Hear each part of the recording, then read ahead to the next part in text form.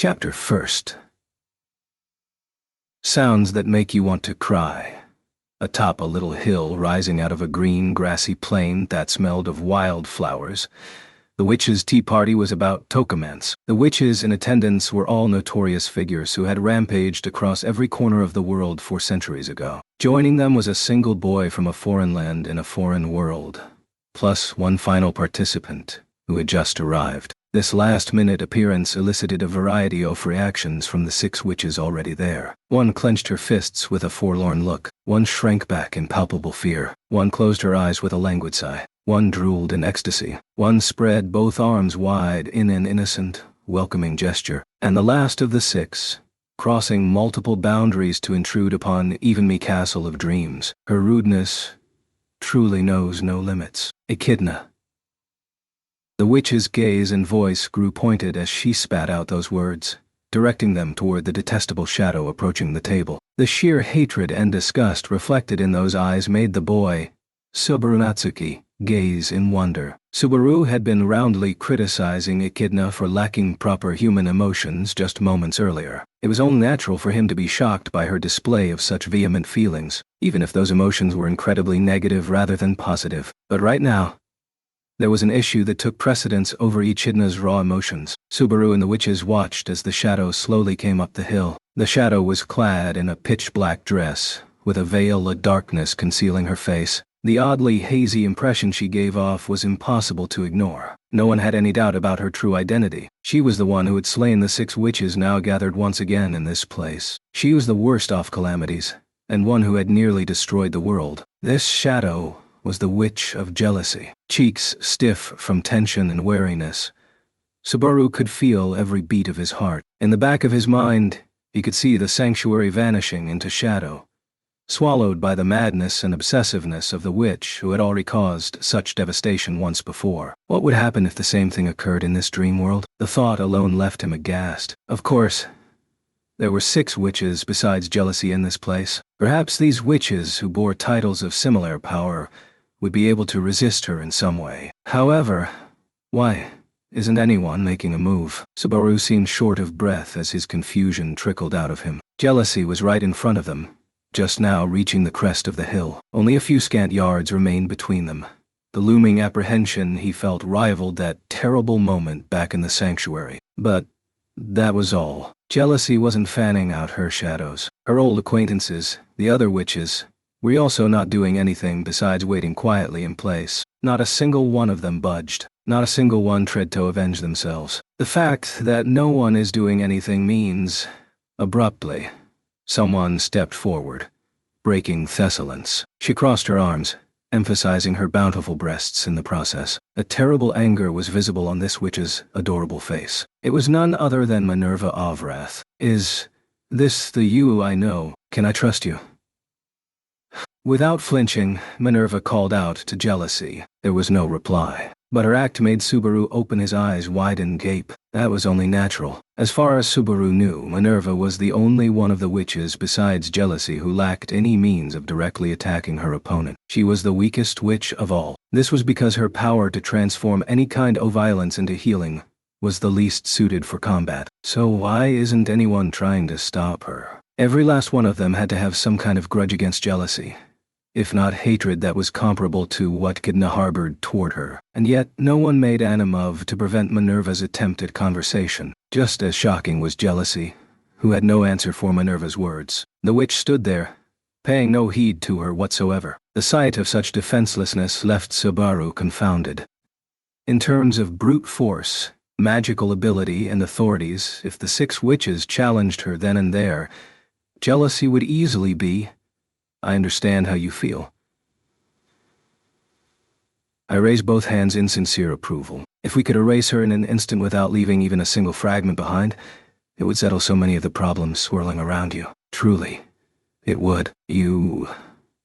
Subaru felt utterly disgusted at how Echidna nodded with a knowing look, but as much as he hated to admit it, if there was anyone who could ease Subaru's doubts at this moment, it was the Witch of Greed. Then why aren't you doing anything? This is a chance to get payback after all these years. Simple. If I attempt to eliminate her, I will expose my back to all the other witches. Even if we ignore Minerva, am not strong enough to survive making an enemy of Sekhmet or Typhon. What? What? The incomprehensible logic of Echidna's explanation baffled Subaru. I just don't get it. Why would trying to kill the Witch of Jealousy mean that you'd end up fighting the other witches? You might have a particular thirst for vengeance, but isn't she an enemy to have? That's not true. It was Carmilla of Lust's halting words that interrupted Subaru's question. She ignored Subaru's gawking, keeping her eyes on the standoff between Minerva and jealousy. Hey, all of us hold a grudge against jealousy. That is true. But this isn't true. For that G-girl, you know. The hell are you? All of you hold a grudge against jealousy. But this is different. It's right. You're just overthinking it, Subaru. When Subaru failed to follow what Carmilla was saying, Daphne of Gluttony spoke in her stead, laughing with a sweet voice. She turned her blindfolded face toward Subaru, smacking her lips as she savored his delectable anguish. Everything comes down to whether it's Tella or jealousy who came. If we don't know that, there's nothing Daphne and the others can do. A candidate to be a Sog should know that much. Let him be. Daphne sigh. He doesn't know, phew, about any of that yet. Sigh. Oh, is that right? Daphne made an oopsie. Daphne wore a smile that seemed devoid of any malice as Sekhmet chastised her. The Witch of Sloth lowered her eyes, which were rimmed by long eyelashes, before emitting a particularly lethargic sigh. Why, you little... Subaru felt rage welling up when it became incredibly obvious from the exchange and their knowing looks that he had been left out of the loop. He'd gotten this far by being completely and utterly swept along by recent events. A harrowing return by death, an undesired second trial, and learning Echidna's true nature on top of everything else. It felt like the witches had toyed with his heart one after another until finally, he found himself face to face with the Witch of Jealousy herself. Daphne's and Sekhmet's exchange was the last push that sent Subaru's head reeling. Just how much were they going to make a fool of him? Cut the crap already. I ain't got the time or the patience to be messing around. Wow, Baru, so scoy. Are you mad? You'll get tired. You know. Typhon of Pride poked a finger into her cheek, tilting her head as she innocently questioned Subaru. Also, get it right. We're not mad at Tella, but we are mad at the witch. And you see, Typhon likes Tella. So, Tella, you mean Sadala. That's the name of the Witch of Jealousy, ain't it? To put it in simple terms, the world remembered Satella as the Witch of Jealousy. However, what was not recorded in history was that Satella had a type of personality disorder. Echidna picked up where Typhon's explanation left off Tofel in the blanks, with words even Subaru could comprehend. Unfortunately, he had no idea how he should interpret the words personality disorder. That could be something like a split personality. That would mean Satella and the Witch of Jealousy are... Perhaps it would be clearer to say that she absorbed a factor that was incompatible with her, causing a mental abnormality that ultimately created the witch personality within Satella. Not that I personally have any inclination to distinguish between the two.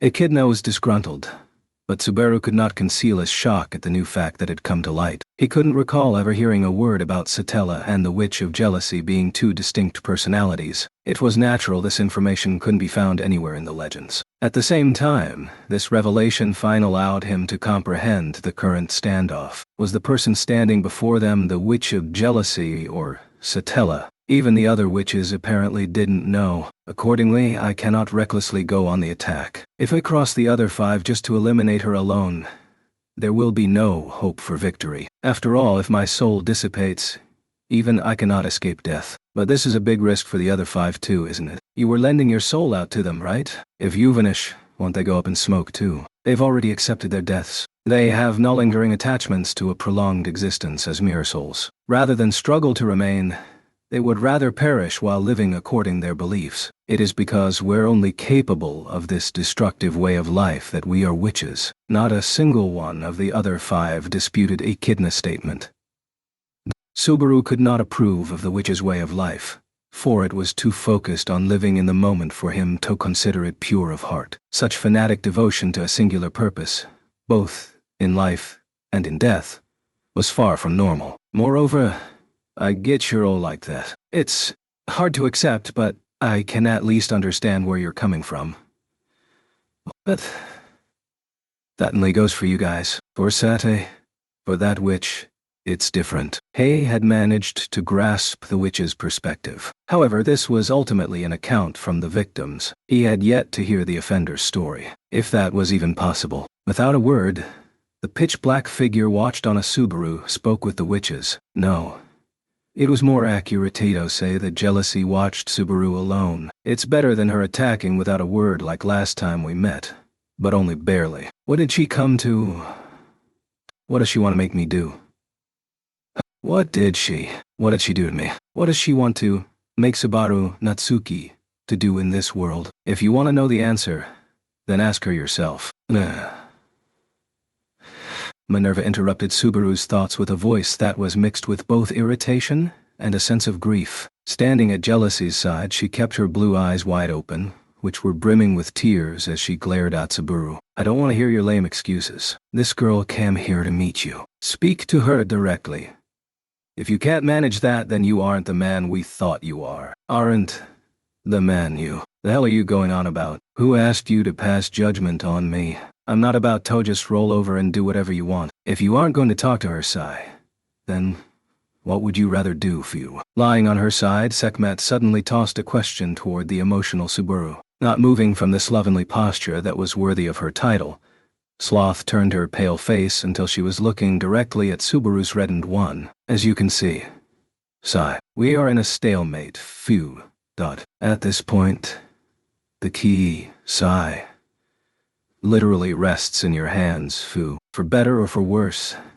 That is, Sai. Subaru could feel on his skin how Sekhmet's words drew the gazes of all the witches to him. Everything had been entrusted to Subaru Natsuki, the weakest, most foolish, and shallowest among them. The relationship between Jealousy and the other 6 witches was just as they had told him. The witches kept another in check, while Jealousy's attention was focused on Subaru alone. Echidna, you don't have any intention of letting me out of here, do you? It is meaningless to neglect this situation after all. I am a maiden suffering from a broken heart after a certain someone cruelly dumped me. At the very least, I want to see what you will choose in your current position. If I dare to wish for more, I would be very gratified to see you cruelly dump another girl. You really are a witch.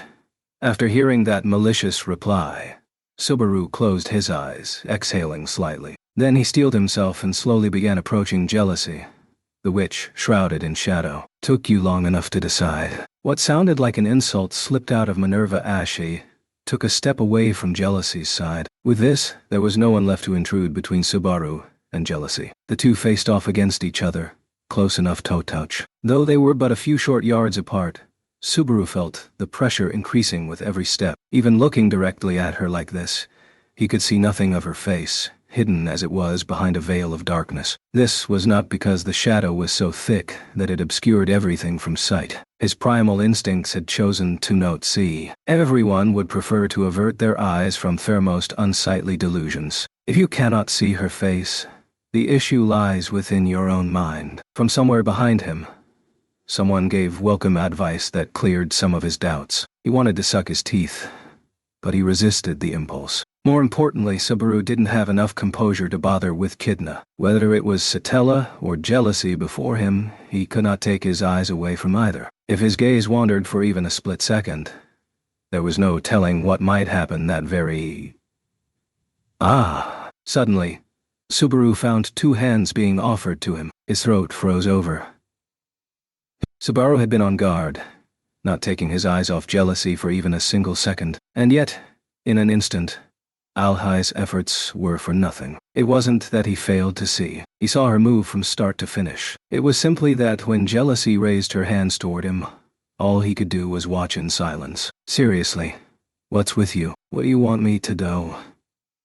Subaru shook his head from side to side, refusing the outstretched hands. Seeing Jealousy's actions and knowing that she was standing right there in front of him, made Subaru feel something hot inside his chest. It would have been easier if what he felt was hatred or disgust. But this was something else. What Subaru Natsuki's soul felt was relief when Hell looked at the Witch of Jealousy. But I Subaru was mostly occupied by the chaos that gripped heart. That explained his delayed reaction to the faint sound that reached his eardrums. His comprehension was delayed as well. It took him a moment to realize that it was jealousy who had made that sound. Veiled by shadow, Subaru was unable to see Jealousy's expression as both her hands still reached toward him, as if she was slowly attempting to convey something to him. Swallowing hard, Subaru waited for her. Finally, the witch of jealousy spoke. I have always loved you. You, and you alone. The instant he heard that confession of love, an indescribable impact shot through Subaru's whole body. From the crown of his head to the tips of his toes, he felt like a bolt of lightning had passed through him. Every hair on his body was standing up, and every pore was open. All the blood coursing through his body seemed to be boiling and steaming. His chest beat so loud and hard that it hurt. Subaru breathed unevenly as he backed away. Subaru knew he could not stay here. If he didn't leave, her breath would reach him. Her fingers would touch him. Instinctively, Subaru understood that if he did not flee To's safe place, he would be swept away by love. Stop it. I love you. Please stop. I have always loved you. And only you, with all my heart. I told you to stop, damn it. With a hoarse voice, he spurned her. Still, the fire in Subaru's chest didn't abate at all. His mind rejected her, but his soul found her a source of comfort. This inconsistency set Subaru's heart aflame as Hugh wrestled against the contradiction within himself. If he didn't do so, he was absolutely certain that the very core of his being would become totally warped. The very first ray of light Subaru Natsuki had found in this world was his love for Emilia. Summoned to a foreign place with no one to depend on, she was the one who reached out to him in his time of crisis. How much had her existence been his salvation? During the dark days when he died over and over again, his feelings only grew as his soul cried out for her. He could no longer say that his feelings for Emilia were the only reason he continued forging ahead. Subaru had gained a great many things since his arrival. He had met many people whom he now cared for deeply. However, the witch of jealousy's compulsion was so powerful that it rivaled all those emotions put together. The conversations and warm touches he had shared, the time he had spent with others, the many bonds he had forged, all the love contained within these moments were in danger of being stripped from him, despite the fact that there was nothing real between him and this witch. If this wasn't the definition of repulsive, then what else could it be? You're insane. You and Echidna both. This place, it's filled with people who make no sense. I've had it. I'm done. Damn it. Subaru scattered angry shouts with a frenzied face, making his refusal as clear as possible. He didn't want to be by jealousy's side, in front of Echidna, or stay in the company of the other witches for a single second longer. Subaru had countless other things hot to be doing. There was nothing he needed here. This is a waste of time. I want to get out of here, right now. Please. Release me. I won't take help from any of you. I'll deal with all the problems outside by myself. That's fine, isn't it? That's what I should have done from the start. And then, you'll die again. Repeat the cycle, and make everyone cry time after time. Then you'll excuse it by saying their tears are an unavoidable sacrifice. Wow, how admirable of you. When Subaru bid them farewell, Minerva applauded him with a sour look on her face. Subaru turned his bloodshot eyes toward her, yelling, "So what?" and flaring his nostrils as he glared at Minerva. "What does it have to with you? You got a problem with return by death. The pain, the suffering, the trauma. Those are all my problem and no one else, damn it. Either way, it's none of your business. Must be nice to say you're resigned to pain and suffering. No matter what the people watching you think, you can keep making excuses by saying you're the one has it toughest. What did you say? If your suffering is the most obvious, no one around you is allowed to say a word. You're the one suffering the worst after all. So the weak voices around you just stay silent." "Of course they do." As Minerva spoke, the tone of her voice steadily grew stronger and angrier. Subaru could not remain silent. Are you trying to say I'm drowning in some self-made tragedy just to shut up everyone around me? That I'm only at a dead end right now because I want to star in my own tragic drama? That's not really what I'm getting at. It's fine if I'm the one who's hurting the most. Idea is low and unfair. I think Echidna's a black-hearted schemer too, and I know exactly how underhanded she can be. But I think you're twisted in a way that's creepier than any witch. More than anything, as someone who hits everything that's hurt to heal it, Your way of living isn't just the direct opposite of mine. It makes you my natural enemy. Something like that is just too cruel for her. After airing all her grievances and slamming theme against Subaru's feelings, Minerva finally looked toward Jealousy. Jealousy had gone silent ever since Subaru shouted at her, neither agreeing nor disagreeing with Minerva, or showing any sign of reacting to the conversation at all. Faint tears in Minerva's eyes told Subaru that she found it a lonely sight, but that didn't matter to him at all. Creepy, cruel. Subaru bent forward, his shoulders trembling. The trembling gradually grew stronger until finally, Subaru lifted up his face and laughed. It was so overwhelmingly stupid, he couldn't help but laugh. The hell is that supposed to mean, creepy or not? Why do you think I decided to do things this way? How do you think he ended up becoming twisted? The way I see it, my methods and my way of thinking are just a natural result of what I've been through. Am I wrong? You made me like this. God damn it. Subaru shouted his anger at Jealousy, who seemed to stand there in silence to escape all responsibility. Through accepting and using return by death, Subaru had overcome many challenges. The despair he tasted from embracing death again and again was carved into his soul. That was how Subaru had gotten this far. This was the road of scars that had led Subaru Natsukido his current way of thinking. The pain, the suffering, all that should be for me. If I'm the only one who gets hurt, that's better for everyone, ain't it? No matter how hard it gets, I'll just clench my teeth and bear it. That way, no one else has to go through what I do. As long as no one but me gets torn up from start to finish. Well, what the hell's wrong with that? Shouldering everything by yourself without saying a word to anyone else. It's as if you think no one besides you is capable of doing anything. If I didn't do anything, what would have changed? Wouldn't we just end up with horrible futures? If not me, then who? Who else could have gotten this far? Through trial and error, by repeatedly using return by death, Subaru had discovered the optimal path. It was just like Echidna had said. He wasn't thrilled to agree with the sweet whisperings of the witch who was taking advantage of his resolve to fulfill her own selfish desires, but he could still stay the course regardless. If a scarred Subaru could find a path to a future where no one else had to get hurt, then... Earlier, I said I can't understand you and that I'm sick of all this.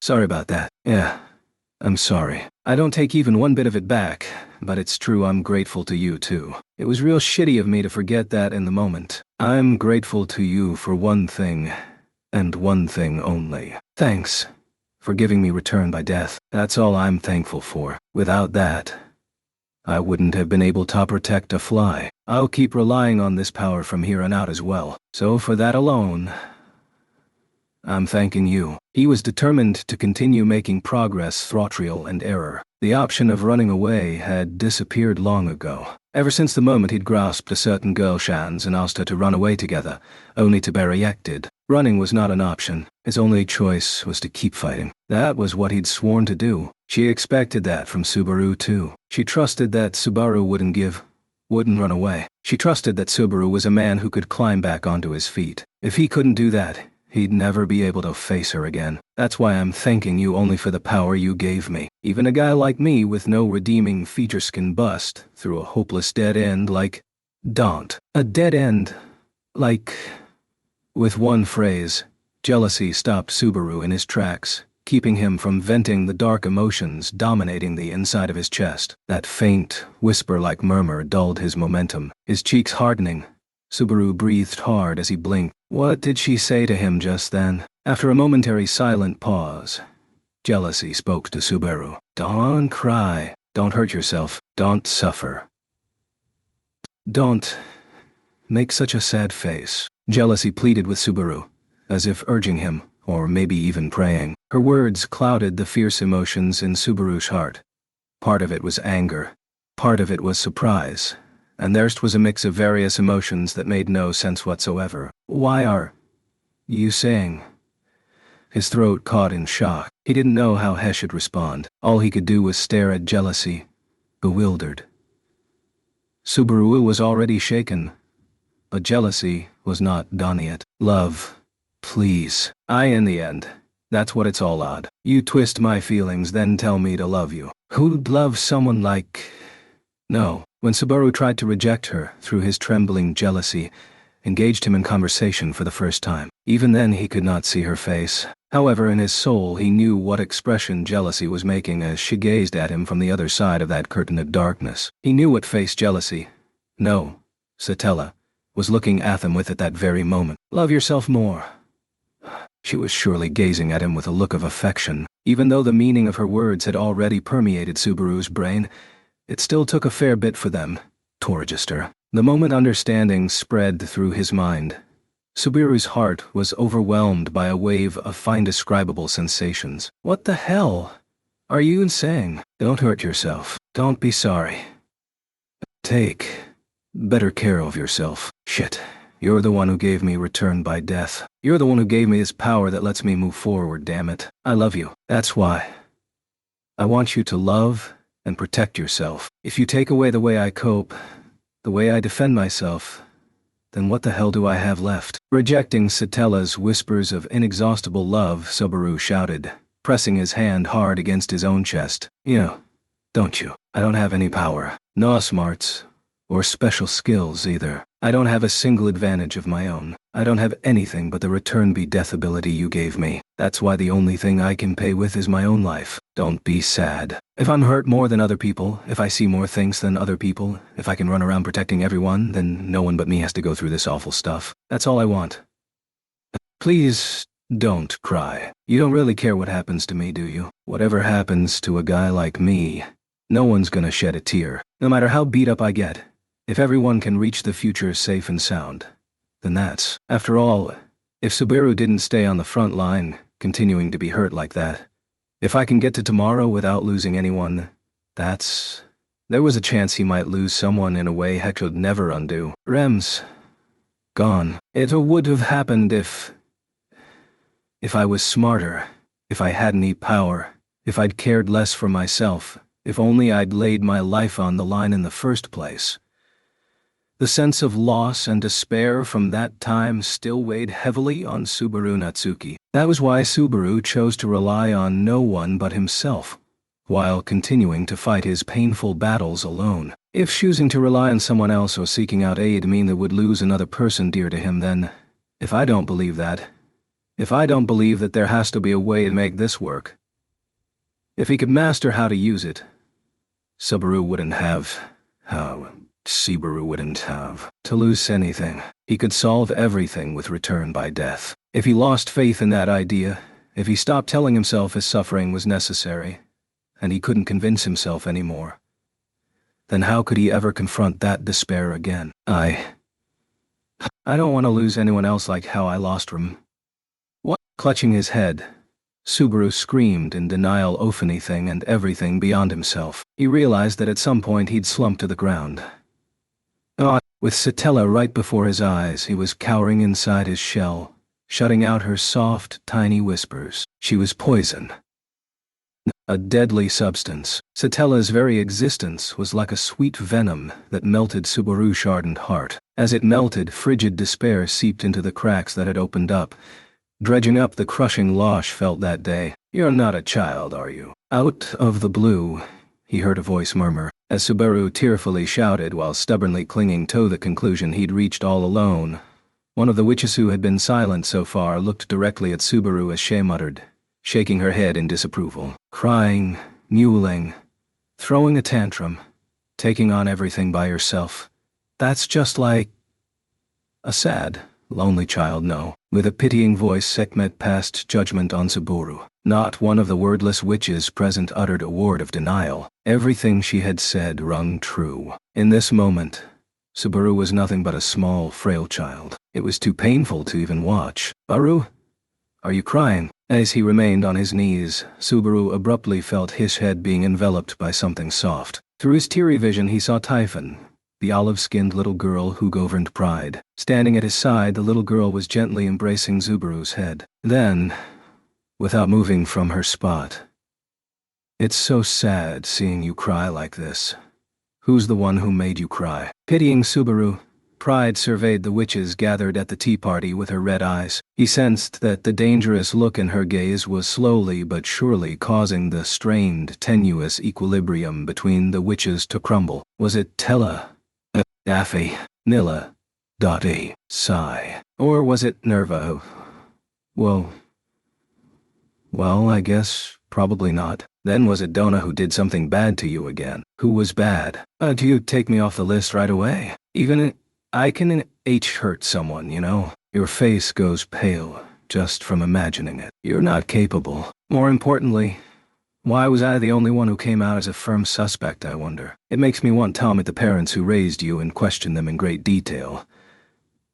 Because that is a daily affair for you, Sai. Typhon vigilantly watched the witches as they reacted. She was eager to root out the bad person who made Subaru cry. The fact that the suspects were her fellow witches was no reason for them to be exempt from her punishment. Still, these women all possessed supernatural powers that could destroy whole nations, or perhaps even the entire world itself. With all of them gathered in the same place at the same time and ready to lash out at the slightest provocation, this tea party was more dangerous than playing with matches next to a powder keg. Pride, clutching the head of the crying boy, was keen on punishing whoever had sinned. Wrath, siding with her own murderer, was adamant on making sure the quiet witch's feelings were heard. Sloth, keeping an eye on everyone equally, was lazily waiting to instantly smash whoever would make the first move. Gluttony, showing no interest in the changing circumstances, was craving to take advantage of everything going on to satisfy her hunger. Lust, maintaining her neutrality, was clutching at her own head as if to protect herself alone. Greed, with a faint trace of hatred remaining in her glimmering eyes, was inquisitively watching for any shifts in the balance of power. And finally, the witch called Satella, who was apparently the witch of jealousy. I love you, 'cause you gave me light. Because you took my hand, and you taught me about the world outside. Because when I trembled on lonely nights, you never stopped holding my hand. Because when I felt lonely, you kissed me and said that I wasn't alone. You gave me so many things. That's why I love you. Because you gave me everything. She showed no intention of cutting short her whispers of love for the kneeling Subaru, who didn't seem to register anything she said. He couldn't understand. He didn't get any of it. He'd never met Satella before, nor had he ever exchanged words with her. Everything she was saying had to be the product of her delusions. She wasn't any different than Petaljuice, another person who had gone mad with love. All that should have been true. And yet, Subaru Natsuki knew. What the hell? What's this? Inside me, I don't want any of these feelings. Don't tie me to memories I don't have. How could I? For someone like you. I hate you is what he wanted to add. The word hate did not truly suffice. He detested Thisperson. He didn't feel a single shred of goodwill toward her. If she was going to force such self-centered feelings flove onto him, he might as well see what kind of face she was making. It would be something to behold, no doubt. How can you do this to her? Having reached the pinnacle of a supposedly impossible contradiction, Subaru's mind went blank. The next moment, Subaru addressed the confusion. There could be no more direct way to do so. Baru. It was Typhon, touching Subaru, who's the first to notice the change. The little girl's eyes went wide as she realized that strength had drained from Subaru even as Hera remained kneeling within her arms. She immediately noticed something else. A large quantity of blood was dripping from his mouth. Subaru had bit his tongue. So this is another option you have, Subaru Natsuki. As the various witches reacted to his decision, Echidna was the only one whose cheeks slackened in joy. This was Echidna's castle of dreams. Subaru's real body wasn't here. Accordingly, dying in this place was a death of the mind, which ran the risk of leaving his body an empty husk. Even after considering the possibility, Subaru tried to end it nonetheless. Death was Subaru's only hope. You absolute idiot. The moment Minerva noticed Subaru trying to take his own life, her face reddened as she flew into action. She raised her fist, brimming with the power of healing, and prepared to slam it into Subaru. But before she could, Typhon stood in her way. The young witch spread both arms wide, shielding Subaru behind her as much as her little body could. Baru chose this himself. Don't get in his way, Nerva. Hurting yourself, killing yourself, hurting others, killing others. I won't allow any of it. Mental suffering is beyond mine. If I can't see it, There's no way for me to know when someone's hurt. So that's why instead, never ignore anyone's I can see, even it means destroying the world. With one determined step forward, which left a crater in the hill, Minerva slammed her fist into Typhon's face. It wasn't an exaggeration to say it hit like a cannonball that could crush whole boulders. However, the instant her fist came into contact with a living thing, the force of her blow changed from being destructive to healing. And so only the momentum of the impact remained. With an explosive roar, Minerva's strike sent the young witch's childlike body flying. However, while she had managed to overcome the obstacle, it was not just Typhon who'd taken damage. The right arm Minerva had swung with cracked like a shattered glass window. The Witch of Pride had deemed her actions evil. This was the result of being touched by her judgment. The pain of having lost her arm made Minerva turn her face up toward the sky, opening her mouth wide in piece of shock, what was decidedly not a scream of pain. The Witch of Wrath was so sensitive to the suffering of others that she put her own aside, no matter what. Her calling Cerberus methods twisted while stubbornly adhering to her own extreme ideals was truly the pot calling the kettle black. Anyway, with this I'll sigh. The next one to interfere is me. An instant later, a blow that came from straight above knocked Minerva off the hill. After her entire body was forced into the ground, Minerva left a human-shaped indentation on the grassiplan. Lifting up her head, she looked toward Sekhmet with a face marred with rage and shouted, "Don't interfere, Sekhmet. I can do no such thing, Fu. Emotionally, I am on Theboy's side." Sigh. You could probably say I'm also on Typhon's side, Fu. So you see, I have no reason not to interfere. Sigh. Faced with Sekhmet's declaration of opposition, Minerva resentfully bit her lip and scanned the area. Unfortunately for her, Daphne and Carmilla were maintaining neutrality in this dispute, while Echidna was nothing but a detached observer awaiting the results. And Satella was... Subaru continued, heaving up terrible amounts of blood as the witch knelt in her black dress, her voice shaking as she spoke to him. The frothy blood pouring from the boy's torn tongue was blocking his throat. Subaru was drowning in his own blood as he caught sight of Satella. Finally, I'll be free, he thought. But the moment he noticed her grieving, his relief evaporated like ephemeral mist. Why haven't you realized that somewhere among all the things you wish to save, shouldn't there be a spot for you, too? Why did she think about Subaru that way? Just how much had Subaru soothed her heart during those delusions she must have had? Just like many other people, fate has led you to many dead ends. But just because you have the chance to change ethos, why can't you see that you're someone who deserves to be saved too? There had to be some mistake. Subaru was an unredeemable person, unable to take care of even the things that were within his reach. He couldn't even save just the people he wanted to save. He couldn't break free from his inadequacy, his immaturity. Hadn't he sworn to change, to stop being such a fool? Hadn't he decided to act cool? The part of him that was weak, and the part of him that didn't want to be weak anymore warred inside him. He'd made a vow to the girl who had chosen him to be her hero. He could not go back on that vow. He had to challenge Death, to desire death, to face death head-on. If she knew of this, would she be happy? Would she be sad? What would she think of Subaru, who she'd wished to be her hero? He couldn't think about it. He couldn't know about it. This was a dangerous line of thought. Subaru Natsuki was fine with that. He did not think of himself as a person anyone would miss. He was not a human being with that kind of worth. Subaru's life was an expendable commodity. And so, like any other resource, all he needed to do was use it, and use it as much as necessary to make sure he reached the end. It was simple. In order to gain something valuable, something worthless would be exhausted. It was only natural. The decision was so obvious, anyone would do the same, wouldn't they? All Subaru had was his life. He would save the lives of precious people who needed to be saved. Lives that would never return. If he could manage that at least, Subaru could. What happened in the second trial? What did you see? Trial. Trial. Trial. Trial.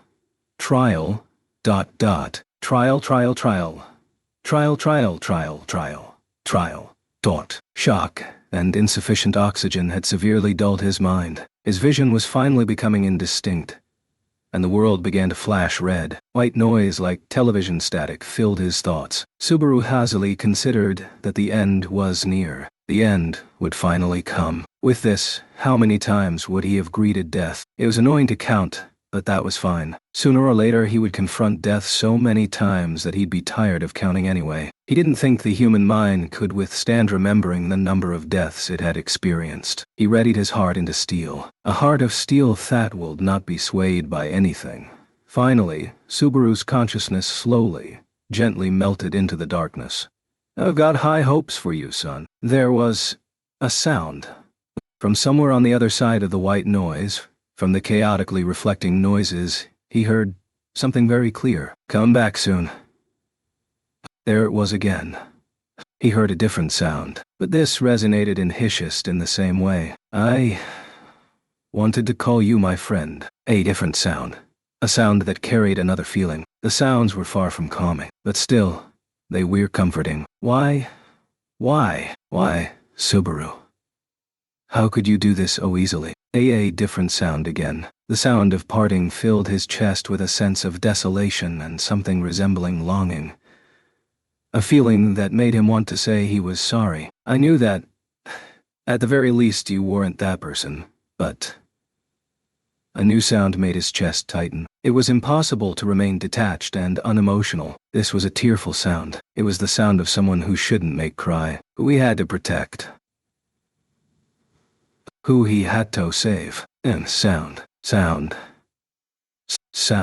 "Please show me your good part, Subaru." Reacting to the sound, a kind of thump rang out. The inside of his body grew hot. A sense of duty stirred within him. That sound had always supported him. And then, "Thank you, Subaru." There was a sound. "Thank you for helping me." A sound that heralded the beginning of everything. He wondered if they would cry. Subaru wondered if the people important to him would be sad about his death. In the world he would leave through selfishly experiencing death, would the irreplaceable people he left behind miss him? Would they be sad at his passing? As Subaru repeated return by death, would they too be chagrined? There were people who he thought of as precious, who he believed he had to protect, who he yearned to save. Did he have enough worth to make these previous people miss him? Is it fine to be that conceited? Do precious people think of a guy like me as a precious existence? Is it all right for me to believe that? To believe I'm needed by the people I want to protect? Enough that they want to protect even a guy like me? Is it forgivable to even wish for it? To wish that even a guy like me is worth enough that people would cry if they lost me? That they'd reach a hand out because they want to save me? Is it all right for me to even think it? To think I don't want to die? To think I don't want to give up? To say this is the only way? To think I don't want to become the cornerstone that protects the future of the people precious to me, and then disappear? To think I want to be with those precious people in the future I've protected? Together. Is it all right to think like that? Do I have that kind of worth? If I really do, I don't want to die.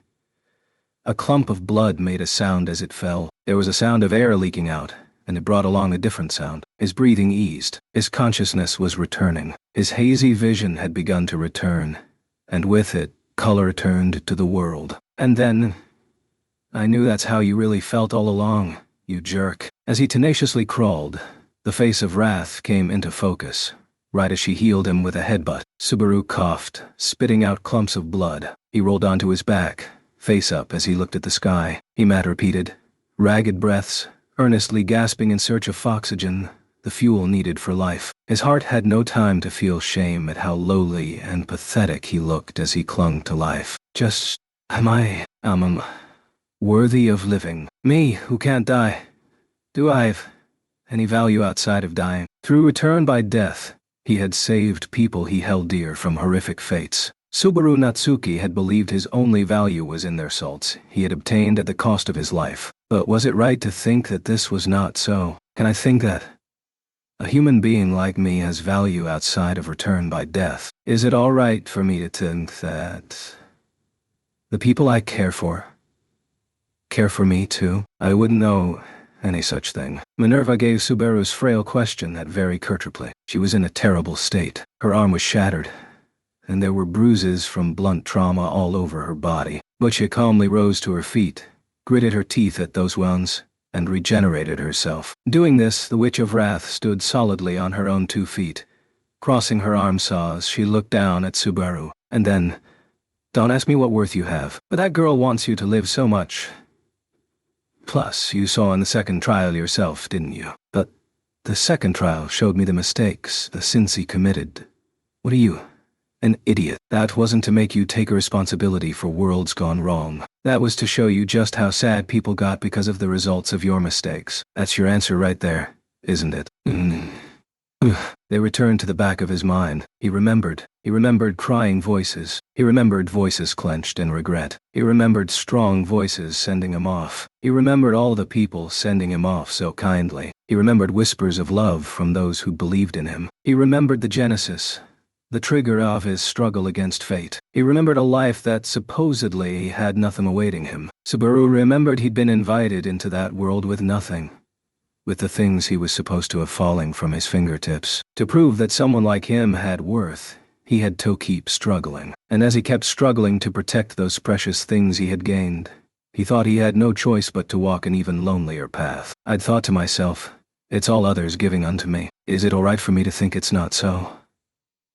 People will cry for my sake. People will lament their powerlessness for my sake. People wish to see the future with me, together. Precious people will give me the privilege of standing and smiling at their side. Surely it was impossible for someone stubbornly walking a lonely path to the very end, as Subaru had been doing, to receive such a privilege. With a heart of steel, a mental state that swayed before nothing, he was disconnected from the softness that would have allowed him to smile. Then was it all right to believe that the choice to whittle away his own heart, Disadengit, was the price he had to pay for the future of those precious to him?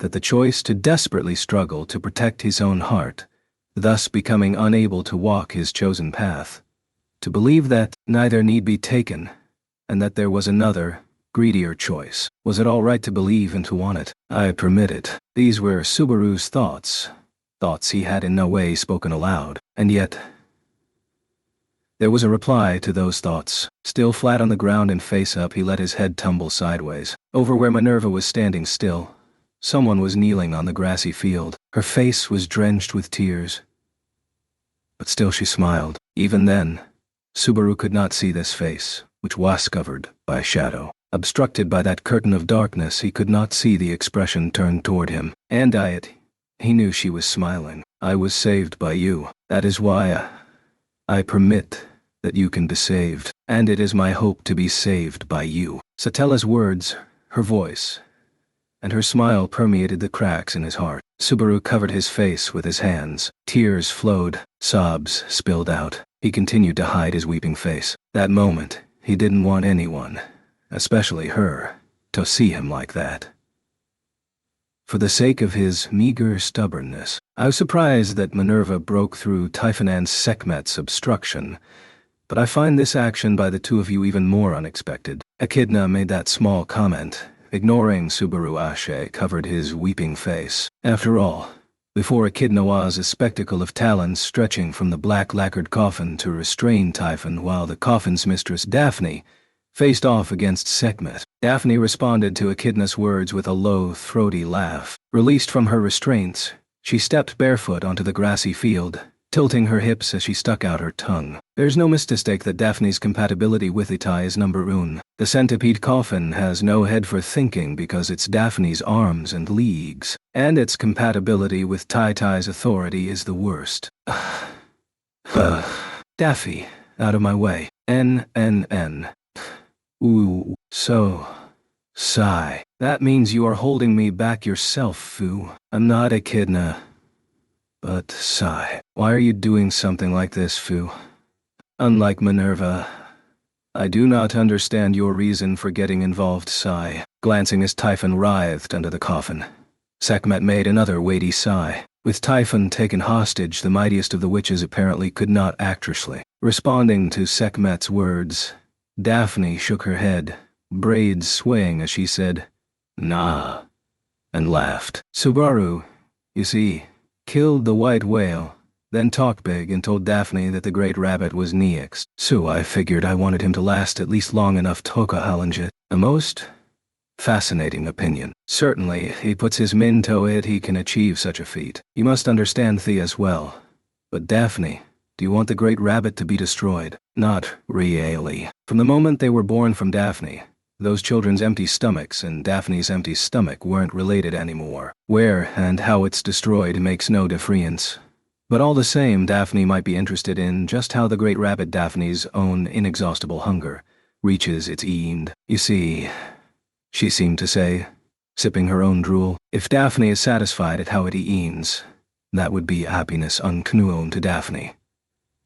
To Daphne, who was tormented by an inexhaustible essence of emptiness, satisfaction was a dream eternally out of reach, and if the great rabbit was a reflection of her own endless hunger, it existed as the incarnation of her cravings. Not that Daphne herself held any sentimentality toward it, but Daphne harbored an interest, a curiosity beyond hunger. To Echidna, this was a most satisfying answer. Smiling at this, Echidna nodded, turning her gaze to the other Percento whom she had referred to, the Witch of Lust, standing apart from the group. Carmilla, what about you? Do you have a reason like Daphne's? I wonder. What, try and say, Echidna. It is very simple.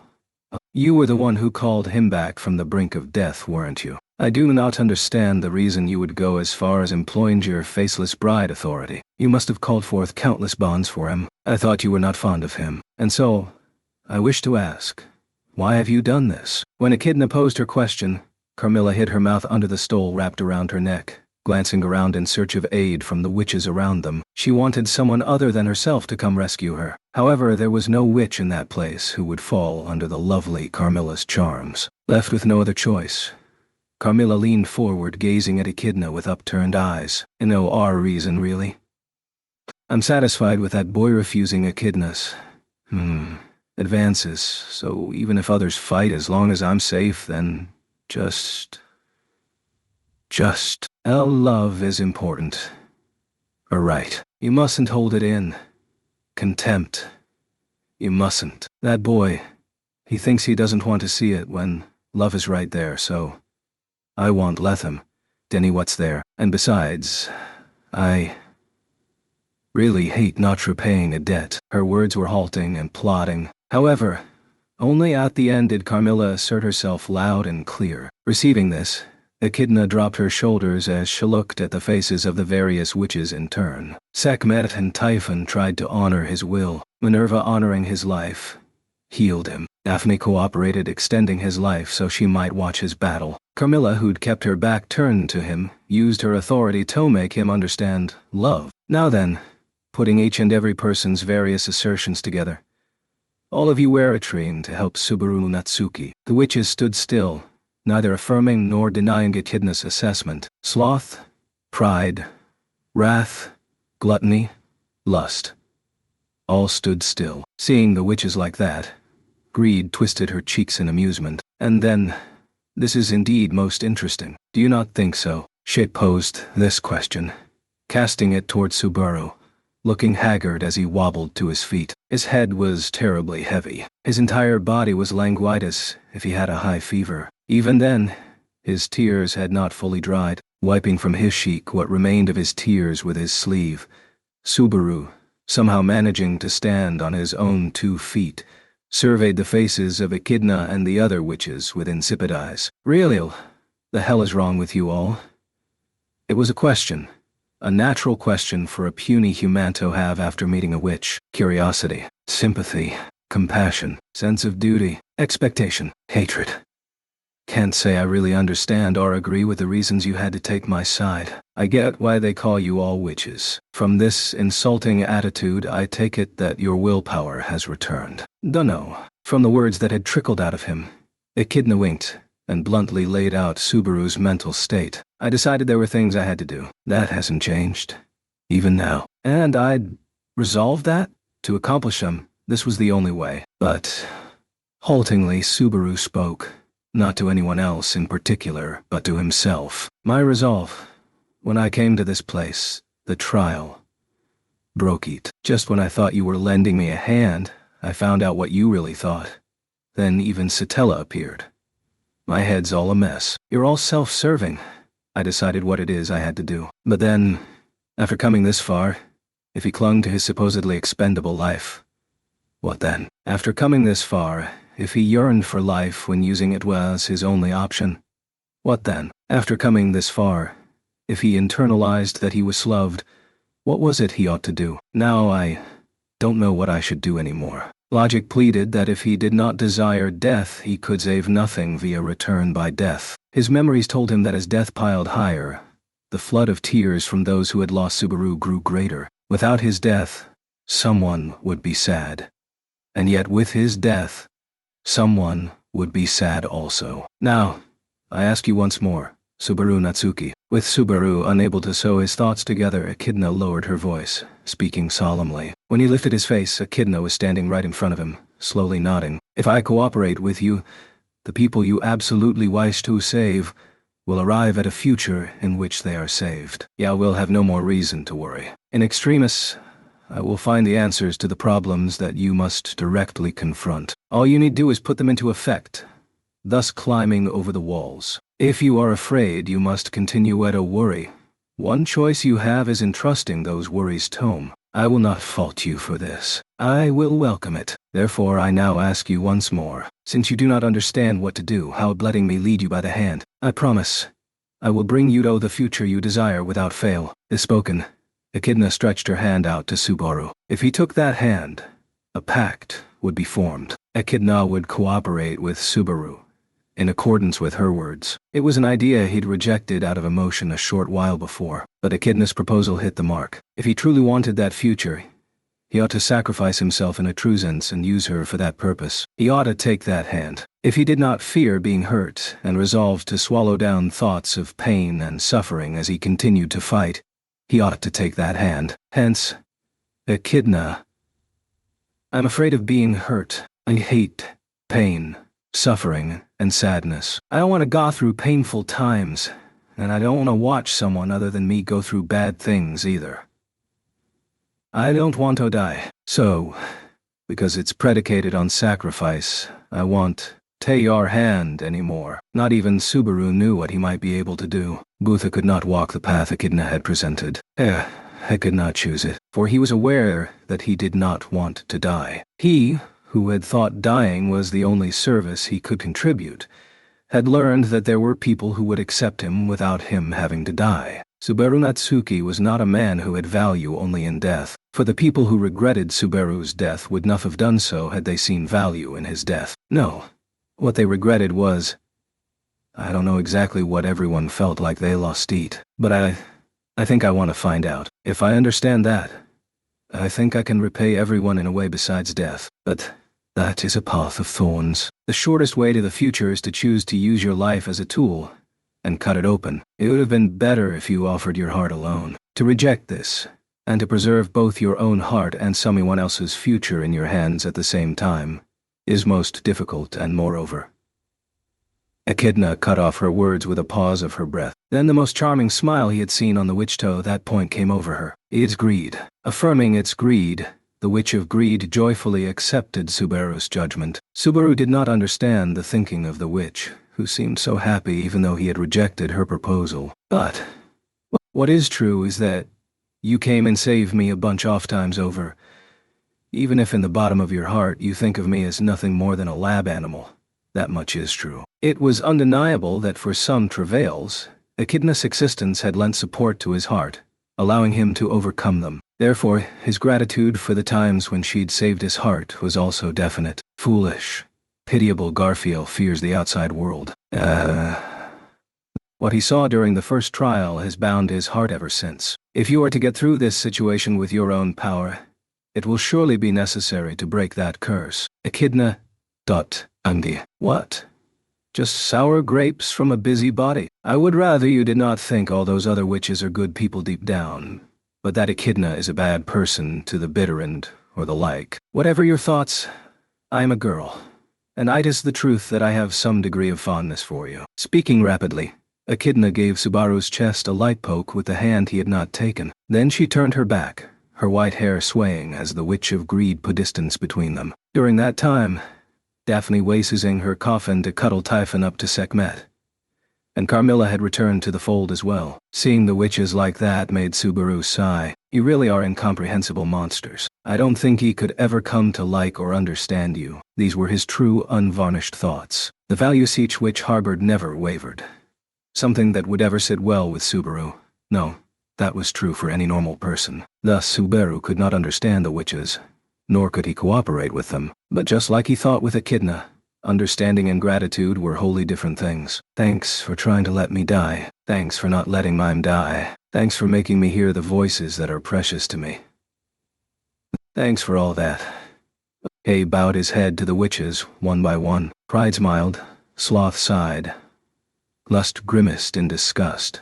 Gluttony licked her lips in arousal, and Wrath turned her face aside. Then he turned around, toward Satella, who was kneeling on the hill, and began walking to her. As Subaru walked over, Satella looked up at him, her breath catching. Her body trembled in fear and unease. Why was it that someone he had so dreaded filled his chest with such warmth? What were these emotions he continued to harbor for someone he'd never come in contact with? It was a mystery with no answer.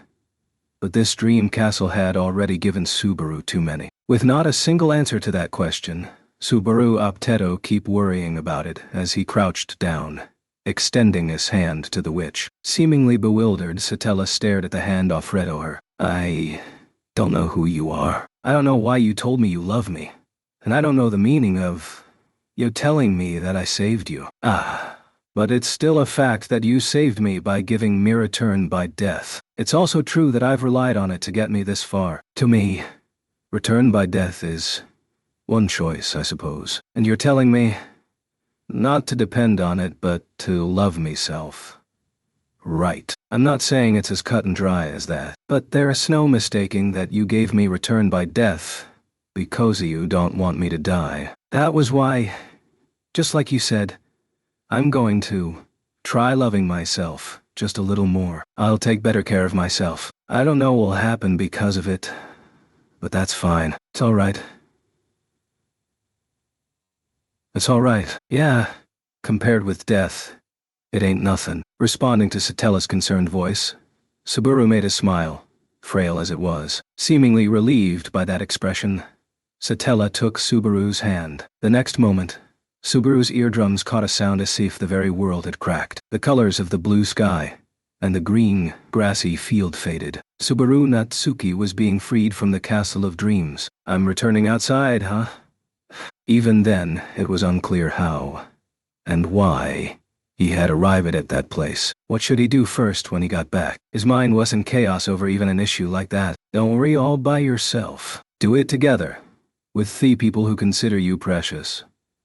Struggle together with the people who you do not wish to die, the people who do not wish to let you die. And when even that fails, do not forget to fear death when you die. Do not forget that when you die, it makes people sad. The world made a sound like it was breaking. Satella's voice grew distant, and yet it clawed terribly at Subaru's heart. The bond connecting him to her was hot. He felt a longing that told him he mustn't take his hand away.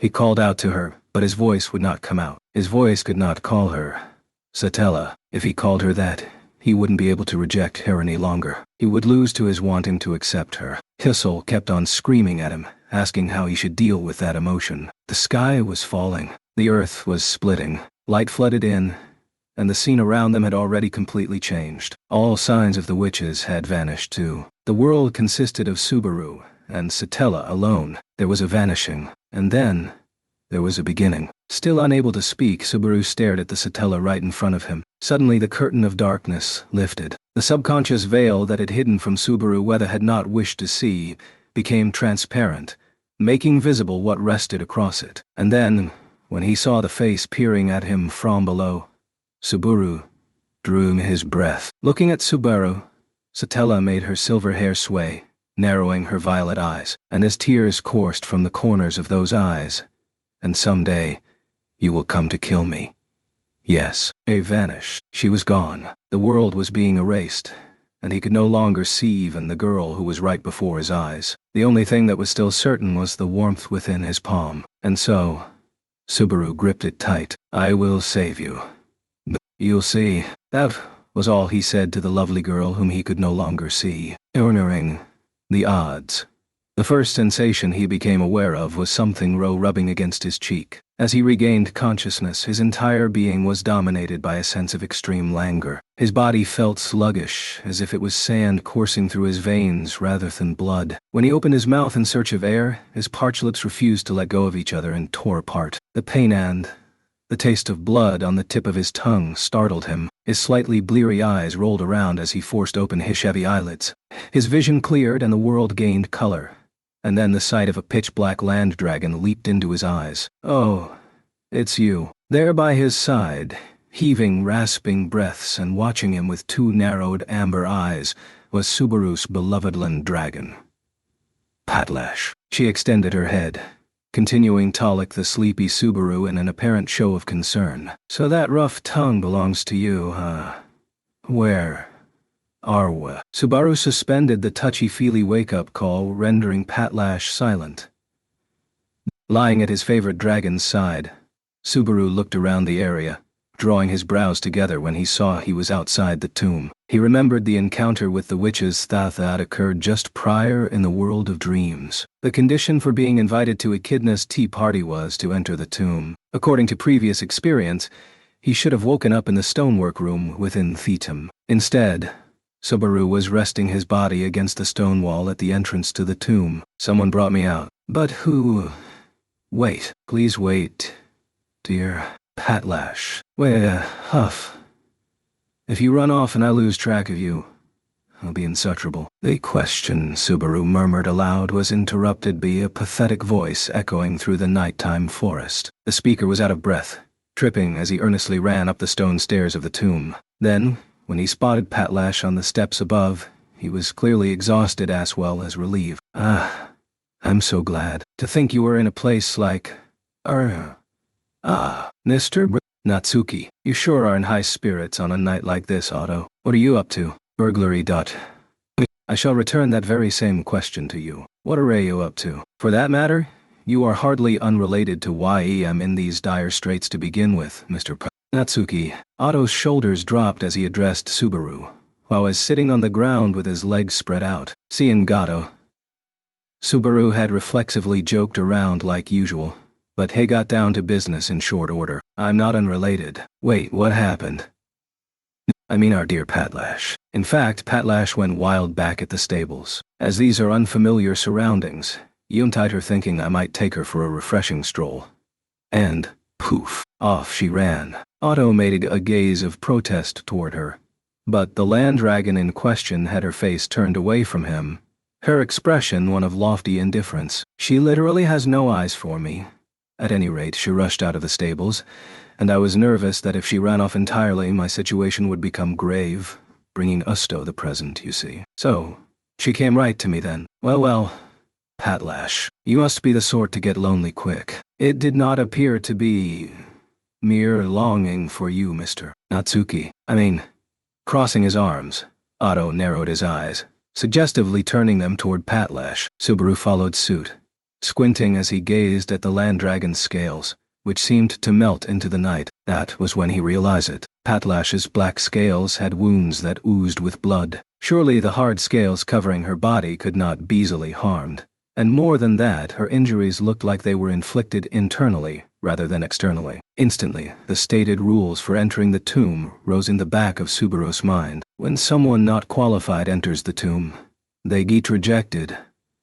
As a matter of fact, that rule was the cause of Roswell's grave injuries from when he had entered the tomb. There was no mercy for any violators of that edict, and it was effective not only against people, but even against land dragons. Don't tell me you got all hurt like this to pull me out off there. Murmuring, Subaru touched his own shoulder. There were traces of saliva left on his sports jacket. There was dirt on his back and hips from being dragged too. It was Patlash who had brought Subaru outside. In spite of her wounds from the penalty for entering Thetum, Subaru's beloved dragon had brought him out. Why'd you do something stupid like, when I woke up, I could have just come outside on my... You didn't need to drag me out and get all hurt like this. Unable to keep looking at her seeping wounds, Subaru hung his head. Patlash reached out once more, rubbing the tip of her nose against Subaru. Subaru couldn't tell what she meant by it. Unable to exchange words with her, the flow of thoughts and feelings ran only in one direction between them. He was always the one being saved. What is it? If I am in the way, perhaps it would be best if I went somewhere for the... Can you? Asked Patlash why she saved me. There was only one way to find out what Patlash truly thought. Otto's blessing of language. This power allowed him to converse with birds and animals, both of which could not normally engage in human speech. Surely, with this, it was possible to find out how Patlash felt. However, faced with Subaru's request, Otto twisted his lips and put on a disagreeable look. To be honest, I cannot wrap my head around it. Mr. Natsuki, are you trying to be funny? Do I look like I'm trying to make a joke right now? Even in such a sorry state, I feel like Mr. Natsuki of all people might make some sort of unfunny jest, and I must admit that I do hope you are joking. You truly cannot tell. When Otto replied in a low voice, Subaru tried to respond only to be overwhelmed by Otto's gaze. Otto was looking at Subaru with an incredulous look, as if he was watching something ridiculous. Subaru felt like he was overlooking something rather big, but he couldn't put his finger on it. Seeing Subaru's confusion, Otto let out an exasperated sigh as he touched his hand to his cheek. My blessing is not as omnipotent as you believe it to be, Mr. Natsuki. Mere transmission of thoughts differs translation. So asking me to bridge the gap in this exchange is asking for the impossible. Your eyes say to try, anyway. Very well. Though I wonder if there is a point, really. Though his sullen dismay trickled out, Otto grudgingly accepted Subaru's request. Otto gently stroked Patlash's back as she snuggled up to Subaru. A high-pitched, raspy breath came out of that very Watto's throat. Through the power of the blessing of language, he had converted human speech into land dragon speech. Patlash responded to his call, turned her head toward Otto, and emitted a similar high-pitched call. Otto responded to this with a high-pitched call, and so I went back and forth. I am finished. But, it is difficult. How do I translate this into human terms? Don't keep me in suspense. Just tell me. And begin, Joe. I am not attempting to keep you in. This really puts me in a bind. Then again, would conveying this message be considered an extremely strange form of kindness? Scratching his head, Otto repeatedly searched his thoughts for words that he would find acceptable. Finally, after noticing Subaru nervously clenching his teeth, he sighed with what felt like an air of resignation. It is closest to don't make me say something like that, I believe. Scratching his cheek with a blush on his face, Otto averted his gaze as Subaru widened his eyes at those words. Though Subaru waited for him to continue, Otto offered nothing more. Or so it seemed, but Otto raised his eyebrows toward the speechless Subaru. She said, don't make me say something like that. I thought she might say as much. Not making her say. What's that supposed to mean? Exactly what it sounds like. If I was to add my own personal impression, it'd be with an air of do I really need to say it for you to understand. Otto's statement only further perplexed Subaru.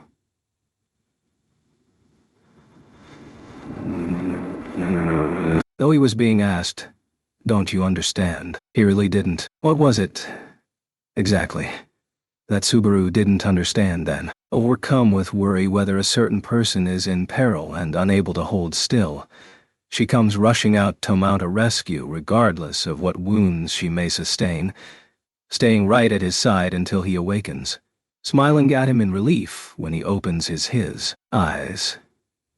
In such a case, bite human or land dragon, I believe the feelings behind those actions are much the same. And even if it wasn't Patlash, you would still get don't make me say it. To not notice when her demeanor demonstrates so much is something beyond being maladence.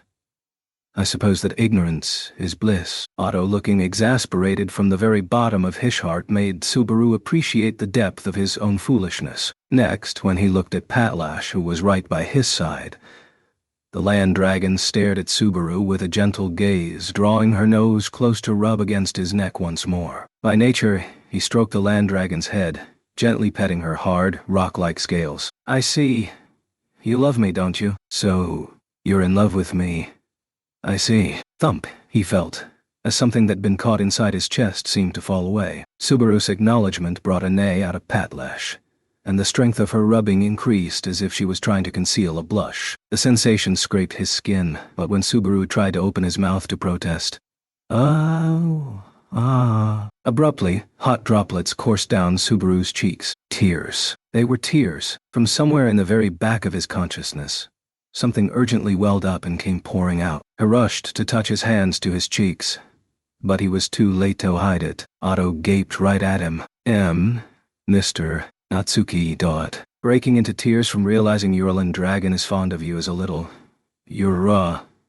This isn't. It's just. The timing is too darn perfect. Shit. Right when I was having doubts, the answer came flying into my face. It wasn't fair. This came at the perfect time. That was Patlash for you. Too crafty, too cunning. Internally papering things over with such foolish words, Subaru desperately fought to hold back tears. He recalled how at the witch tea party, he had confessed his true desire of not wanting to die. Had confessed, too, his greed. His desire to be with the people precious to him was just as strong as his desire to protect them, and how he yearned to know if the people important to him thought he was something precious to them. Who'd have thought you'd be the first one to tell me? Thanks, Patlash. To reply to the faithful love trained toward him, Subaru poured his feelings into his palm as he stroked his beloved dragon. Satisfied with his touch, Patlash lifted her head in a laddie-like manner. Moreover, the swaying of her tail showed without a doubt that she was in a good mood. Now that you have reaffirmed your bonds with Patlash, are you all right? Yeah, thanks to her. Sorry to cause you a lot of trouble, too. What do you mean, all right? Mentally, but also physically. I can tell just by looking that you entered the tomb. You collapsed when you went to save Amelia. So, what was it this time? It is more than enough to make one worry. So you were worried about me, by any chance? Are you in love with me too? Could you please not say something creepy such as that? Surely you are not so unsatisfied with being loved, Patlash, that you feel like asking this of all your acquaintances. Some reason I can't. To be honest right now, I'd love even one extra message of support and consolation, but yes, I am quite happy to see that you have returned to your usual form. I believe that for the sake of my future, I will be supporting you, Mr. Natsuki, even to the bitter end. Shuddering in the face of Subaru's eccentric advance warning, Otto thrust both hands forward in a visible attempt to stop him. It was so very mercantile of him to use the roundabout phrase for the sake of my future. But if that precondition should come into question, and I find myself in peril, I shall flee with all available haste. Please keep that in mind. It certainly was a heartless statement, but drawing a line was a necessary ritual for tacit consent. Even though he'd said it like that, Otto's good nature was on full display. Yeah, I get it. You're Subaru, about to give a nod to Otto's realistic point of view, stopped. Something felt off, and immediately realizing just what it was, he let out a little What is it? Just remembered something. Yeah, that's right. With Otto giving him a suspicious look, Subaru nodded several times over, lifting his face toward the night sky. Amid the loop that had begun in that very sanctuary, Subaru had cooperated with Otto several times over, and during that time, Subaru had many opportunities to observe him. Hence, if you find yourself in peril, you'll flee with all haste. Is it right? Yes. But of course, I bear no duty to Mr. Natsuki and others to go quite that F. You want run.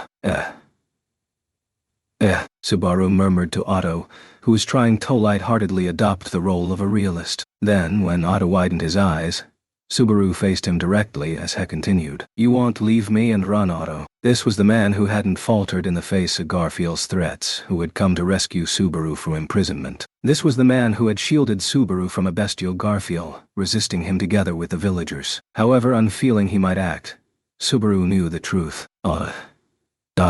That's because you're my friend. Having received encouragement from Otto and Patlash, Subaru gained a moment of mental respite. To be blunt, he still couldn't entirely digest what had happened in the Castle of Dreams. Even so, he chewed odor bit by bit, using it as fuel to drive himself onward. I shall take Patlash back. Goodness, this is really throwing me off my stride. Otto had continued to let out little grumbles as he departed, with Patlash somehow looking like a girl dragged off by her hair as they left the tomb. Seeing off the two people, or rather, one person and one steed, Subaru, left behind after claiming to want to feel the nighttime breeze, slowly turned back toward the tomb. Same as before. The tomb of the Witch of Greed stood there, illuminated by the pale moonlight. Parting ways with the witch who he'd sought to rely on was a deeply painful matter to Subaru. The words "serious blow" did not quite suffice, but cutting ties with the witch had been necessary, however heavy a blow. He couldn't pigeonhole her as an evil being. However, she was someone with whom he could not see eye to eye. The same went for Minerva and the other witches, and so, too, for Satella, aka jealousy. It's fine that she told me to love myself more, but Subaru recalled what she'd told him just before the parting promise he'd made to her. But the words left him at a lost dot. How the heck should I go about relying on the people precious to me? He wondered if that was asking him to be honest with them. Yet, it was none other than Satella herself who had forbidden him from doing this. Or rather, if he went by what he had learned in the conversations within the dream, it was the witch personality that had forbidden Subaru from speaking of return by death. Everyone there had asserted there was a discrepancy between Satella and the Witch of Jealousy. If that was so, then the promise at the very end had been with... I've got to put that on the back burner for now, damn it. It was then that Subaru slammed the brakes, keeping his thoughts from coursing in Satella's direction. What he needed was a way to break through this stalemate of a situation.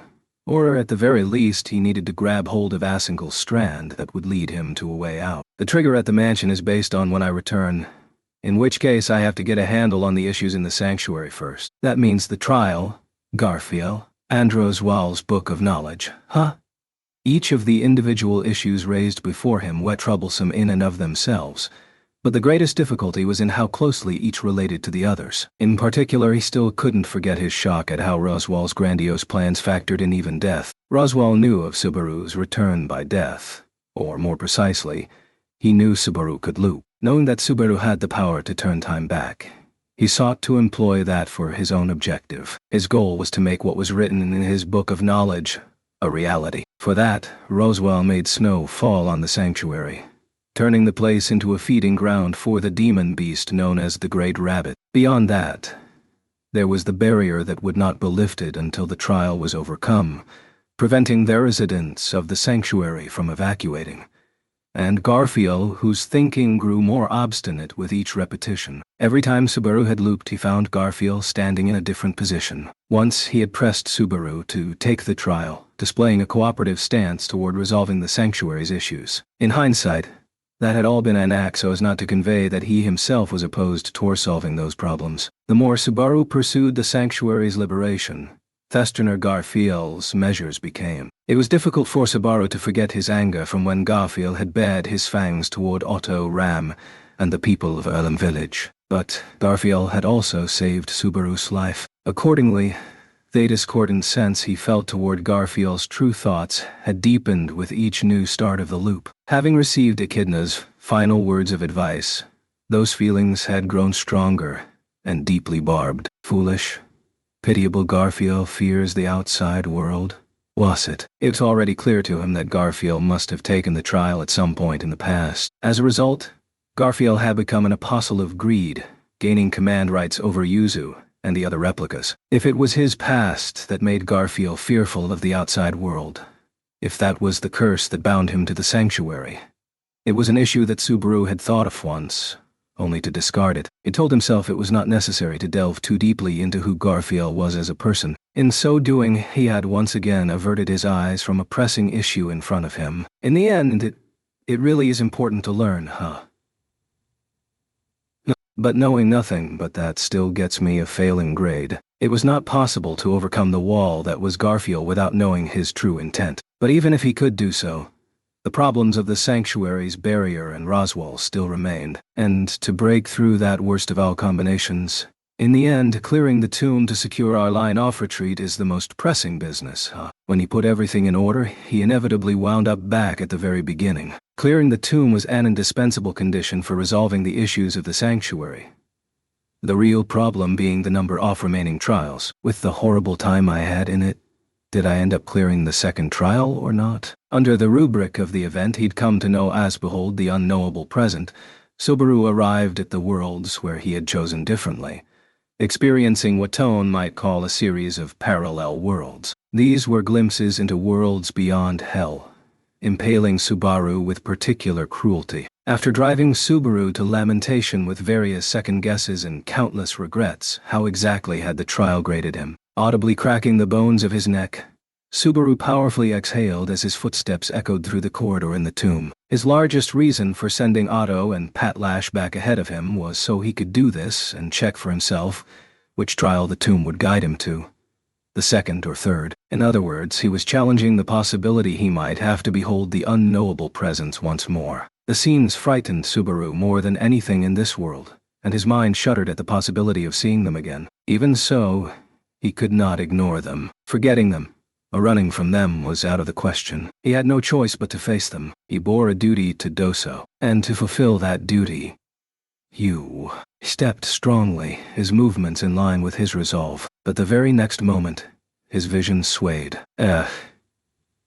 Losing his balance from the sudden dizziness, Subaru bumped into a wall and fell right to the floor. An intense wave of nausea hit him, stirring his brain. Unable to resist it, he got on all fours and vomited onto the floor. Alarm bells kept ringing. Ringing.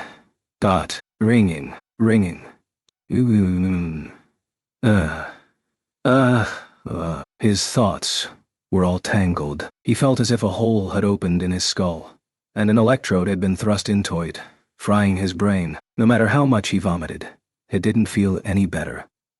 Instinctively, Subaru rushed outside, tumbling through the corridor as he did so. What was that just now? Wiping tears from his eyes, Subaru looked back up at the theed in a daze. The tomb was unchanged, as was the tranquility in there, aside from the fact that it seemed oddly malevolent. When he tried to crawl closer to approach the tomb once more, Subaru's limbs were constrained by a painful sense of aversion. He was being rejected. That sensation brought him to a different realization, linking the two like a bolt of lightning. It was a simple explanation. This was what had happened to Pat Lash's body but a brief time earlier. It simply meant the same rejection that had hurt Roswell was no hitting Subaru. A simple thing, but it demonstrated a most crucial fact, namely that I've lost the qualification to challenge the tomb. You're kidding me. That can't. Standing up, Subaru gazed upon the tomb as if trying to reject the conclusion. However, his feet would not take the single step that would lead him inside. He instinctively understood both the tomb's rejection and his lost qualification. From the back of his mind arose the image of a white-haired witch clad in a black dress for a funeral. Why that malicious little... Certainly, the witch had posed the question to Subaru on their parting. She asked him to choose which hand he would take, hers or Satella's, and Subaru had chosen Satella. If this was payback for his choice, damn you. Just how much of a rotten personality do you have? Echidna the crappy witch. Subaru wrung out an angry shout into the night sky, howling at a witch who could not hear him. But however much he yelled, wailed, or raged, it would not change what had happened. Subaru Natsuki had lost his qualification to challenge the trial, and thus could no longer liberate the sanctuary. To Subaru, it was a decision that required courage identical to that for challenging the tomb. The trial that thrust his mistakes before him in the worst possible manner, making even his legs recoil in fear. It weighs enough to make him question whether it wasn't just his fear that had prevented him from going back into the tomb. However, that was not in fact the case. Fear had not been the reason why his legs refused to move, and his decision was fueled by the same desire to overcome the deadlock that had made him push past his fear to begin with. If the possibilities of challenging the tomb and gaining the cooperation of the witch had both been exhausted, their remaining choices dwindled to one. Visiting so late at night, such as the I's, is an unexpectedly happy thing. Lying in bed, speaking these words, and greeting Subaru with a smile in his clown makeup was the man. No. This was the devil Roswell L.B. Others.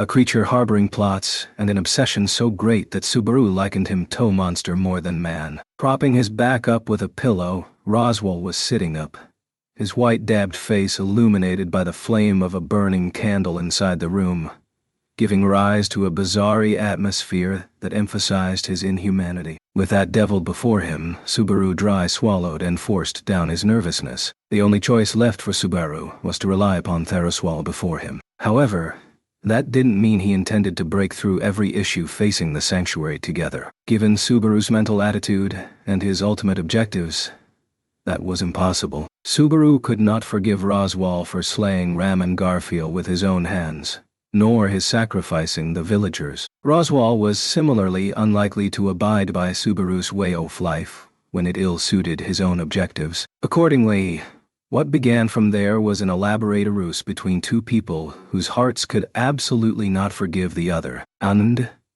you have come out of your way to sneak in at such a late hour. What is it that you bring? Perhaps some seductive, persuasive phrases that might arouse my interest. Well, you're not wrong that I'm trying to sweet-talk you. There's something I want to ask you. Is there a way to slip out of the sanctuary while ignoring the tomb? Faced with Subaru's difficult-to-articulate opening move, Roswaal's smile gained a frosty air to it. He cracked open the side of the lips which formed that clownish smile, and with his yellow eye, Roswaal beheld Subaru as he spoke.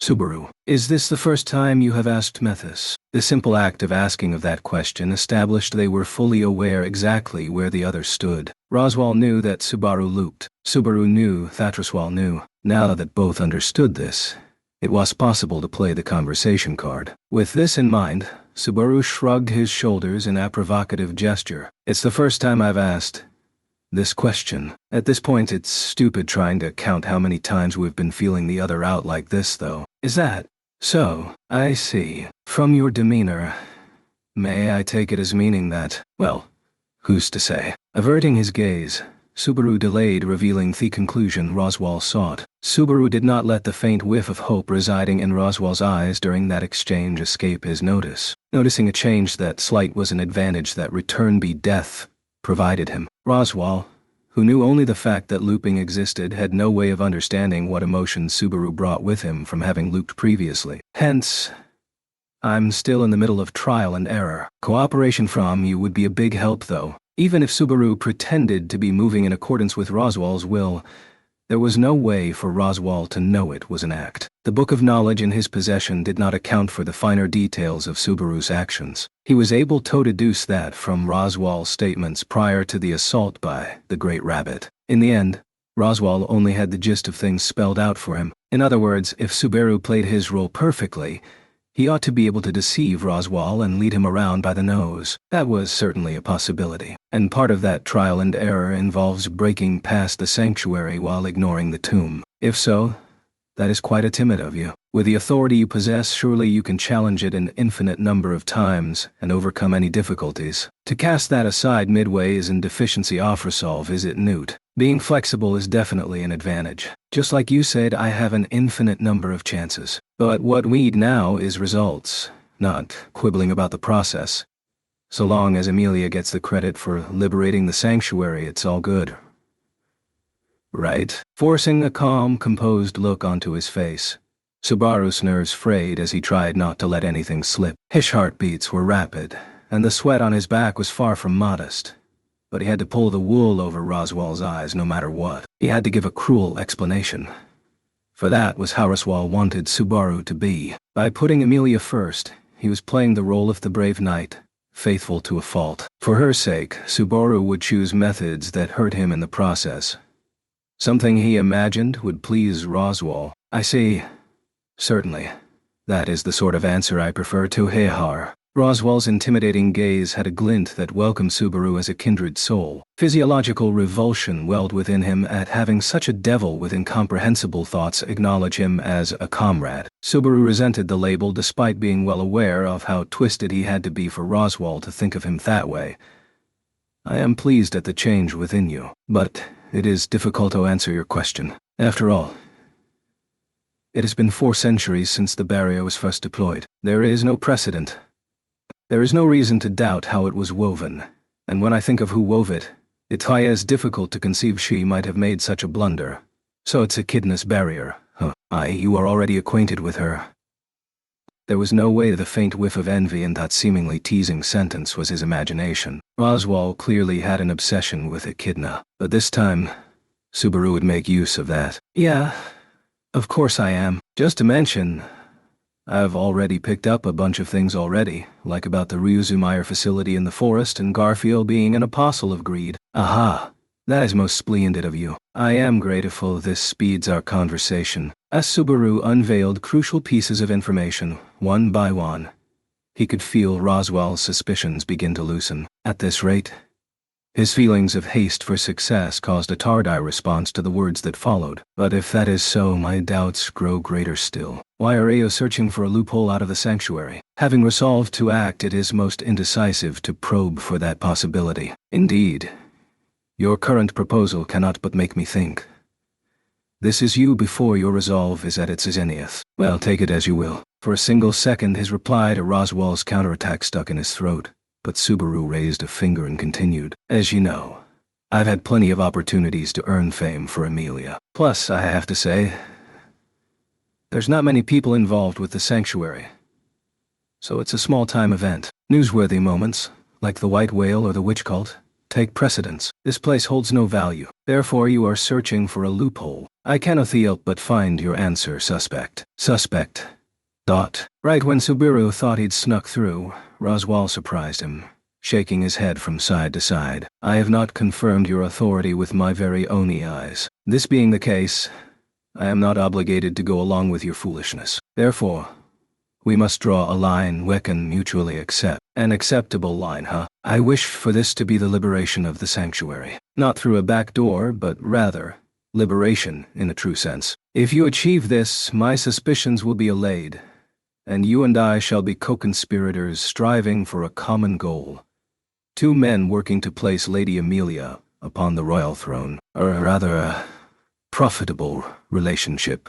I truest. This time, Subaru hardened his cheeks as Roswaal's words cut off any hope of retreat. His words carried a power to them that was difficult to resist. Even if he was making liberal use of Subaru's return-to-be death, Roswaal was an irreplaceable force in making Jamelia's wish come true. Roswaal's patronage was a prerequisite for making Jamelia's dream attainable. To secure the royal throne for her required Subaru and Roswaal both. He jabbed at Avery's sore spot, but though the logical argument was a severe blow to him, Subaru had the odd feeling that something was off, as if a different scheme was being hidden behind an opinion that only seemed righteous at first glance. Subaru probably noticed it because he was attempting to deceive Roswaal with precisely the same logic. Something's bugging me a little. You really hung upon liberating the sanctuary. Almost as if he had a reason for wanting to do so, that overshadowed the rest. Subaru's statement, containing that implication, made Roswaal's smile deepen in an even more suspicious manner. Oh, it was that smile that made Subaru feel intensely wary toward Roswaal. In other words, within his chest, there was an instant of clarity rivaling when Roswaal had murdered Raymond Garfield just prior to being savagely consumed by the Great Rabbit. A moment when the blackest depths of his obsessed mind, thinking nothing of Havens of Hawerson, sacrificing the lives of others, poured out. Why do you think this? But it seemed that Roswaal had no intention of opening his own heart at that point in time. Faced with a return question, Subaru clicked his tongue. It's not very complicated. To be honest, I think your plan doesn't seem very like you. Of course I'd notice how every word from you from start to finish lists liberating the sanctuary as a condition. I believe I already explained that. You are to exhaust all efforts for Lady Amelia.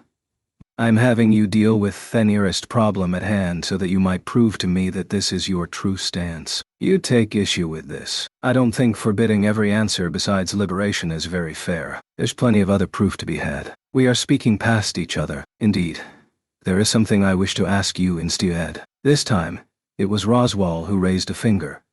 One eye closed as he spoke to the stubborn Subaru. You appear quite timid where it comes to the trial. It almost feels to me as if you have a reason to not desire the liberation of the sanctuary. As if I don't want this place freed.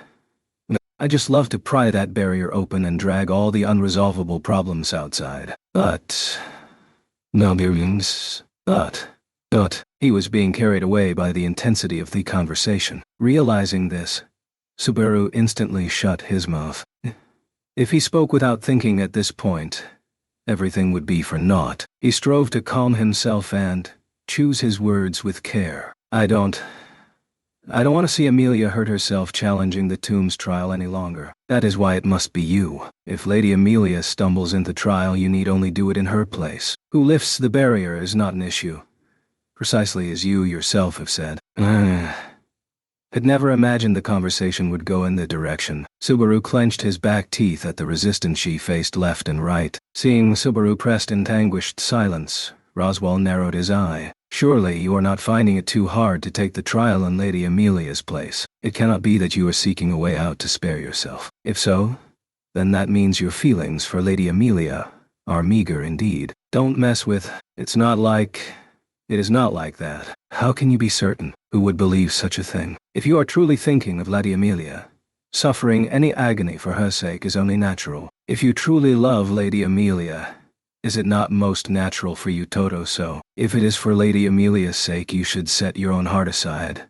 But can you? It seemed like an interrogation. Subaru felt like he was being swallowed up as Roswell pressed him. Those words constituted an extremist argument. However, it was a conclusion anyone comprehending Subaru's return by death would arrive at. There was a time when Subaru had clung to that very conclusion himself. Probably had Subaru taken the hand Echidna had offered, he too would have trivialized everything save for the person most precious to him. He'd endure scars and pain both for the sake of the future, but he could no longer live like that. He'd realized. He didn't want to. It would seem that your resolve has not been sufficiently honed. Seeing something in Subaru's black eyes, Roswell abruptly let those words trickle out, making a sad-sounding sigh. I had hoped. Yes, just a little. I had placed hope in you that by some chance, I might see what I yearn for with my very own eyes. But it seems things shall not go so well indeed. Roswell did not conceal his disappointment as strength drained out of his body. Whereupon he lay on the bed once more. His demeanor indicated that the conversation was over. Subaru was upset that the meeting had failed. Based on his statement just then, Roswell was conveying that he had no further reason to live this time. Having tested Subaru's mental state and found it wanting, he intended to lie down, content to merely watch Subaru's struggles and end his own life. But if the current Subaru allowed that, all his efforts would have been for nothing. Why do you have to throw everything away all of a sudden like that? Nothing's over yet. It indeed over. No. Perhaps I should rather say, it has not even begun. You have yet to even stand at the starting line of resolve. So long as your feet do not find it, you shall never overcome these troubles. The starting line of resolve. I don't get you. Just how far do you want to push, Ma? I had hoped you possessed the will to pursue your own objective, even if it tramples Lady Amelia's will underfoot. With Subaru standing rigid, Roswell went, now see here, as if teaching a little child. If you truly think it is for Lady Amelia's sake, you should know what Lady Amelia herself thinks. Like a little chill dreaming of paradise, you do not possess the resolve to choose to walk through the cruelty of hell. To save her life, you should readily choose to ignore her wishes. That's putting the cart before the horse, ain't it? What's with that thinking, saying as long as it's for Amelia's sake? There is life. So long as there is life, there is a future. If there is a future, there is hope. With Subaru's words catching in his throat, Roswell continued his own. He spat them out meticulously, cruelly. Like lead bullets, they shot directly into Subaru's heart. If there is hope, there is possibility. If there is possibility, a person can be saved. Am I wrong? You're wrong. Subaru wanted to speak in a thunderous voice. However, he did not have another answer. Unable to make an emotional argument, Subaru's stranded feelings made him want to wail. No response. How many more times will you disappoint me? When Subaru clenched his fists, his lips trembling, Roswell turned his eyes toward him with a look of pity. Following this, he sat up once more, clutching a black book, his book of knowledge, to his chest. Then, Roswell stroked the book's cover with a finger. Ash spoke toward the rigid Subaru. Therefore, I shall hone your insufficient resolve. I shall back you into a corner once more. Subaru was aghast. What more could he do? What would force him to even greater limits? Already, you must have come face to face with the issues occurring in the sanctuary. You are likely better versed with them than I. But the problems before you are not within this sanctuary alone. You mean the mansion. You know about that too. Subaru was horrified at the reference to the assault on the mansion coming from Roswell's own lips. Was even that written within the Book of Knowledge? Or was Roswell simply illustrating the issue with a hypothetical? The next instant blew away Subaru's such thoughts without a single trace remaining. After all. But of course, for it is I who contracted the Assassinsto attack, the manor. He had just confessed that the mastermind of the incident, the one pulling the strings of the tragedy at the mansion, was none other than Roswell himself. It was crumbling. The ground beneath his feet was crumbling. Having lost the firm footing that should have been there, Subaru felt like he was falling into darkness. Roswell's confession was simply that shocking. Wait a minute. You did what? I sent assassins to the mansion. To hone your resolve, you see? Resolve. What do you mean by resolve? That is simple. Even with your authority, you cannot save things precious to you that are imperiled in two places at once. You must choose what is most important to you. Once you make that choice, you can never take it back. Then, you will finally be complete. A being who can save but one single thing. Subaru's words refused to come out. It was not that he was unable to face the unpleasant evidence, or had faltered before the argument. It was simply that words did not suffice to convey the ferocity of his emotions. That was all. Never to that degree had he experienced something that was truly unspeakable. Frederica, Petra, even Beatrice, had they died for such a preposterous scheme, for the sake of a banal plot to shape Subaru? Had they been betrayed by and lost their lives to the master they trusted completely? Roswell, you are truly mad. I am indeed. I went mad long ago. Since I was bewitched by those eyes 4 centuries ago, I have been mad ever since. 400. Not understanding the meaning of the words tossed out, Subaru could only repeat them like a village idiot. Once again, an issue arose from a time 4 centuries prior. However, it was unnatural for such words to have come from Roswell's lips. He, a man living in the present age, had no way to know of things 400 years before. And yet, Roswell had spoken as if he had experienced those events firsthand. Subaru Natsuki. Why are you not yet mad? Why are you not yet sufficiently insane? You should be just as crazed as I. No more. When walking upon the lonely path through territory uncharted for the sane, a human heart is nothing but a hindrance. That is what I shall strengthen in you. As a means of shattering Subaru's heart, which was supposedly already hardened in resolve, the declaration struck all too true. He'd underestimated Roswell's knowledge of the loop. The advantage of his experiences via return by death had made him arrogant and presumptive. Roswell had devised a sieve so tight that not even return by death could break through. So what do you intend to do? Roswell's chilling voice showered down upon him from overhead. Even though Roswell lay in bed at a height lower than him, Subaru went down on all fours on the spot, scraping his head against the floor. He prostrated himself. There was nothing else he could do. In an unsightly manner, Subaru touched his head to the floor, pathetically making his earnest plea. Please, wait. I'm begging you. Please forgive me. I am the one at fault. So, please, save everyone. Goodness, please raise your head, Subaru. You have nothing to apologize for.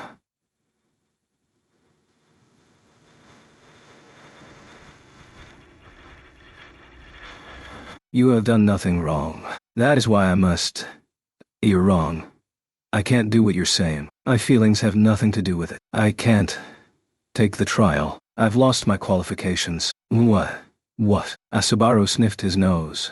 The words he haltingly conveyed threw Roswell off for the first time. Unsurprisingly, the fact was outside his expectations as well, with Roswell seemingly sinking into thought, wondering why. Subaru smacked his head against the floor once more. Please. I'm begging you. I can't do it. Even if the mansion's attacked, it's no use. There'll be no meaning to anyone's death. So please stop. Please. Stop this. No, I cannot. Indeed, hearing this, The necessity has grown stronger still, but his earnest plea earned only that cruel announcement. Shocked, Subaru raised his head. Roswaal beheld Subaru with both his eyes, a gaze of black eyes intertwined with one of blue and yellow. To be blunt, your loss of qualifications is outside my calculations. However, that does not constitute a dead end. Why? No matter how much you whittle me down, those qualifications aren't coming back. The sacrifices won't have any meaning. Is that truly the case? Deep down, you yourself sure'll understand. Subaru's entreaty was rebuffed by Roswaal's frigid voice. Thump went the powerful leap of his heart. His surprise was not directed toward those unexpected words, for Subaru, too, understood what Roswaal was saying and his true intent. His qualifications had been stripped away. They had been taken back. They had been lost. But that also meant, if she wishes it, Echidna could reissue your qualifications or anything else. If you have put her in an ill mood, you need merely reconcile with her. Such is the nature of her greed. In other words, Subaru needed to change his mind and take Echidna's hand. But do not grow conceited, Subaru Natsuki. You are not only one who understands Echidna. Roswaal pounded these words, and the envy accompanying them, into the very bottom of Subaru's heart. You will regain your qualifications. You will rectify the situation. Accordingly, my actions will not change. By not changing them, I shall back you into a corner, hone your resolve, and make you whole.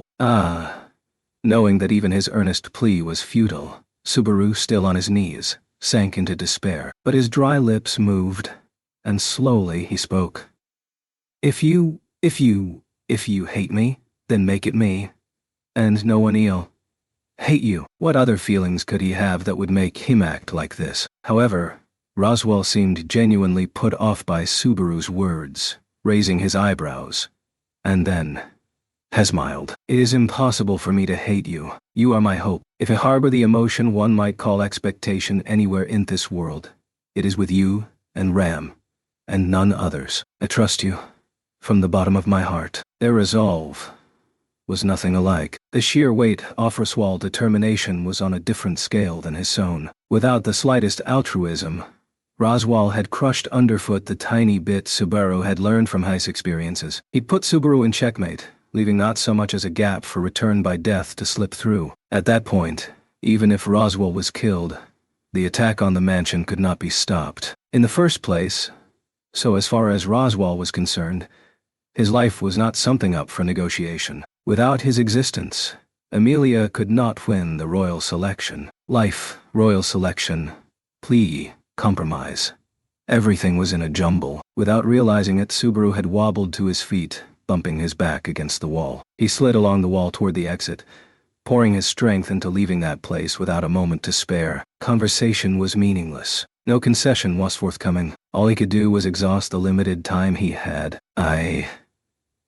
They were not thoughts he consciously put into words. His voice simply tumbled out of his mouth. I won't become like you. I'm a human being, and I'm staying one. Leaving only those words behind him, Subaru left Roswaal's room. At the very end, Roswaal said nothing. Subaru rued how pathetic he was that this brought him some small relief. Distancing himself from Roswaal's place of repose, Subaru walked unsteadily under the moonlight. What should I do? Trickling out was a question toward a situation with no future in sight. However much he went over it, the very same words echoed back toward him, as if no other reply was possible. The situation was already a stalemate, but he felt that even the smallest hope, as fine as grains of sand, had been lost to him. With this, all possibility of anyone cooperating with him had been exhausted. He could not comprehend them, witch and devil both. But oddly, he found Roswaal's confession easy to accept. The timing of the attack being when I returned to the mansion too.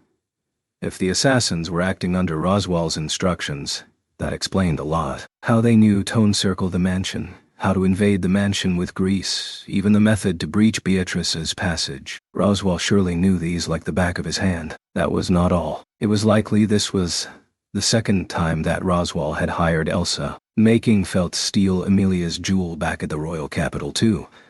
Had all of it been done knowing Subaru would intervene to save Amelia. Everything on that day, from earnestly running about to dying 3 times to save Amelia, To Amelia's smiling face and her telling him her name, had he been dancing atop Roswal's palm all along? If everything has gone according to the Book of Knowledge, then was Ram being robbed of her existence and the sanctuary being sealed up?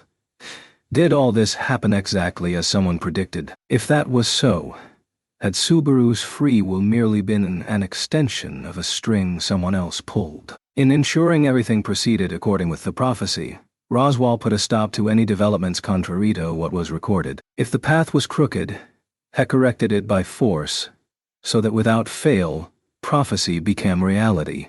That moment, he felt like something was off. Slowly, putting everything in order, he went over his conception of Roswal's Book of Knowledge. He had a definite sense that something was off. Something was nagging at him, but he couldn't remember what. What is wrong? Something's not right. Something's wrong. It was a mystery, lacking an answer. It resembled the prior situation, but this was different than the dead end. This haze had a path leading forward, and he felt like this path was linked to the hope he had thought lost. Roswal's Book of Knowledge, making its contents reality. Beatrice's Book of Knowledge, the witch cult's gospels, blank pages, prophetic pages, results according to prophecy, correction, future, Subaru. Suddenly, a voice intruded upon that vortex of thought, making Subaru's shoulders jump. He looked back. Behind him, standing a short distance away, was a girl standing in the gloom, with moonlight showering down upon her. Amelia, her silver hair sparkling as it swayed, gazed upon Subaru with her violet eyes open wide. This unexpected encounter caused a dull ache in Subaru's chest, but Subaru swiftly schooled his expression. Amelia, Tan, what are you doing in a place like this? It's already pretty late, isn't it? The same goes for you, doesn't it, Subaru? I couldn't sleep, so I went on a stroll. That's so. That's right. When Subaru nodded in acceptance, Amelia cocked her head with a mystified look. This was not the first time he had encountered Amelia at night. On one previous occasion, he had met Amelia during a moonlit stroll and had spoken with her then. The situation surely differed from that time, but to bump into her here even so meant Amelia's action must have been inevitable. Subaru had been invited to the tea party, reaffirmed his bonds with Patlash, heard Ryuzu's secret deep within the forest, learned Roswal was the mastermind, and amid those various actions, Amelia had not been sitting still either. That was an obvious thing, and yet, at that moment, it struck Subaru with great clarity. Subaru, you're not feeling well, are you? That's so. I thought I was feeling fine. Liar. I can tell just by looking at you. Something happened, didn't it? You can tell me if you like. Amelia walked close, seemingly examining the color of Subaru's face as she spoke. Subaru's supposedly smooth facade had been seen through with ease, making him truly resent his own weakness. It's my problem. I don't want to bother you, Amelia. It's no bother at all. It's fine, I'm all right. You've got bigger problems than me right now. You were pretty panicked after the trial. Are you all right now? I'm fine. I'm sorry I caused you trouble back there. I'm really sorry, Kay. When Subaru averted his face, desperate to avoid the subject, Amelia flashed a smile with no mirth behind it. Afraid of being hurt, he'd touched upon Amelia's own unhealed wound. The worst thing he could have done. Failing to notice his self-deprecating thoughts, Amelia gently touched a hand to her own chest. Seems like I butted into these issues without being prepared for them at all. Really, it made me feel like I don't have any resolve. I really want to just run away. If you want to run, isn't that fine? Subaru? Latching on to Amelia's words, Subaru instantly tossed out a response. Amelia's long eyebrows jerked. She looked perplexed. Subaru glanced at her, digging his nails into his palm. If you don't want to do it, what's wrong with running away? By forcing yourself to face something you don't want to, will you conquer it someday? Do you have to overcome it? If you see a path leading somewhere after you run that's different from before you run, is choosing that something you should be criticized for? The words poured out in a rush. He wasn't even sure what he was trying to say. Praised unconditionally for challenging, scorned unconditionally for fleeing. Wasn't that wrong? What good came of facing something head-on if it broke you? Even Emilia's determination, Emilia's will, and Emilia's nobility were toys in someone else's game. Echidna, Roswell, Garfield, they're all self-centered. Stop getting jerked around by them. They're all telling Mito something. Even though I'm trying to deal with it my own way, they all complain, saying not this way, not that way. His emotions rising. It was then that he felt dizziness along with his senseless rage. An arm wrapped around the back of his head, pulling him forward before he had time to think. He felt something soft and hot. Bringing Subaru's breath and thoughts both came to a halt. A warm touch pressed against him, and he realized that the gentle echo from the other side was a heartbeat. That was when he figured it out. Emilia was hugging him against her chest. Emmy, take it slow. Take it easy. Just take it slow, and listen to the sound of my heart. Her voice was like a silver bell, tickling his eardrums. Unresisting, Subaru did as he was told. A pleasant, ticklish feeling on his back made his breaths grow shallow, and a hot sensation emerged from behind the corners of his eyes. His banal depression faded, washed away by a tide of much greater emotion. For a while he let Emilia's heartbeat soothe his stricken heart. Have you calmed down? Emilia slowly took away her arms, freeing Subaru's head from her chest. Facing the concern in the violet eyes before him, Subaru exhaled slightly. Sorry to get all flustered like that. I didn't want to cause you trouble like some little kid, but I've told you I don't find this troubling at all. You're really stubborn, Subaru. Giggling, Emilia touched a hand to her lips as she smiled just a tiny bit. However, the smile was too strained for him to feel like smiling himself. Rather, it made him want to apologize until he ran out of words. He didn't want to make Emilia worry. He wanted to reassure her, to tell her it was all right. Really, nothing's going right at all. Actually, I was in a meeting with Roswell just now, trying to see if there wasn't some way to get out of here without the trial. Hey, really, it'd be best if I could just take the trial in your place. But it doesn't look like that's possible. So I thought if we could at least find...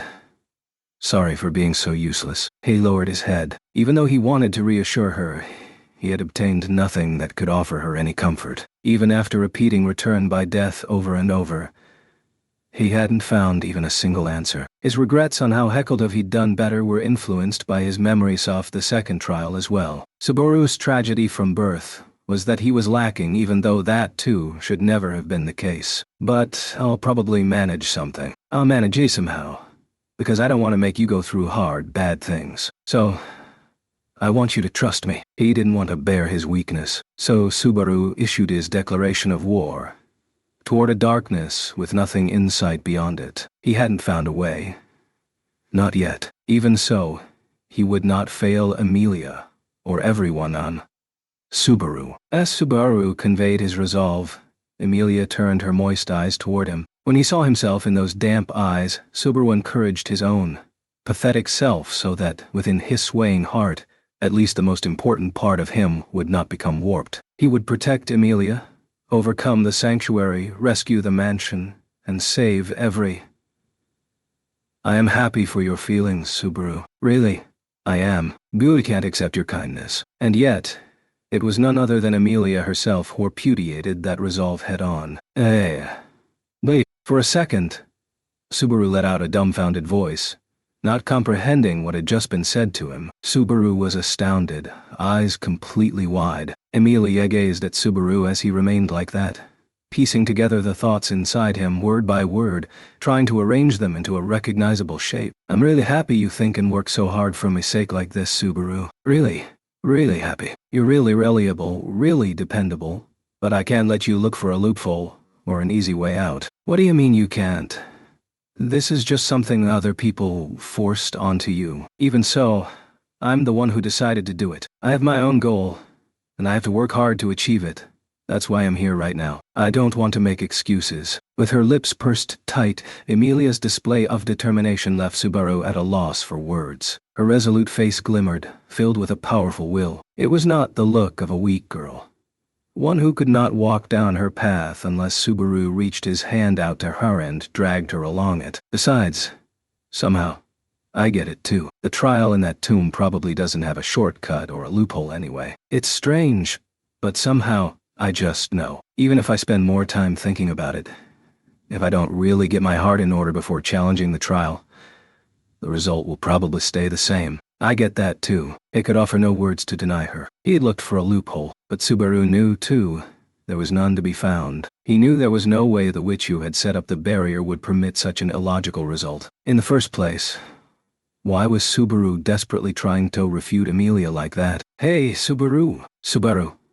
Why are you trying to help me? With Subaru hesitating amid a vortex of doubt, Emilia seemed to circle ahead as she tossed that question at him. It was the same question she had posed once before, one that held deep meaning to both of them. Just how much time had Subaru desperately spent so that he might tell her his answer?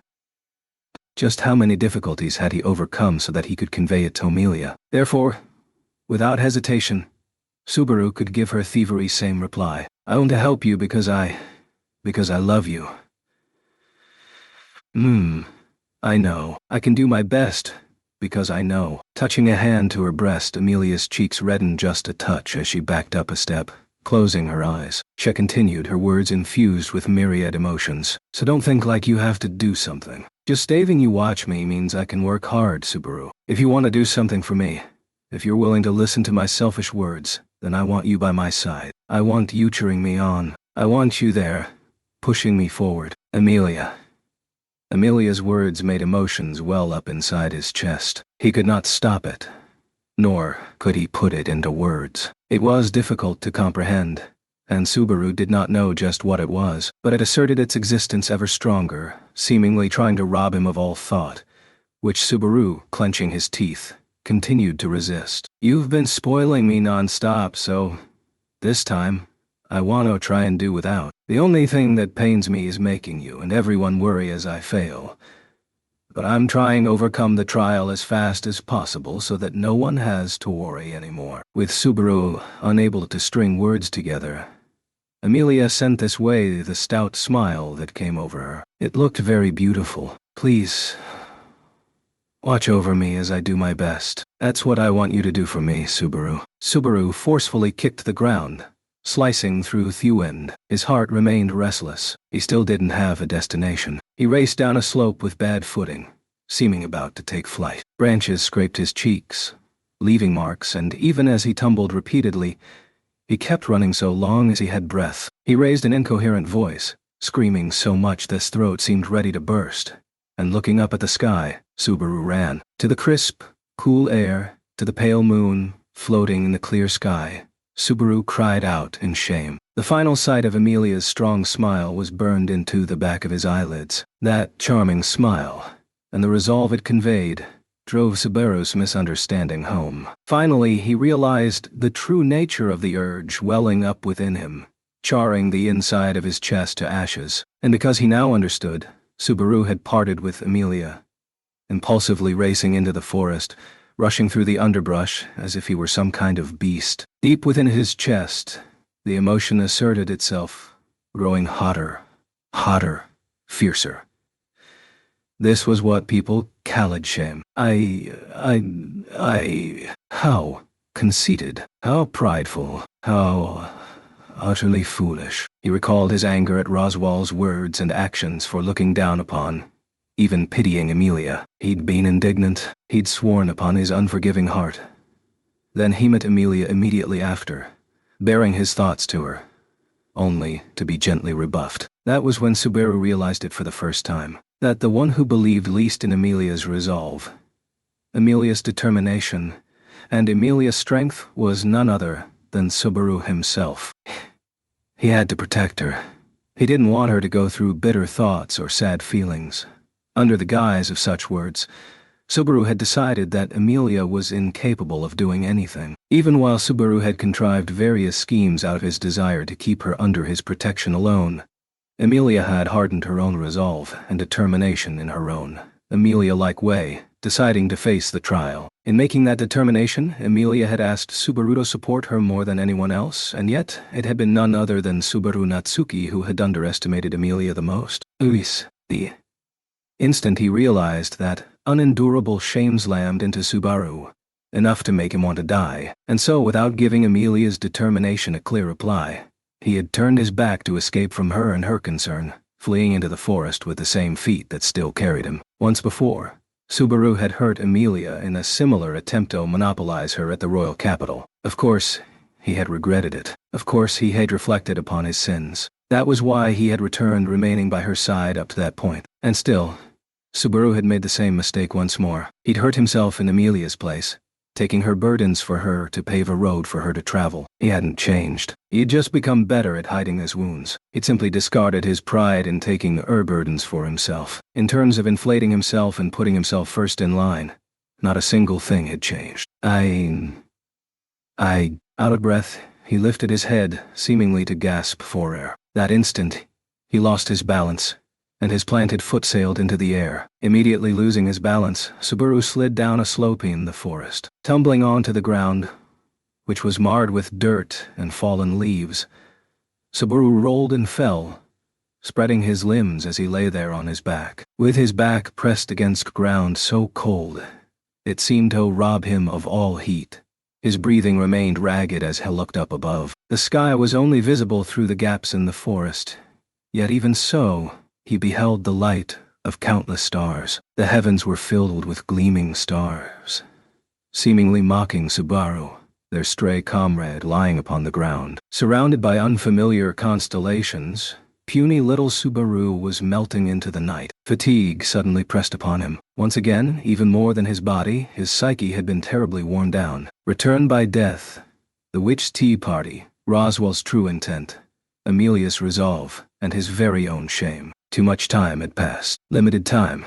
The time left to him. Precious time was slowly ticking away. He'd been enmeshed in a labyrinth of swirling doubts, his heart eaten away by the gloom at finding no way out. Betrayed on every level, everything had backfired and been thrown back in his face. What to do? What should I do? What should I do? What should I do? What should I do? What should I do? What should I do? What should I do? What should I do? Perhaps I can tell you what you should do. The voice from above his head made Subaru sit up with a start. There was a figure standing with his back against the night, atop the slope from which he had fallen. Slowly, the figure glided down, his contours gradually growing more definite. Otto. Yes, indeed. Good morning. Yes, it is I. Morn. With that out-of-place greeting tossed toward him, that perplexed Subaru noticed it too, albeit most belatedly. The aura of dawn had already spread throughout the world, announcing the impending end of the night. Just so many hours had he wasted in a daze, gazing at an empty sky. It is morning, so you did not even realize that fact. Serious symptoms indeed. Can't deny it. But what are you doing here? For the moment, I shall set aside what brought me here. More important is the situation you have been placed in, Mr. Natsuki, looking like you are dreaming as you mumble things to yourself over and over. Ignoring Subaru's surprise at the hours having passed, Otto placed his hands on his hips and made an exasperated sigh. Subaru wobbled to his feet, using his sleeve to wipe away the dirt on his cheeks. Only a short time had passed since Otto had seen him at another strange place the night before. Not only had Otto seen him crying when Patlash was consoling him, but he also saw him in a place like this, covered in mud and shame. Is that really something to care about at this point? In the few days since I have met you, Mr. Natsuki, I have only seen you clean at the Duchess of Karsten's manor, I believe. I'm not really feeling up to joking around. More importantly, you have reached a dead end. You wish to know what Toto? Yes, I understand. Prompted by Subaru's words, Otto patted his own chest in a rather flippant manner. Subaru was taken aback by the sight of him being so carefree, but he wanted to cling to that humorous sight. At a time like this, he didn't mind if Otto just wanted to put him at ease. If there was even a slight chance to improve the situation, he wanted to hear it. Please do not rush me. All right. This requires preparation. Preparation. Yes. First, take a big breath, nice and slow. Presenting a hand toward him, Otto indicated to Subaru that he should breathe deeply. Subaru didn't know what meaning it held, but he did as she was told, putting his breathing in order, closing his eyes and letting oxygen fill his lung. Instantly, a hard impact pummeled the side of his face, and Subaru collapsed to the ground once more. Unable to break his fall, Subaru tumbled and fell face first into the dirt, eyes spinning. He shook his head, lifting it, and wondering what the heck had happened. Seeing Otto shaking a fist, he realized he'd been punched. Then, as Subaru drew in a breath, Otto shook his sharpened, reddened fist toward him once more and spoke. "Stop trying to keep up appearances in front of your friends, Subaru Natsuki." Subaru could only gape, forgetting even the pain of being punched. As Subaru lay upon the ground, Otto glared at him with a sharp look. Normally he would seem pathetic, or laugh amiably, his facial expression always seeking to avert conflict with other people.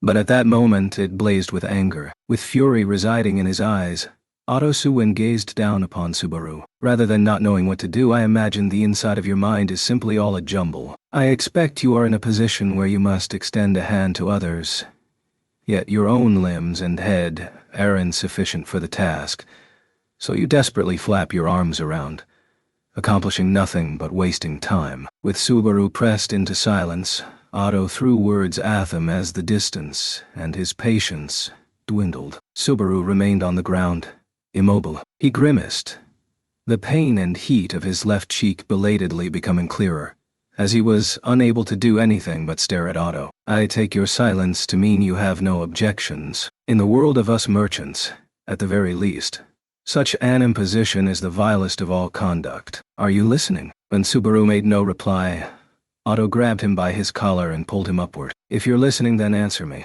Gah! A sharp, hard blow struck his forehead, sending stars scattering across Subaru's vision. It was a headbutt. Otto had reared his head back, vigorously slamming both their brows together. His eyes were spinning, but Otto did not relent. He delivered one more headbutt, sending the wobbly Subaru reeling. Forehead heat.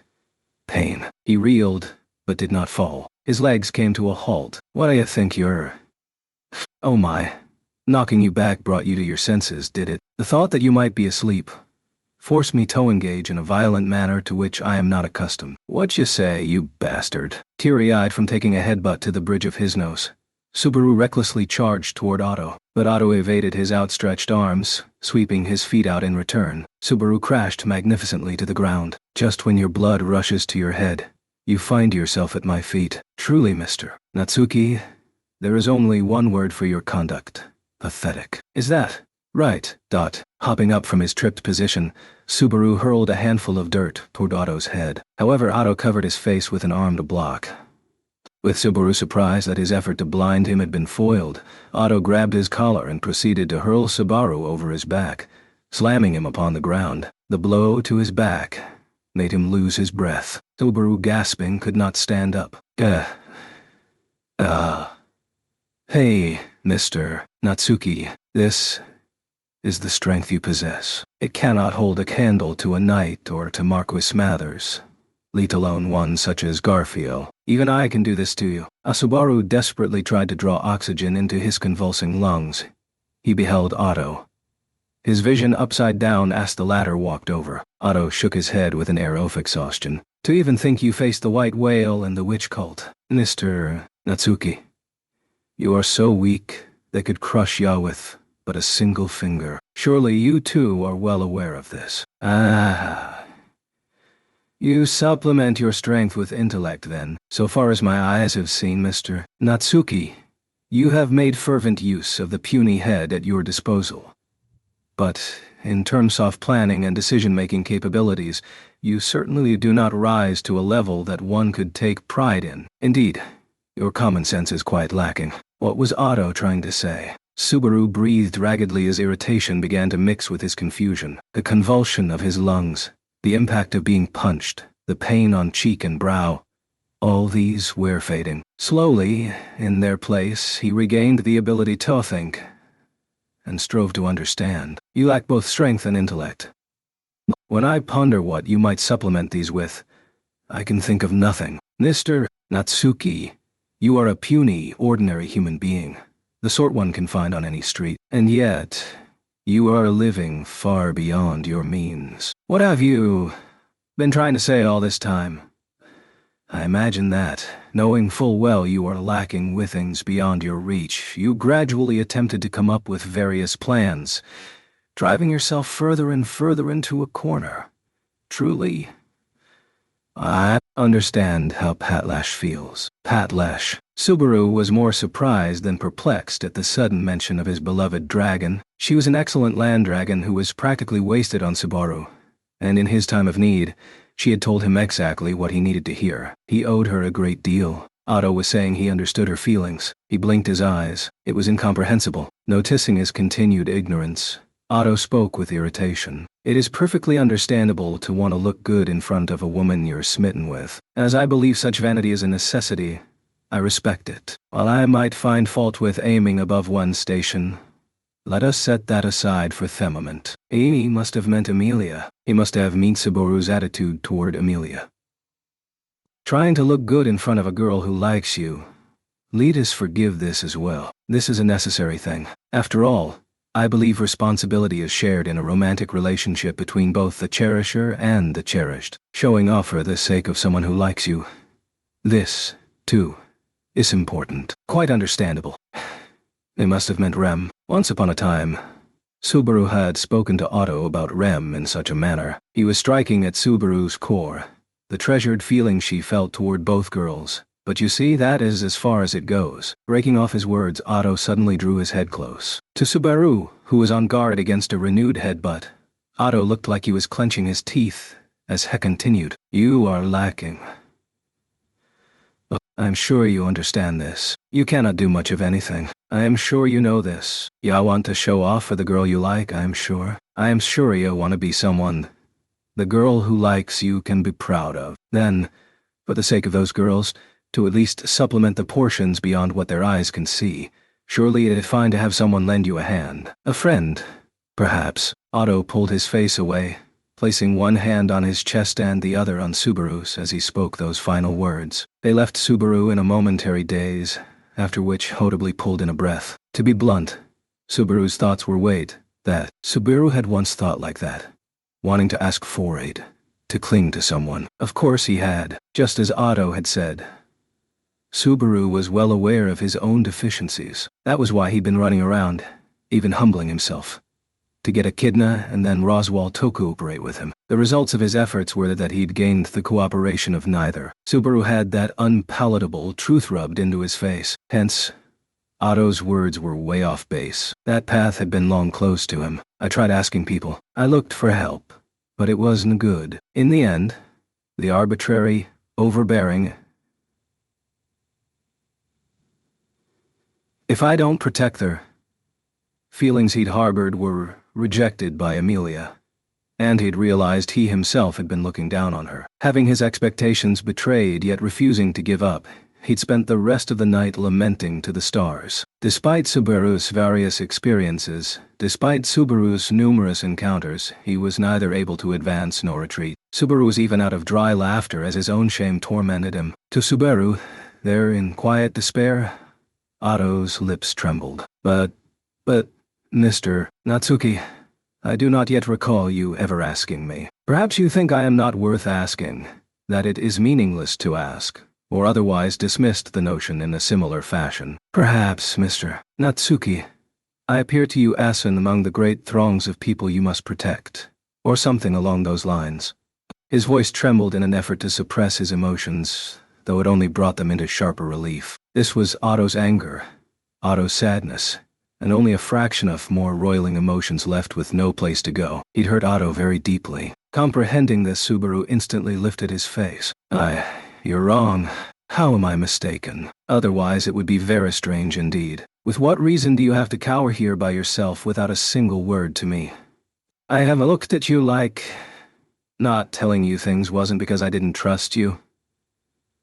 It's not like that. You're wrong. Shaking his head, Subaru denied it. Otto pressed him further into a corner with a wordless stare. Its power made a Subaru lower his eyes, running dry on words as he desperately sought a reply. It wasn't that he didn't trust Otto. If anything, it was the reverse. He trusted Otto. Just how many times over had Otto aided Subaru that loop? It wasn't about money.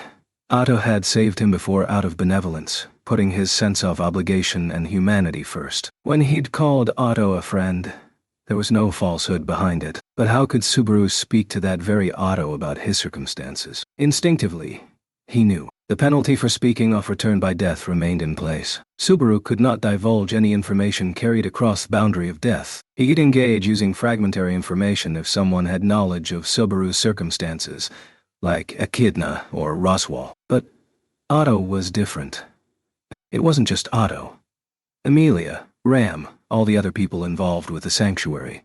Subaru could not speak to them about a single part of the unimaginable circumstances that surrounded him, and those not knowing of return by death would dismiss Subaru's words as nothing but delusions. I can't explain any of it, right? The inside of my mind's all a mess. It's a big jumble. Just like you said, I can't logically explain a single thing. Even if I told you it's all stuff no one would believe anyway. I don't know what to even say. Not to you. Not Tony one, nothing. Please, just say it. To Subaru. Murmuring that he could not offer up proof to make anyone believe him, Otto spoke those words. When Subaru spontaneously lifted his face, Otto crossed his arms. I said, please, just say it. Even if it isn't logical, even if it is all a jumble, even if it is not in chronological order, I will listen to it all without jumping to conclusions, so please. But this is what I have been talking about. I told you to stop keeping up appearances. Otto howled, as if this time he had truly reached the limits of his patience. Otto's outburst left Subaru astonished, only to find a finger pointed at his black eyes. You have no proof to make people trust you. No one will trust you without proof. You cannot explain things in a proper order. I tell you, if you have the time to think up such petty excuses, it would be far healthier for you to spill out everything inside your mind than cower like this. Even if you say that, I don't have anything to make anyone believe this messed up. Tell me everything. Then, at the end of this mess-it'll, just say believe me. We're friends, after all. He felt like a great many thoughts and feelings inside his mind had been torn away at the root and sent flying. There was no basis to those words. They made no logical sense. They weren't convincing in the slightest. And yet, with Subaru unable to move a muscle, they had enough of something to give his back a shove. You might not believe me, but even though in that halting manner he spoke of all the issues he had been carrying alone until there was no more to tell, it did not take him all that long. So Roswell's ordering assassins to attack the mansion, basically to push Amelia and me into a corner, leaving no place for either of us to run. Subaru finished his explanation, heedful of the minor details for fear of violating his taboo. All the while, Otto had been creasing his brow.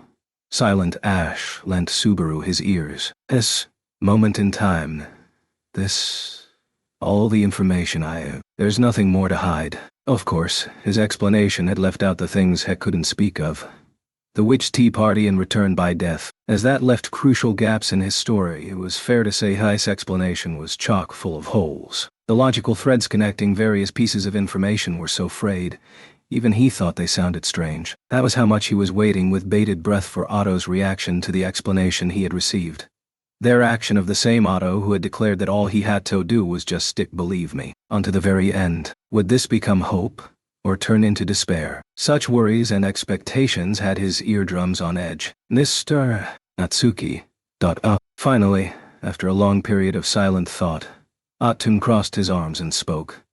Would it be so wrong to turn tail and run without a word to anyone else? What the hell? His reply, which came from a completely unexpected angle, elicited a foul and uncouth voice from Subaru. Faced with that reaction from Subaru, Otto's voice went shrill. Ash replied, I mean, we are trapped in a hunting ground for the Great Rabbit. Escape depends on Lady Amelia breaking through the trial, a prospect that seems doubtful. Evacuating the people not held captive by the barrier is being obstructed by an ignoramus. And even if somehow we arrive back at the mansion, there are assassins coming on the Lord of the Manor's orders. Just how many sins have you been committing on a daily basis for things to turn out like this? That's what I want to know. Why does this senseless situation have to barrel down on me like this? I already knew, but God must seriously hate me. I hate me too. If it was a God who governed fate, that deity most definitely hated Subaru, detesting him as if he were a enormous snake. But resenting that made the situation neither progress nor withdraw, nor its level of difficulty rise or fall. Nah, before all that. Otto, I understand why you're getting all worked up, but you actually believe this preposterous story. A horde of demon beasts way beyond trouble is coming our way. Even if we try to run, we can't do anything without Amelia being up to the job. Garfiel's in the way of everyone escaping, and Roswell's gone insane and betrayed us. You actually believe all this? To any objective person, the bad situations lined up one after another constituted an unfolding nightmare. It seemed far more realistic to think that Subaru alone had become touched in the head than believe everything he said was fact. That's why he hadn't even thought of divulging all this. Even Otto had to. Now see here, Mr. Natsuki. Otto raised one finger as he responded to Subaru's question. In the course of my travels across many lands, I have been involved with a rather considerable number of people. Don't tell me you can just look into someone's eyes and know whether you can trust them or something. No.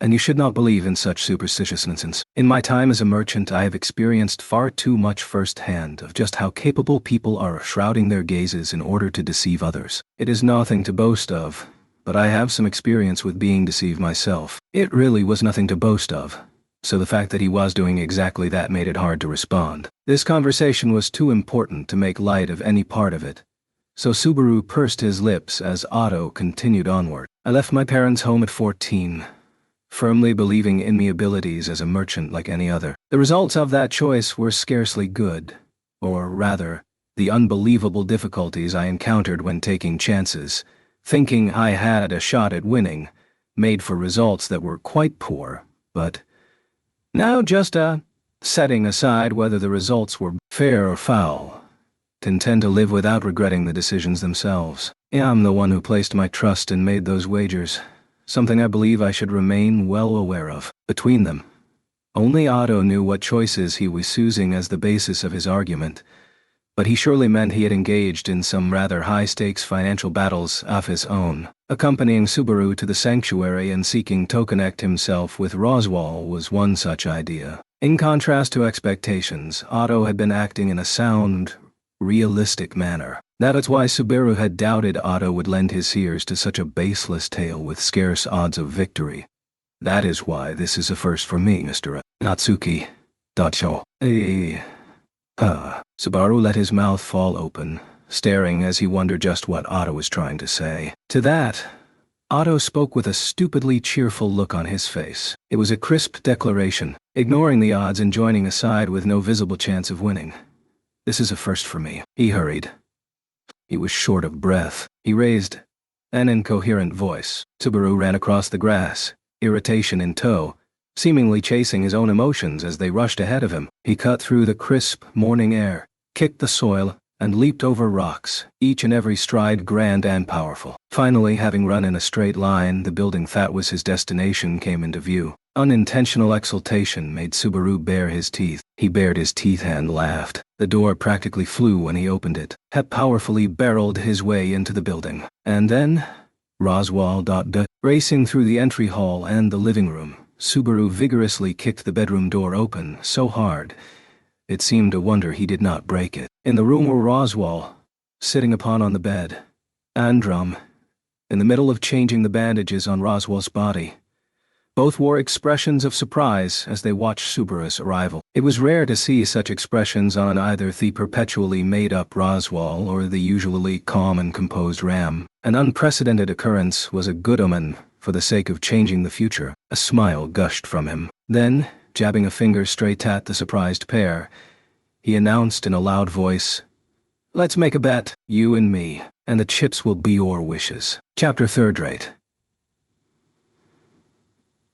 Subaru's breathing leaped, and he felt like gloating as he received shocked stares from both of them. The two people inside the room, Roswell and Ram, were a pair that Subaru never expected to see with surprise on their faces. As if to project that sentiment, Subaru twisted his lips, a wicked smile coming over him. Bet. Recovering from his initial shock, Roswell narrowed his differently colored eyes. Roswell, having his bandages changed atop the bed, gave off a visual impression that was slightly different than normal. The reason was that the makeup on his face, the makeup he always wore, was off, leaving his bare face exposed. The flesh under the white makeup was pale, making the look in his eyes feel gentle rather than sharp, which gave Subaru the polar opposite impression from the usual. Still, he was quite handsome whether he did anything to high looks or not. Yes, a bet. I'm challenging you to a big, serious match, with what you and I want on the line. Wait, Barusu. Subaru raised a finger, boldly making his statement to Roswal. Roswal narrowed his brows as he pondered the proposal, but Ram interposed herself between them. Ram shielded Roswal behind her, sustaining Subaru's gaze with a reproachful look in her eyes. What do you think you are doing?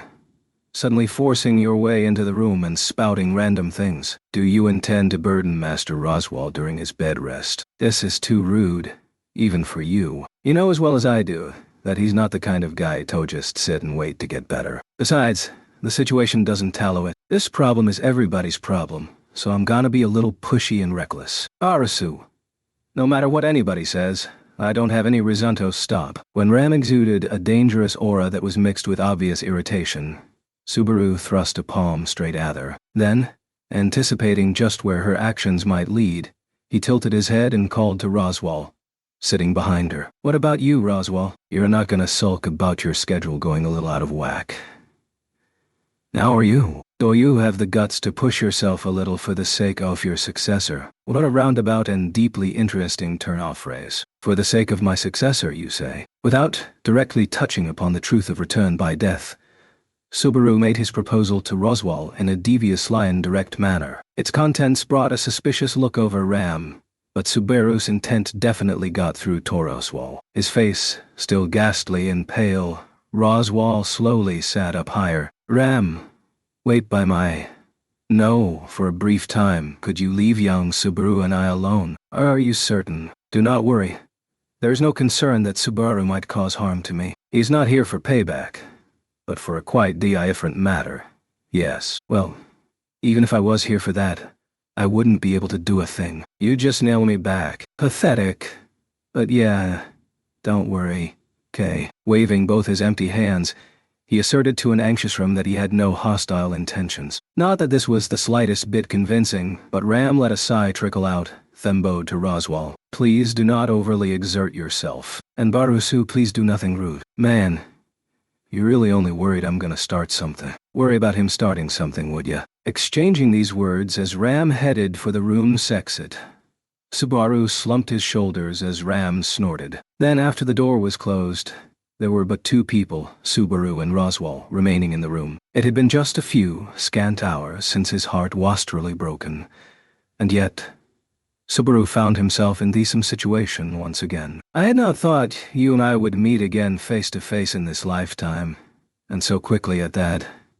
Did something happen to alter your state of mind? Alter my state of mind? Well, you're not wrong. Nishami was exposed. I got lectured a ton. I traded blows off friendship. Nah, the punching was too one-sided to spin it like that. Recalling how Otto had pummeled him, Subaru smiled wryly over his complete defeat. But it was a good loss. Over and over, Subaru had lost a variety of battles since arriving in this world, but never had a defeat tasted so sweet. A most cheerful face. It was only last night that you became aware of your own lack of commitment, yet you seem to have put your thoughts in order. I grandly congratulate you for your swift return. When it comes to the meaning of grand, you've got me beat, the thickness of your face included.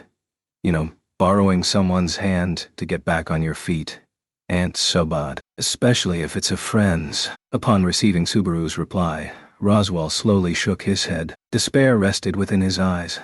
His expression crestfallen, obvious pity projected by his demeanor. Roswal sighed deeply. So soft, so weak, and so very young.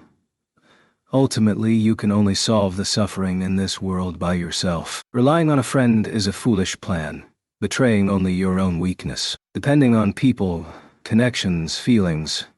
What?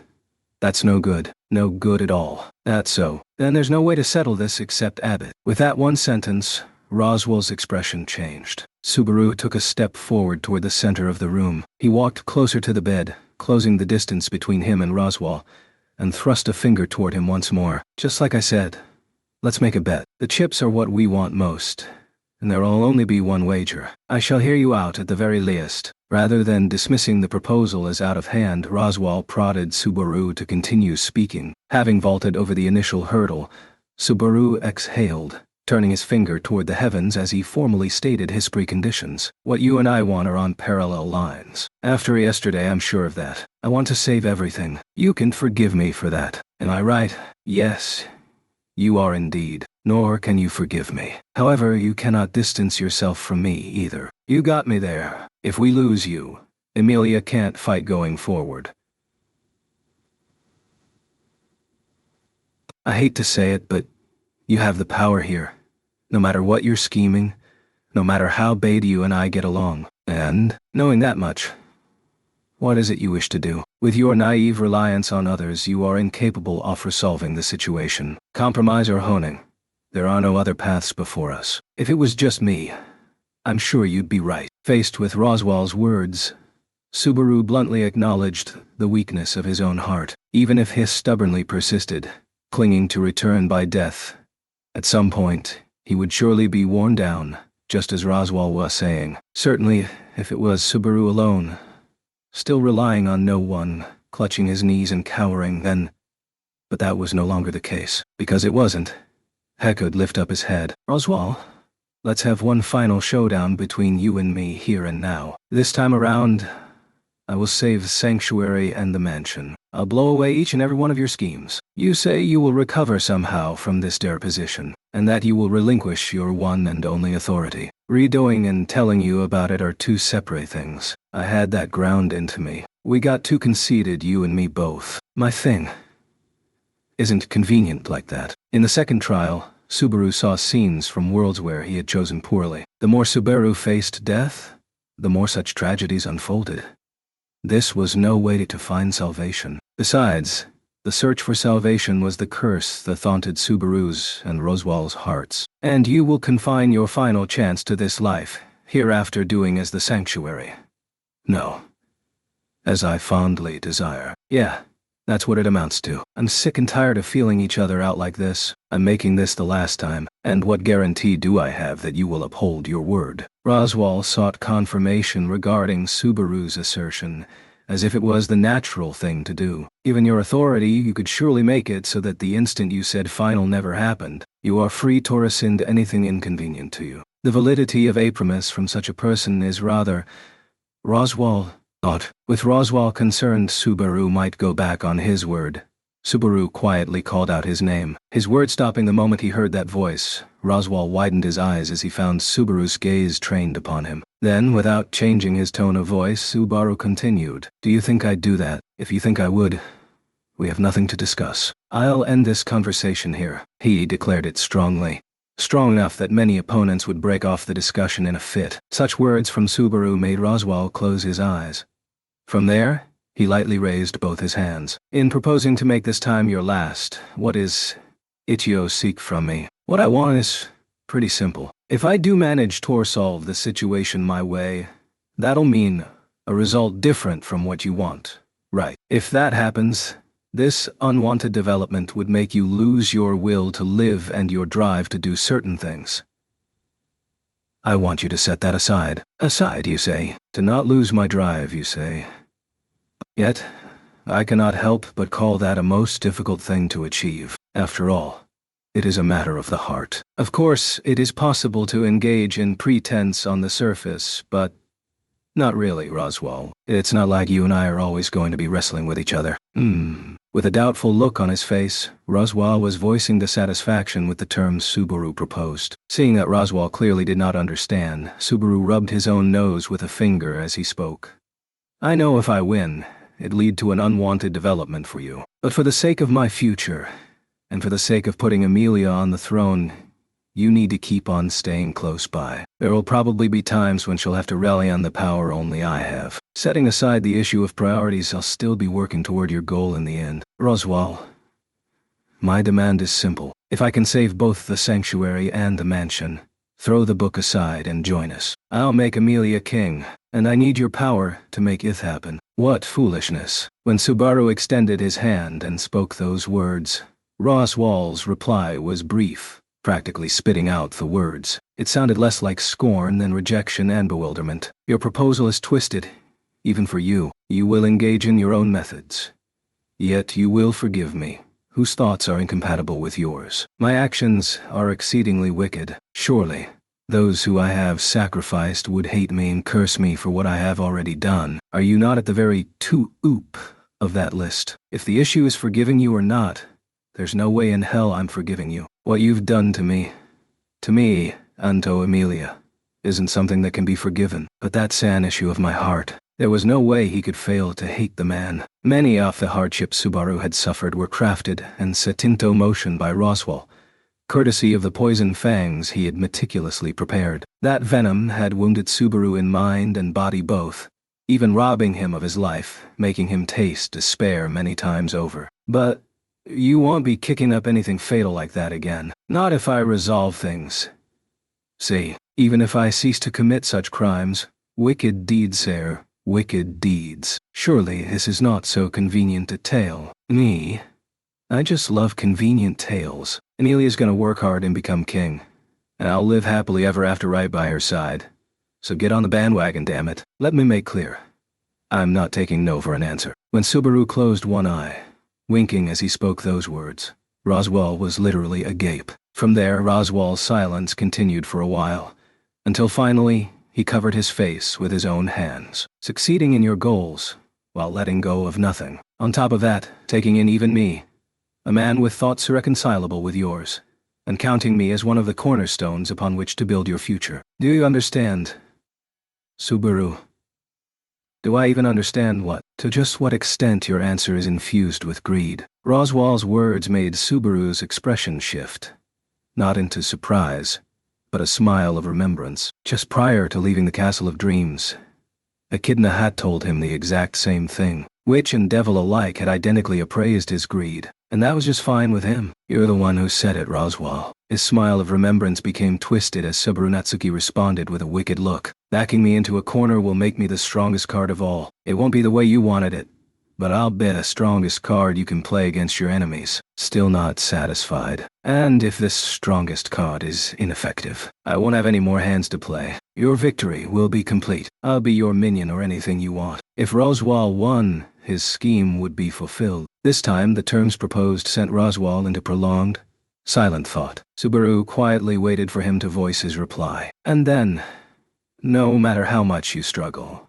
you cannot hope to achieve a breakthrough. Lady Emilia cannot overcome the obstacle before her, and the barrier will not be unraveled. The sanctuary will be buried in snow, and the mansion will sink into a tragic spectacle of blood. Yeah. It'll be worth it to see how you react when I screw all that up. Subaru raised his middle finger in a fit of annoyance. The gesture made Roswell sigh, whereupon he lifted a finger of his own. Just as you will run around attempting to fulfill your victory conditions, I shall give one more push to fulfill that which is written within my book of knowledge. You have no complaints, I trust. Well, can I take that to mean you're going along with my proposal? As you say, it is not a bad thing to do something for my successor. Nor do I lack interest in whether the results will be in accordance with what is written. In a world already contradicting the book, Roswell was declaring he would act according to its contents. Even so, before all was said and done, Subaru had to wreck Roswell's plans, saving everything and everyone. Now that this is decided, time is precious. If you'll excuse me, I'll get started. Subaru. As Subaru turned his back on the bed, seemingly about to leave the room, Roswell called out to him. When Subaru looked again at him, Roswell averted his gaze ever slightly. The snow in the sanctuary and the attack on the mansion will occur in 3 days. I expect a valiant battle from you and an ignominious defeat. Say what you want. Roswell's mundane sarcasm made Subaru click his tongue and come back with a retort. Then Subaru pinched his own cheek a little. Roswell, you're throwing me off my game here. Get that clown makeup back on, would you? Come to mention it, this is the first time you have seen my bare face, is it not? I suppose, in this world, it is. Once, in a world long left behind, they had entered the bath together. Subaru made a pained smile as he recalled the sight from back then that Roswell knew nothing of. This is a bout between you and I, two clowns toyed with by fate. Let's do this fair and square. leaving behind only those words. Subaru left the room. They had come to terms on a wager over their incompatible desires, and so it began. This was the start of Subaru Natsuki's final challenge, to liberate the sanctuary and save the mansion. Barusu, you look like you are engaged in wicked deeds with your friend. What happened? Having formed a promise over the wager, Subaru was just leaving the building when a voice came from behind. The bitter comment was all he needed to identify the speaker. When he turned back from the building's entrance, Ram was leaning against the wall to the side off the door, hugging her own elbows as she stared intently at them. Stop talking about wicked deeds and stuff. That makes me sound super shady. You'll scare people. It aptly describes two little men quietly plotting a mess, and that, does it not? Master Oswald permitted it, so it did not interfere, but you should know your place. Sorry, big sis, but I'm not facing an opponent I can beat with half-hearted moves on the game board. As Subaru shrugged his shoulders, his reply made Ram narrow her eyes in a sour mood. You have done it several times, but please cease addressing me as big sis. Ram does not recall becoming Barusu's elder sister. It is repulsive. Saying repulsive is overkill. Jeez. Well, it's like a bad habit. Forgive me, Kay. How self-serving of you. Why should Ram forgive such a... Right as she was about to strongly admonish him, Ram's words came to a halt. This was probably because she noticed the deep, forlorn look in Subaru's eyes. It was note and purpose that Subaru called her big sis. He unthinkingly sought out her kindness. In his moments of weakness, he leaned on Ram, because Ram let him. I have no interest in your strange hobbies, Barusu. Just as planned, Ram accepted Subaru's words as a joke without pursuing the issue further. I shall return to my initial question then. What is this conspiracy you are up to? You really don't beat around the bush, do you? You shouldn't have been listening to me and Roswell talking anyway. Certainly, I was not listening. But I do have the meansto peak. Clairvoyance, huh? When Ram pointed to her own eyes, Subaru remembered that she possessed the power of clairvoyance. That ability allowed her to synchronize with another person's eyes, pilfering their vision for her own. It was through this power that Ram had learned of the pair's wager. You're a serious housemaid to the core, but those poor manners are gonna make your master hate you. It is the cute selfishness of a uniquely faithful spirit and a wavering maiden's heart. Overlook it, please. Her statement was truly brazen in how it placed her on a pedestal, but Subaru hardened his cheeks. In that moment, he wanted nothing more than to continue this fruitless conversation with her. He forced down such personal greed. Right now, is Roswell accepting that cute maiden shard and faithful spirit? When Subaru posed his question, it was clear that Ram's emotionless expression had grown frostier. The edge of her pink gaze grew sharper still, but Subaru boldly took a step forward, closing the physical and psychological distance between them. You're the one taking care of his needs. You've seen his black book, haven't you? If I told you, what would you do with the answer? And taking that as a... yes.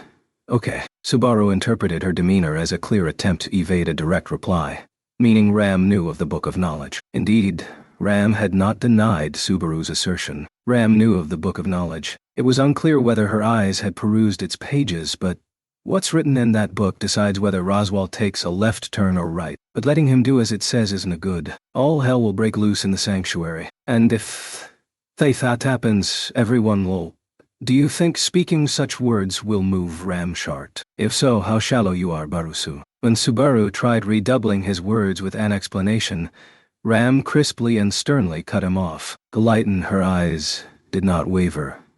Not even as Subaru suggested Roswell's actions would lead to a dead end. To Ram, there is only one thing that can be placed above all else. This is absolute. It will never waver. Therefore, if it is your hope to change Ram's heart, please stop. There's no such thing as absolutes, Ram. Watch what you speak. I shall not warn you again. When Ram took Subaru's suppressed words as mocking her loyalty, her voice grew barbed. But Subaru's denial was not about Ram's feelings toward Roswell. It was directed at Ram herself, who had forgotten her other half, the most important thing to her in life. It waced toward her using the word absolute. Barusu, do you really expect something out of Lady Amelia? That was why?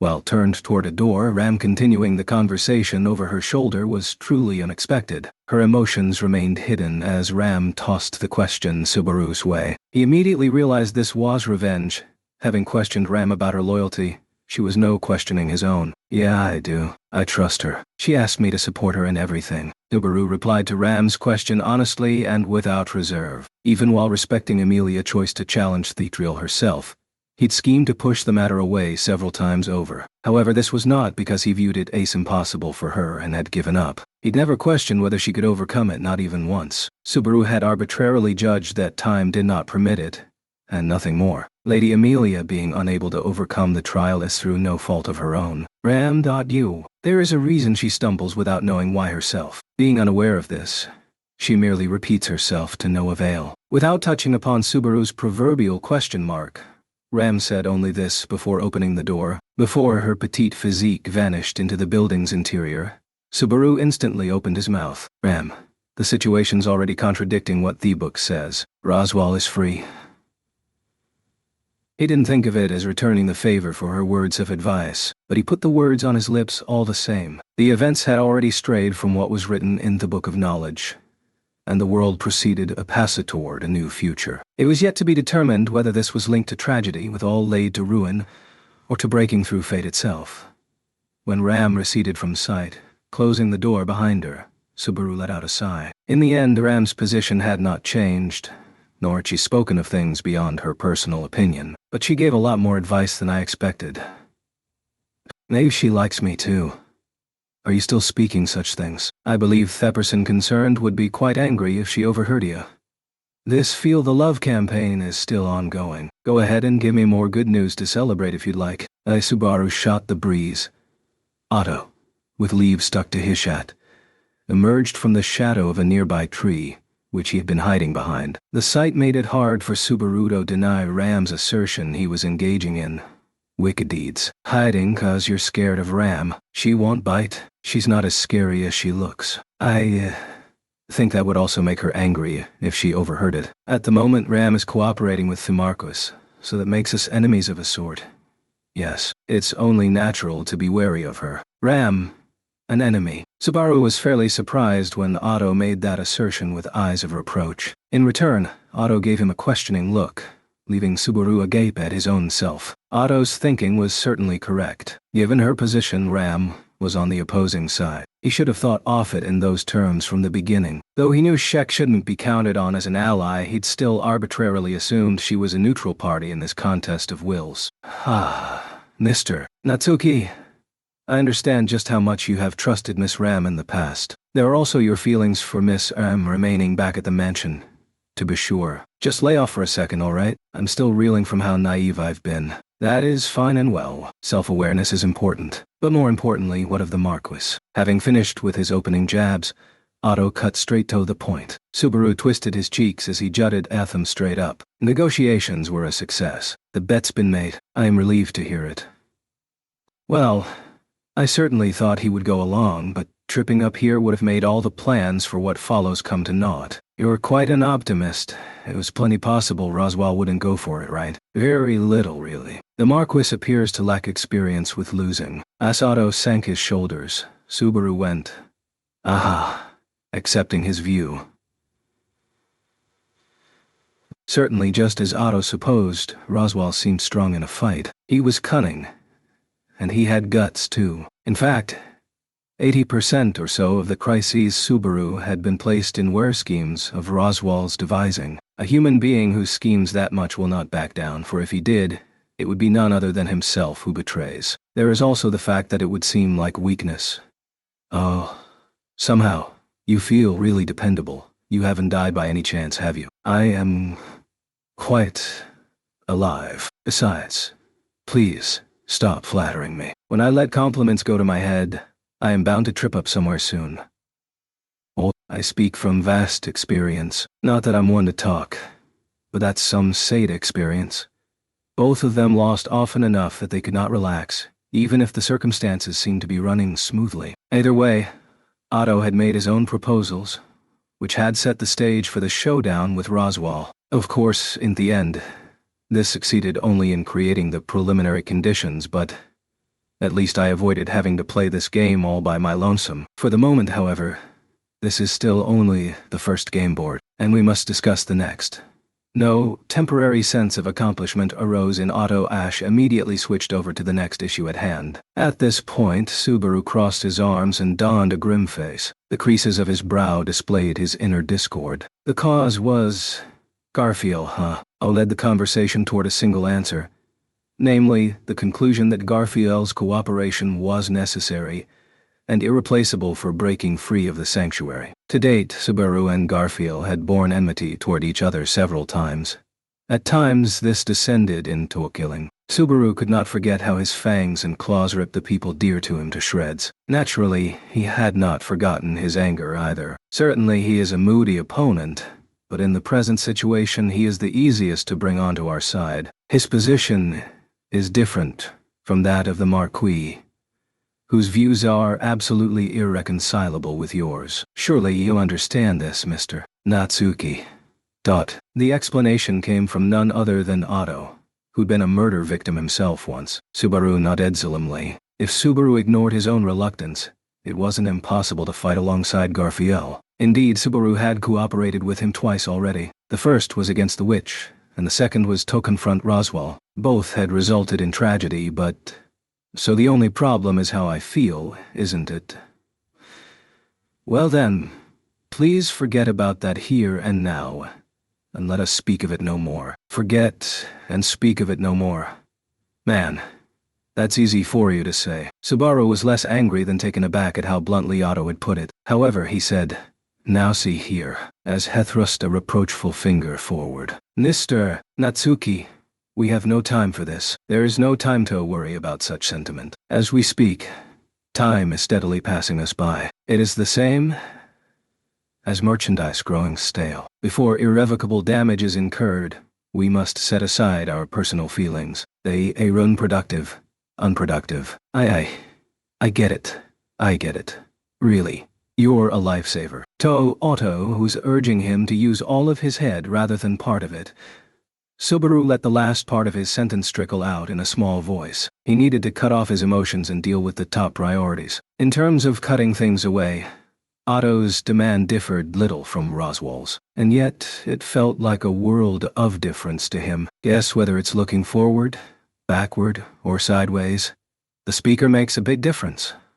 We have no time for idle banter. That is not your job, Mr. Natsuki.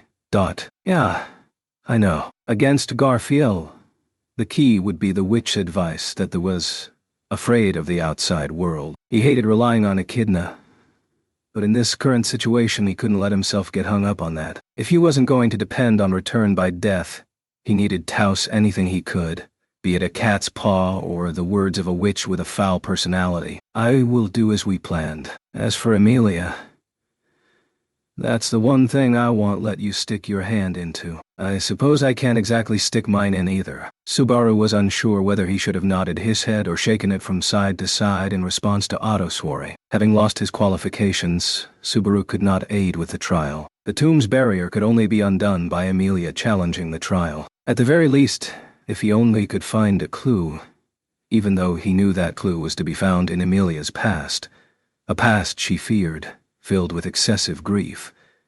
I still haven't asked Amelia about it. In the end, I guess it chickened out. Unable to watch Amelia shed tears after she was crushed by the trial, he had not confirmed anything beyond that. He danced around the issue.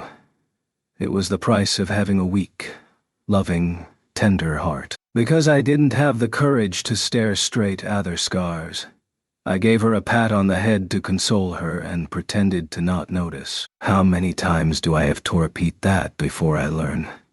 My goodness, I have to question your love if you can even handle this much. Please stop playing innocent all the time. It is quite ridiculous. Why? You? Subaru twisted his lips over Otto's rush of words, making light of the somewhat embarrassing exchange. Sighing deeply at his reaction, Otto lightly stretched on Thespot. Well then, have you resolved to treat Lady Amelia's wounds? Resolved to ask if it's okay for me to, at least. Unlike with Garfield, I'm not afraid it's gonna get me killed. I'm somewhat torn whether it is all right to laugh about that. If he carelessly picked at Garfield's wounds and earned his ire, that would simply put him mortal danger. Compared with that, he had no concerns about asking Amelia, save a fear of being intrusive. What spurred him to do so was Ram's words of advice, that Amelia stumbled without even realizing why. So for that too, it all comes down to my Amelia, who... she is not yours yet, Mr. Natsuki. I suppose that is me telling you in Lady Amelia's stead. Oh, shut up.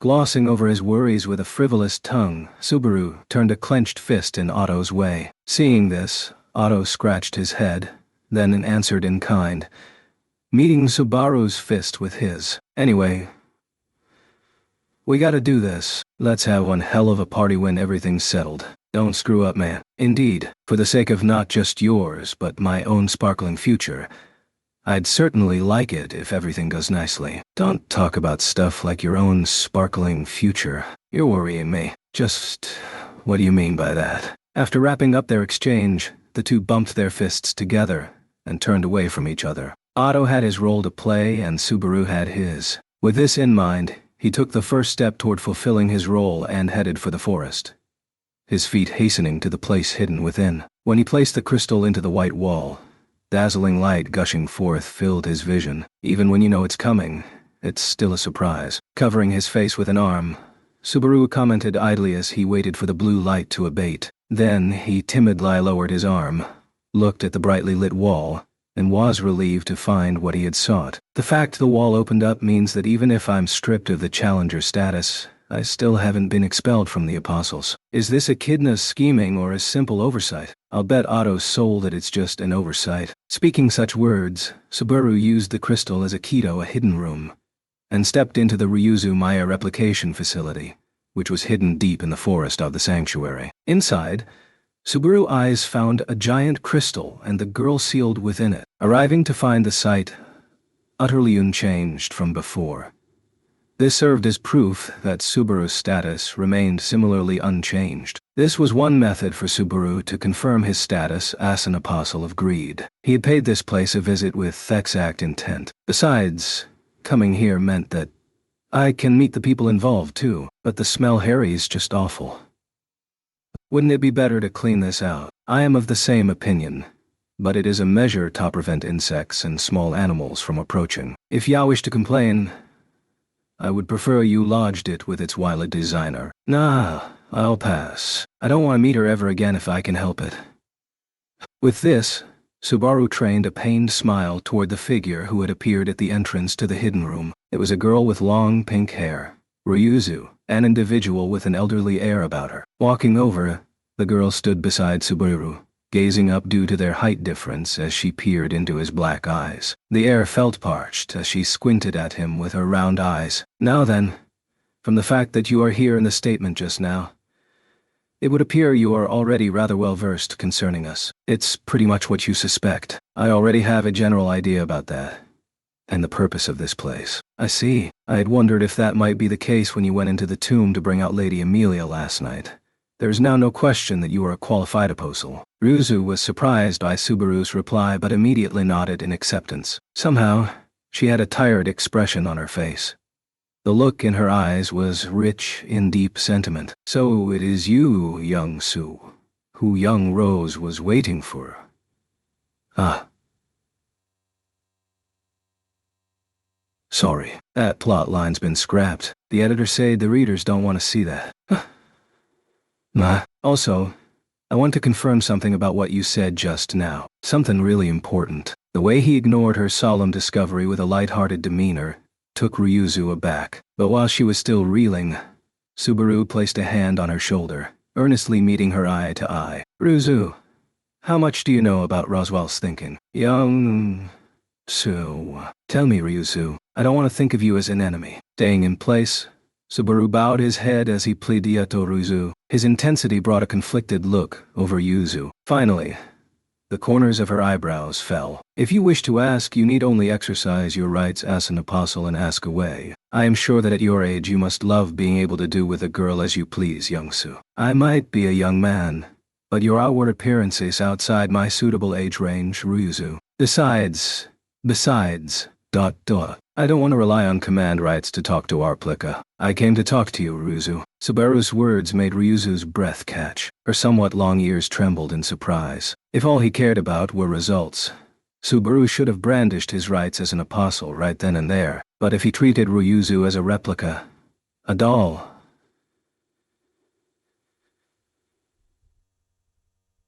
Subaru felt he would end up damaging something important to him. As long as there was life, a future, hope, possibilities. Yes, that was what Roswell had said. Subaru didn't think he was mistaken about that. But that was all. Roswell was not correct either. The proper path surely rested elsewhere. That was why Subaru wanted to speak to Ryuzu the proper way. All I know is that young Rose inherited a book from her, Lady the Witch. Perhaps his sentiments had gotten through.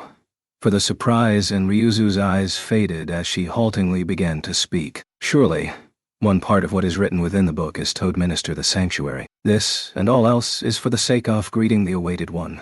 Yes, it was a previous generation of Roswells from which I heard this. That's it, huh? I swear, that is all. Or do you wish to question whether it is true or false as an apostle? I'm gonna pass. I trust you, Ryuzu. Perhaps it was more precise to say he wanted to believe her. Drawing in her chin, seemingly satisfied by Subaru's reply, Ryuzu looked at the hand resting on her shoulder. I must say, though, this is quite passionate of you. It makes even my heart beat a little faster. That's painting a problematic picture, but still, this is a big help. I mean, Ryuzu, if even you turned out to be a devil, I would have been this close to ordering you as an apostle to go sink into a smelter or something.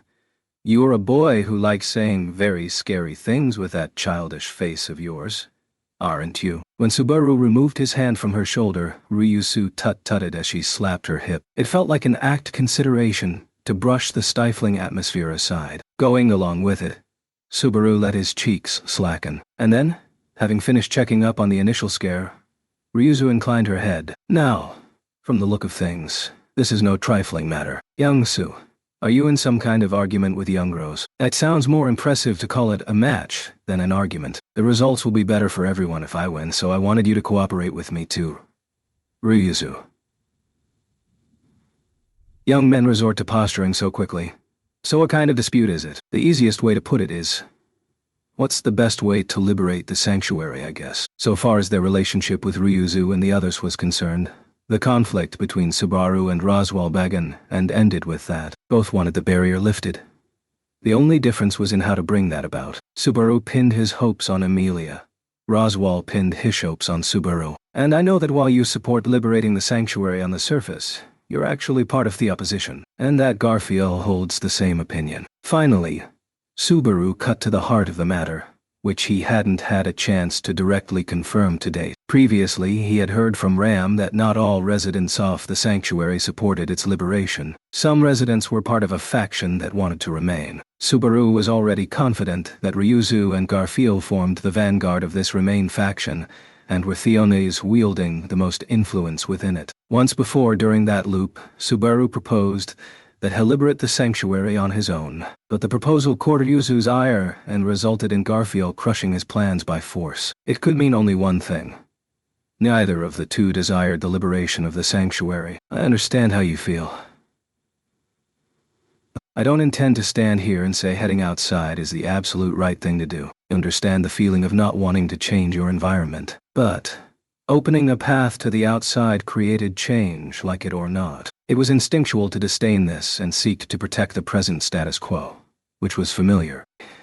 He didn't want to force that sentiment down. However, but it'll inevitably bring misfortune, and something I can't let happen. This once it's necessary, by hook or by crook. In the near future, disaster would strike the sanctuary. When that time came, the only thing remaining would be death. To avert this catastrophe, the barrier had to be lifted. He needed to liberate this place. But the decisions did not end there. If it comes down to it, you can make a choice then and there. Whether one stays or goes can be left up to each person. But I won't let you keep the door locked. On that, I won't budge. Young Su, I don't want to resort to it, but I will if I have no choice. So please don't make me. Let's settle this by talking to each other. He didn't want to depend on his right of compulsion as an apostle or anything like that. That was why he desperately wanted to settle things through dialogue. That's why...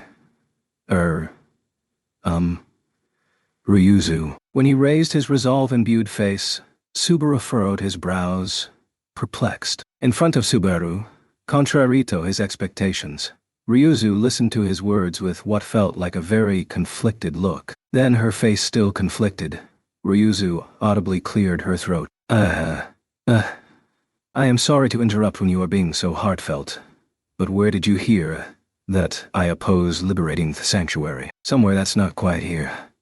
You don't need to hide it. Don't go spouting something vague like younger and give me a serious reply. Where did you hear such idle gossip? Idle gossip? I heard it myself, with my very own ears. Faced with Ryuzu's souring demeanor, Subaru's voice gradually lost its strength. After that, Subaru gulped, his eyes faintly avoiding Ryuzu's gaze. Ryuzu, don't tell me you're actually not opposed to liberating the sanctuary. As far as whether to lift the barrier, I have no intention of obstructing its removal. Just as you said, young Su, whether one stays or goes should be an individual choice.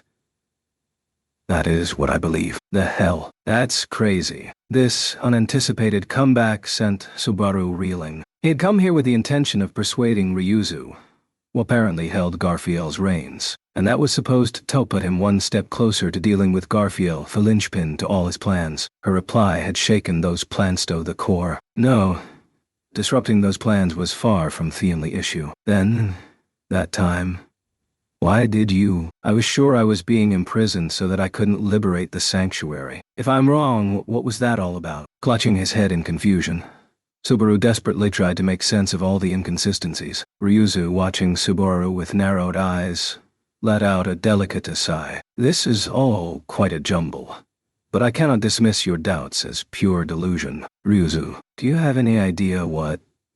Before that, young Su, I wish to ask you something. Interrupting the hasty Subaru's flustered thoughts, Ryuzu's serene eyes seemed sincere as she spoke. What is she going to ask me? Thought Subaru, blinking his eyes in surprise as Ryuzu hesitated ever so slightly. Young Su, what do you think of young Gar? The question came out of the blue, but Subaru immediately understood the reason for her unease. I see.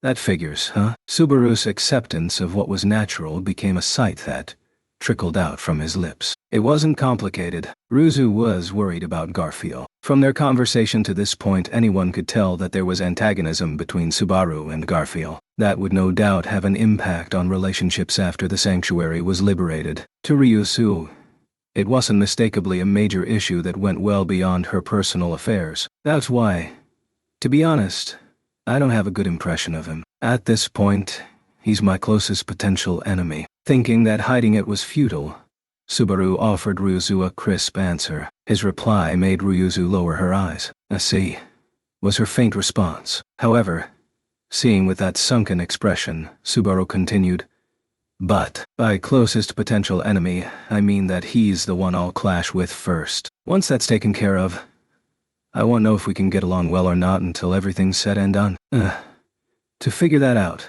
among other things, I want to learn more about him. See. Scratching his cheek, Subaru resigned himself to coming off as someone spinning a convenient tale. But these were not words he had chosen because they sounded good.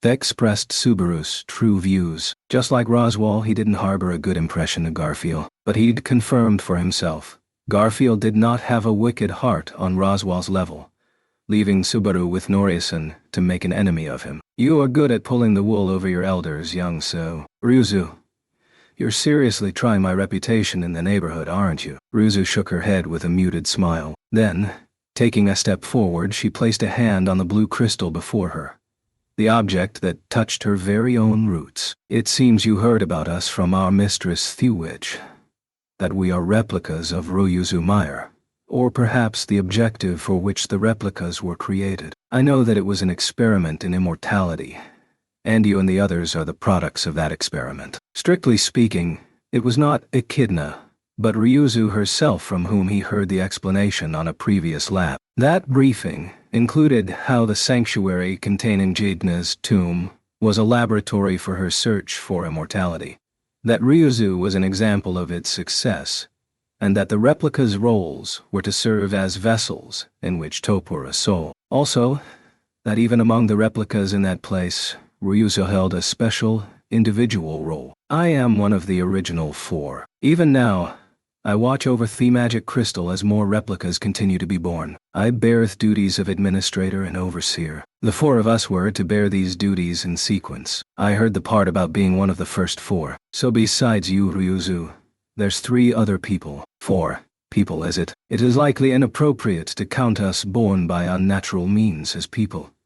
I don't want to treat you, who's currently living a full life, as a lowly hag, like some doll. Don't try to convince me otherwise, okay? The other 3 people? Wait. Breaking off his words there, Subaru licked his dry lips once. Instantly, a sense of déjà vu arose. Something stood out in his memories. Subaru carefully selected his words for the question that needed to be asked. On a previous time going through the loop, Ryuzu herself had made a request to him. Her role had been assigned. They sought individuality in all other things. In tastes, in hobbies, and in names. Therefore, what he needed to ask at that point was, "My name is Subaru Natsuki. Ryuzu, what's your name?" Ryuzu narrowed her eyes at the question, looking like she was gazing at something that dazzled bright. "My name is Ryuzu Arma. I am one of the first 4 replicas." Arma, as Ryuzu gave her personal name.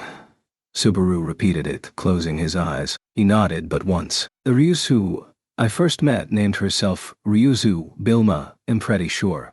"Meaning you didn't have any intention of hiding it at the start, did you, Ryuzu?" When he asked for her name, she answered. For hiding it meant repudiating the very individuality she had gained. Finally, Subaru understood too. The 4 Ryuzes, the overseers of the sanctuary, shared their role with one another. The 4 had been pretending to be a single person. But why go through all that trouble? Couldn't you have just acted like quadruplets? Our replica bodies are not of flesh and blood but falsetto shrouded in mana. Mana depletes according to how active the body is. It is insufficient for even a full day's worth of activity. I see, it's just like with spirits. So, to make sure your job doesn't go unfilled during the time you can't materialize, a substitute Ryuzu does the job for you. Subaru snapped his fingers. It all made sense, but he did think it was an awkward way to live. Ryuzu's role of overseer was being performed by multiple people. One could also say that 4 people's lives were chained to that single role. That is a matter for the ones in question to take on. To interfere in that would be an act of arrogance, young Su. I get that. I won't say a word if you don't have a problem with it, Ryuzu. But,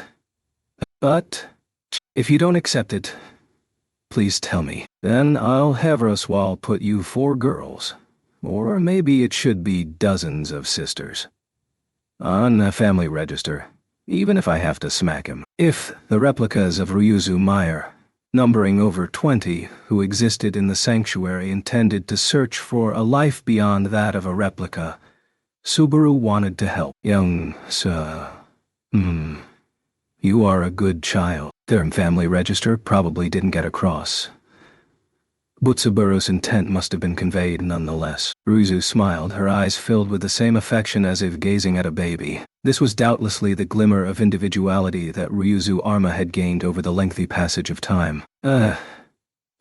Anyway, I get it. So let's get back to the original discussion. You may blush all you like. That said, it is I who began this discussion. The 4 originals fulfilling the role overseer, myself included, shared the same intent. Had we not, we would have been unable to act as if we were a single person. However, this only remained true until 10 years ago. 10 years ago, Ryuzu Shima, ...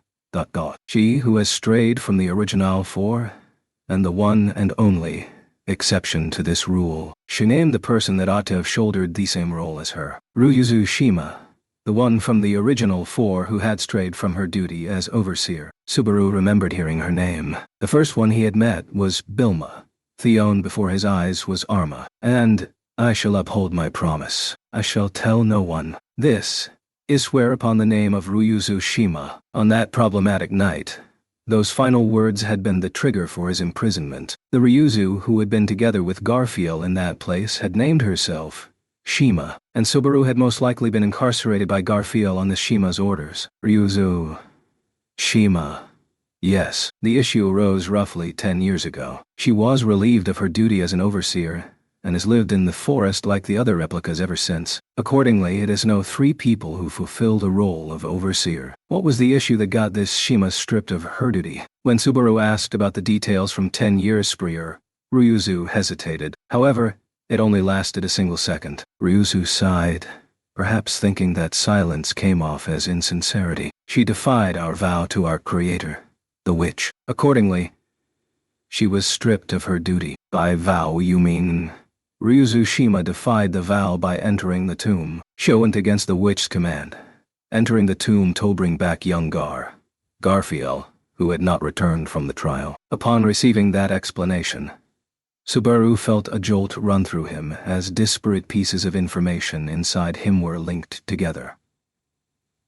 Garfiel had challenged the trial, only to fail and become an apostle of greed. Ryuzu Shima, who had brought him back, had been stripped of her duty as overseer. Multiple replicas were playing the role of Ryuzu the overseer. So the reason Garfiel opposed liberating the sanctuary, even resorting to force to do so, was that Shima put the idea in his head. She was stripped of her duty for rescuing Garfiel from the tomb, and that became her reason for being against liberating the sanctuary. That I know not. I have never met Shima since she was stripped of her duty, but it would not be strange for Younger to have met with Shima, for they share memories in a fashion we do not. Memories that you other Ryuzus don't have.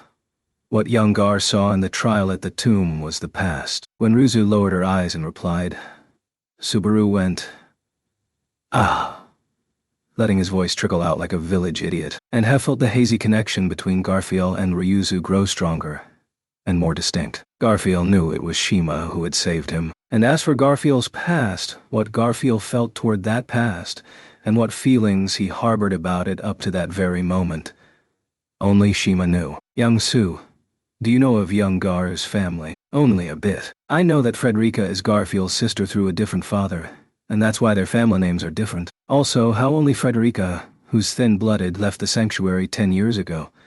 After getting that far, the 10 years ago time frame, made Subaru open his eyes wide. What if the events of 10 years prior made up the barb deeply embedded in Garfiel's heart? Don't tell me the past that Garfiel saw was the sight of Frederica leaving. No, it is not so. Phew.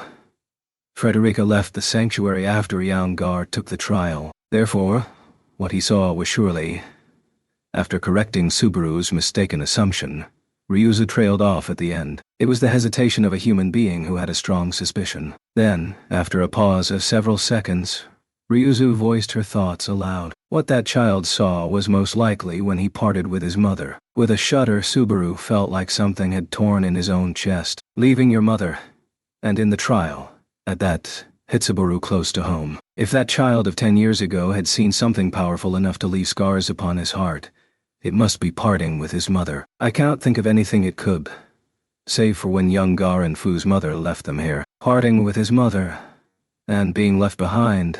When Subaru put the possible past on his lips, to be blunt, he felt a little disappointed. It would be wrong to quite call it hope, but he'd imagined a much grander past than that. But if Ryuzu's guess was correct, and Garfiel separating with his mother was the barb driven into his heart, him obstructing the sanctuary's liberation isn't caused by negative feelings for the outside world so much as for the mother who chose it over him.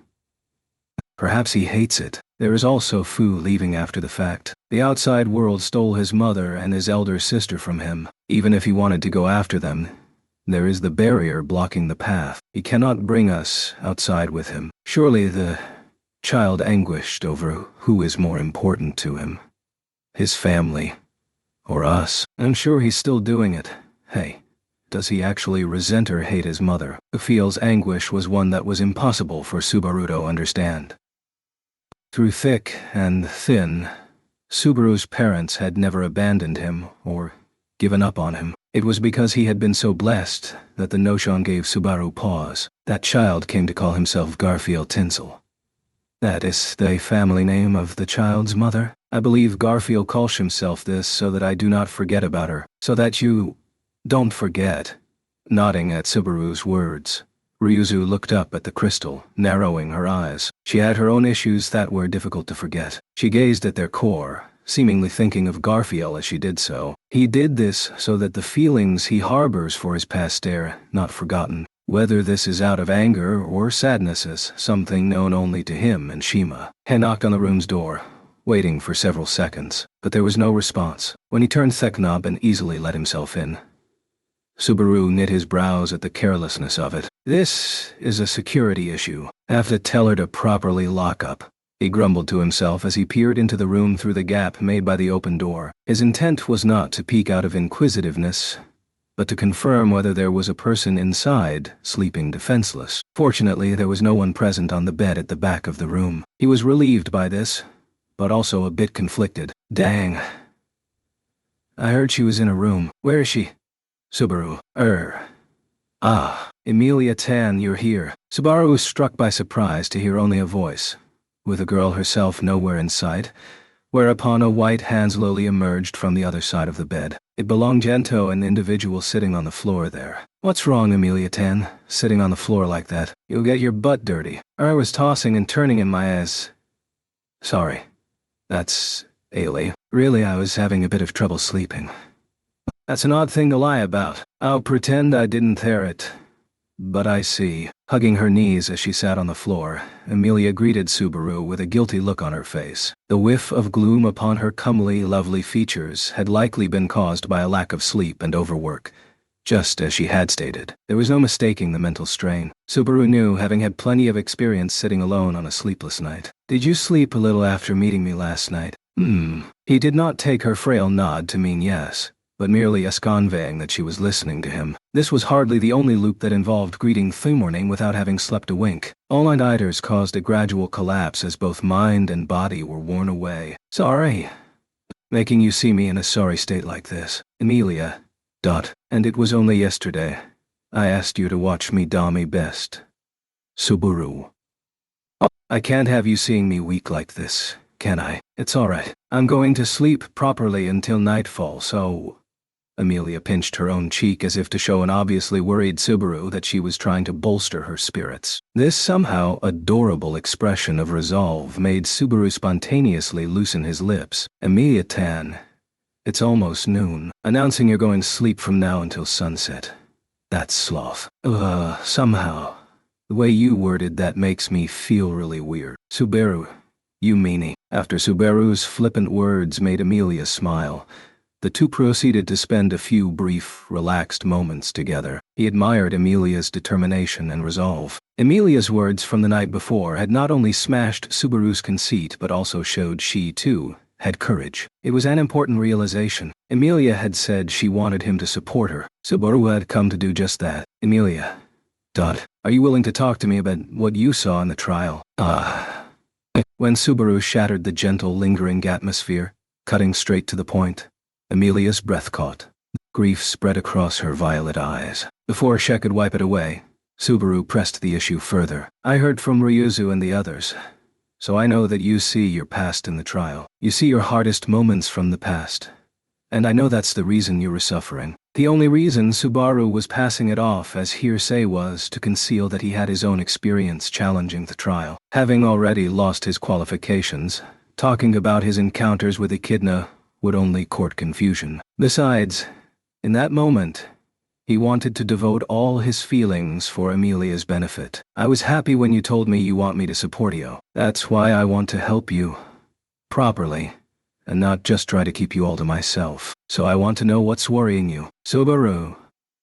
I won't claim anything like talking will make it easier. But if you talk about it, we can at least worry about it together. I don't know how dependable I'll be, but won't you let me fight the same enemy you are? Hay had lost the qualifications to take Emilia's place, to fight the suffering pouring down onto her in her stead. Therefore, Subaru hoped to come close and give Emilia a shoulder to lean on when she was tired. Perplexed, Emilia fell silent. Subaru quietly awaited her reply. The sway of Emilia's eyes bespoke of her profound gloom. A vortex of various agonies raged within Emilia.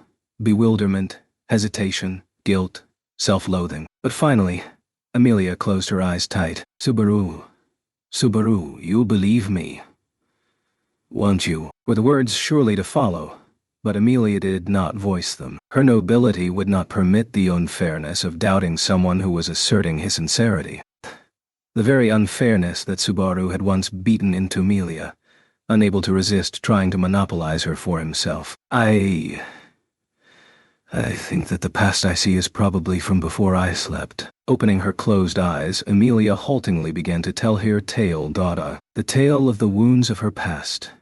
The memories she harbored all alone that she'd kept Subaru from touching all this time. Drawing in his breath at her confession, Subaru took Amelia's hand into his own. "Thank you for talking to me. This could get long, right? We should sit." Yeah, nodding. Amelia sat upon the bed, with Subaru sitting down right beside her. When Amelia deepened her brow, seemingly unsure of what to speak of, Subaru glanced at the side of her face as he spoke. "Hey, I don't want you swapped. But what do you mean, before you slept? I haven't told you about being in the ice all that time, have I, Subaru?" "Inside the ice? Wait, do you mean while frozen?" The unexpected words made Subaru blink. For a moment, an image from the facility in the forest, the crystal in which Ryuzu Meyer was sealed, came into the back of his mind. Strictly speaking, that differed from being frozen, but the images were terribly similar, provided that Subaru had not misunderstood. "I was frozen in the forest for a long time, a very, very long time, until Puck found me. He said I'd been sleeping within the ice." After a pause, Amelia's confession established that Subaru's striking mental image had indeed been true. Touching the crystal at her neck in which Puck was sealed, Amelia closed her eyes. No doubt the memory of the spirit at her side when she had awoken was playing out on the back of her eyelids. That was probably when the loving bonds of trust between Amelia and Puck had begun. While he certainly felt envy for that, the keywords ice and forest stimulated Subaru's memory. "I see. The eternally frozen Great Elier Forest. Come to think of it, back at the Royal Selection meeting." His memories of the opening speech conducted at the site of the Royal Selection returned to him. With a great throng of people surrounding them in Faroil Court, Amelia had most certainly spoken of herself, that she had lived in the forest, spending a long time within it, and how she had lived in the frozen forest and had been called the freezing witch. "Amelia, if you were in ice in the forest all that time, exactly how long were you there?" "My memories are really hazy. I was probably 6 or 7 at the time." 6 or 7. Do elves count years the same way humans do? As Subaru counted on his fingers, Amelia meekly nodded. "Being frozen solid during your childhood and waking up years later was tantamount to a time slip." Amelia had probably been hurled into a new era, like a distant cousin off the mythic Taro Urashima. It was only natural that the time she subsequently spent together with Puck made them just like family. "So the memories you see in the tomb are from before you were frozen, and the forest was frozen when?" "Apparently about 100 years ago." "I see. 100 100 years. As he tried to put the timeline in order, her casual reply took Subaru by surprise. Noticing his reaction, Amelia asked, "What is it?" As she tilted her head. I was imagining a span of 10 years, so I wondered if it was off by a digit." "I mean, Amelia Tan, you look like you're the same age as I am. So I figured the time frozen was... I kept growing physically while I was inside the ice. That's why, right after I woke up, it was like being in another person's body. Enough to make me trip and slip up all over the place." I see. So putting everything together. Amelia was around 7 years old when she first slept, and it had been 100 years or so later when she woke. In other words, Amelia's chronological age was 107 years old at this point in time. "So Amelia Tan, how many years has it been since Puck woke you?" "I think it was probably 6 or 7 years ago." Amelia's reply was not very precise, but the response convinced Subaru that his doubts were true. She was 107 years old after emerging from the ice. From there, she had lived 7 years, making her 114. Amelia was 114 years old, 18 years old going by outward appearance, and mentally 14 years of age. Our real age, apparent age, and mental age They're all disconnected. The elven blood Amelia had inherited made her age a vague concept in ways not normally possible. At the same time, it resolved many doubts Subaru had about Amelia's behavior. For someone who had lived for over a century, she was fairly ignorant of worldly affairs, often used phrases and gestures that stood out as childish, and from time to time she liked using words that seemed oddly archaic. All of these things could be attributed to the fact that Amelia had spent most of her life sleeping within the ice. 14. That's no different than felt. So why? Why did this girl have to bear such heavy responsibilities? The competition for the throne, the frozen forest of her homeland, the sanctuary with 4 centuries of stop time. The sufferings pouring down upon her were so numerous, so illogical, that he wanted to yell why. Subaru, sorry. And I said I wasn't trying to interrupt. With Amelia growing concerned, Subaru forced himself to smile as he responded. Her sufferings with the royal selection only made his ire for Roswell grow within his chest. But had it not been for that, Subaru would have an at Amelia. Hence, his irritation. Amelia, did you live a normal life before the forest froze? I probably did. When I lived together, with everyone in the forest, when Subaru tried to get the conversation back on track, Amelia touched a hand to her forehead as she replied haltingly. It looked suspiciously like she was enduring some kind of pain. Subaru touched her slender shoulder with a hand. Amelia, ... Are you all right? If it's hard to talk about, it's all right. It's just, my memories aren't very clear. Even though I saw my past at the trial, I really didn't understand what I was seeing. You can't remember the memories you saw. Is that even? Whether it was possible was beyond Subaru to judge. Subaru had challenged his past but once, and with that own time, Subaru had overcome the trial. Accordingly, his memories of both his parents were clear. But he didn't know what would have happened to those memories if he'd failed. There was no guarantee the trial hadn't been wickedly put together to make repeat challengers suffer. How about trying to remember one bit at a time? For example, who did you live in the forest with? There was a tiny settlement in the forest. All the elves lived there together. Amelia, what about your family? He wondered about both her parents and any siblings. It was with that intent that Subaru asked the question, but instantly realized his error. Amelia had always spoken of Puck as her only family. That she'd lost her entire birth family was something he should have deduced without thinking. Don't worry about that. My family wasn't living inside the forest. Everyone was really nice to me, and I liked everyone. But, family. With Subaru regretting his slip, Amelia resolutely smiled and shook her head. There was someone like a mommy to me. She was really gentle, beautiful, amazing. Mommy. She had a look in her eyes, like you have, Subaru. Just a tiny bit. That. Still smiling, Amelia was finding something in common between Subaru and her memories of her mother. However, that smile abruptly stiffened, and Amelia blinked her eyes several times. Oh, why, Mommy, Mom. Why did I call her that? Seemingly in disbelief, the shaken Amelia touched a hand to her own lips. Amelia's gaze began to wander around the room, as if searching for an answer, yet it was unable to find one. But there was no reason a lost fragment of memory would be found fallen on the floor of her temporary abode. Amelia, calm down. Take it easy. There's no need, Torish. Amelia was on the brink of panic when Subaru wrapped an arm around her head, pulling her close against him. Her long, silver hair flowed down her back as Amelia found, in her surprise, that her forehead touched Subaru's chest. He let her hear his heartbeat, just like Amelia had done for Subaru the night before. What happened to everyone when the forest froze? Nah, just like me, they were inside the ice. They're still frozen even now. I was living inside the forest with Puck waiting for everyone. I see.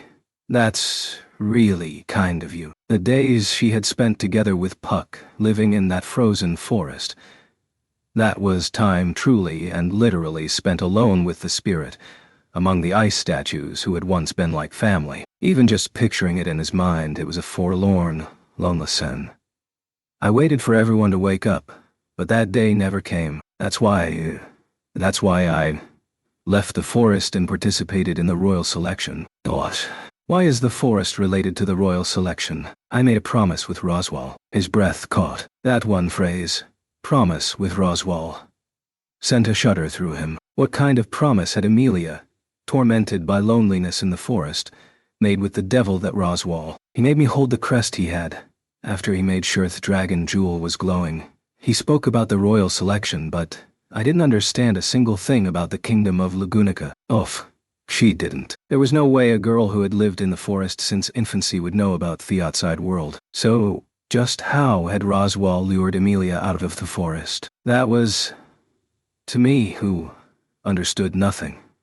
Roswal said this. If you are able to gain the throne, surely your wish to melt the forest's ice shall be granted. Subaru imagined his seething blood blotting his entire vision red. Roswal had used Amelia's pure, innocent wish to lead her out of the forest. That Amelia held the qualifications to join the royal selection was probably written in the Book of Knowledge. Not because he held any hopes for Amelia, but merely so that he might add the strongest card fated to appear under Amelia, a card named Subaru Natsuki, to his own deck. If he were honest, it made him loathe the idea of keeping Roswal in Amelia's party once all the issues were taken care of. Subaru, do you think less of me?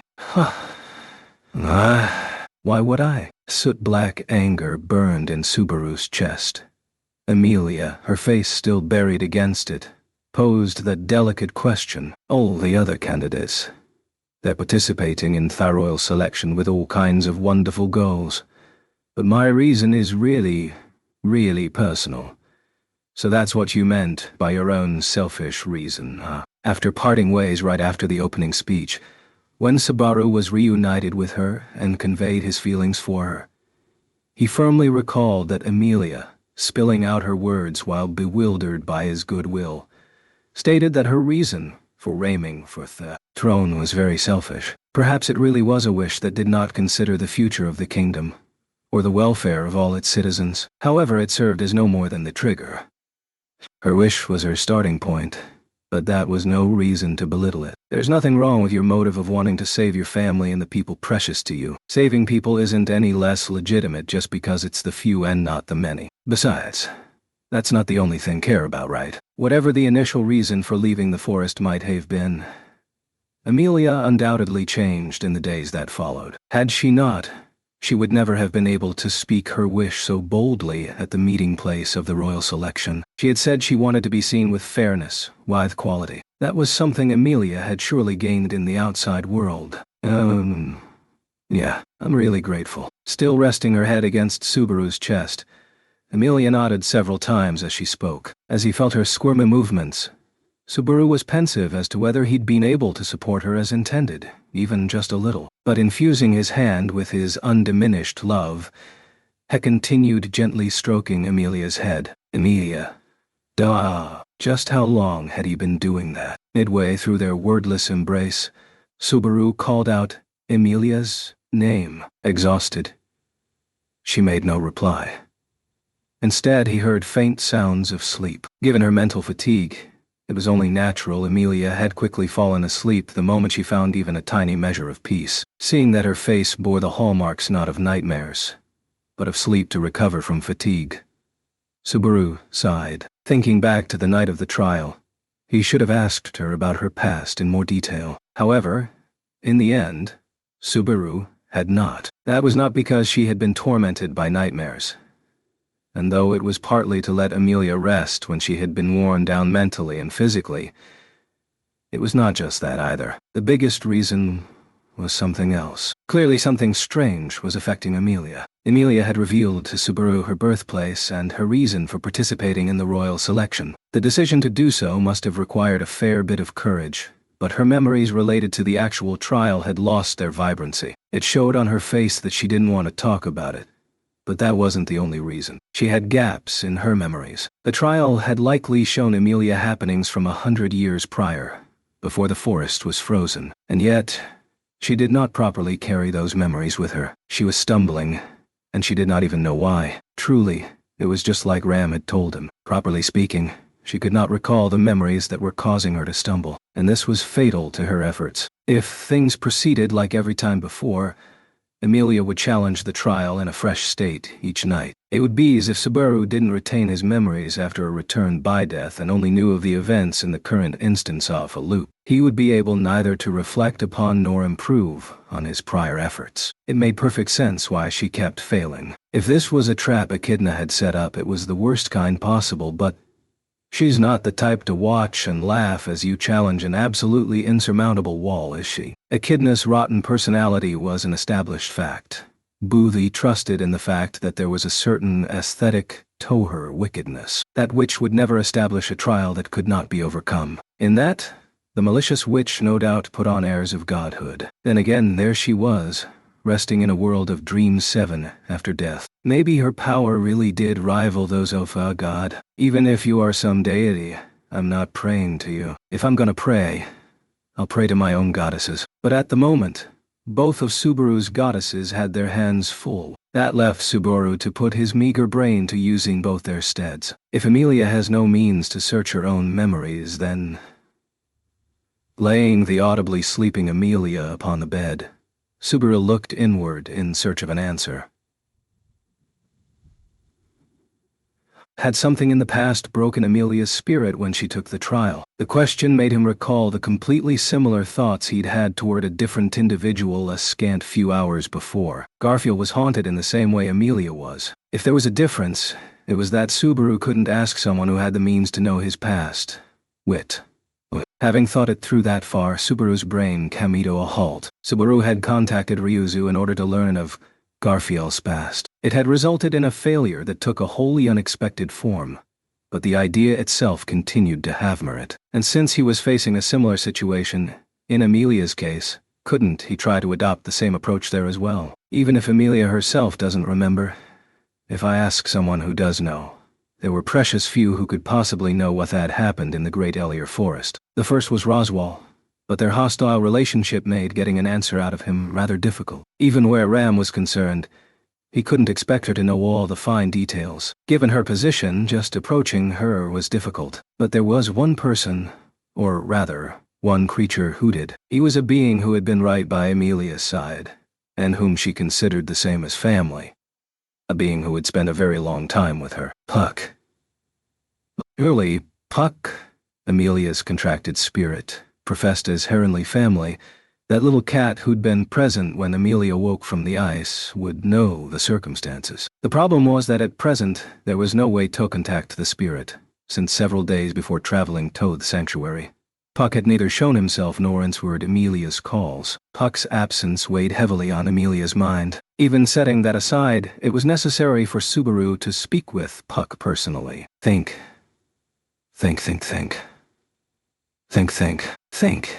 Damn it. Covering his face with his palms, Subaru desperately searched for a way. He wasn't responding to Emilia's call. It was meaningless to attempt to set Puck in motion through any normal means as a spirit mage. Therefore, he needed some other way to forcibly wake up Puck. He dug through all his memories of Puck to date. They included his first meeting with Emilia in the capital, their reunion and fighting side by side at the loot cellar, the repeated exchanges of words between them during the mansion loop, and the times, after the start of the royal selection, when Puck had even taken his life. How many times was it that you killed me? Murmuring to himself alone, he was referring to fact that Puck had been the cause of return by death more than once. Subaru was not rekindling his grudge.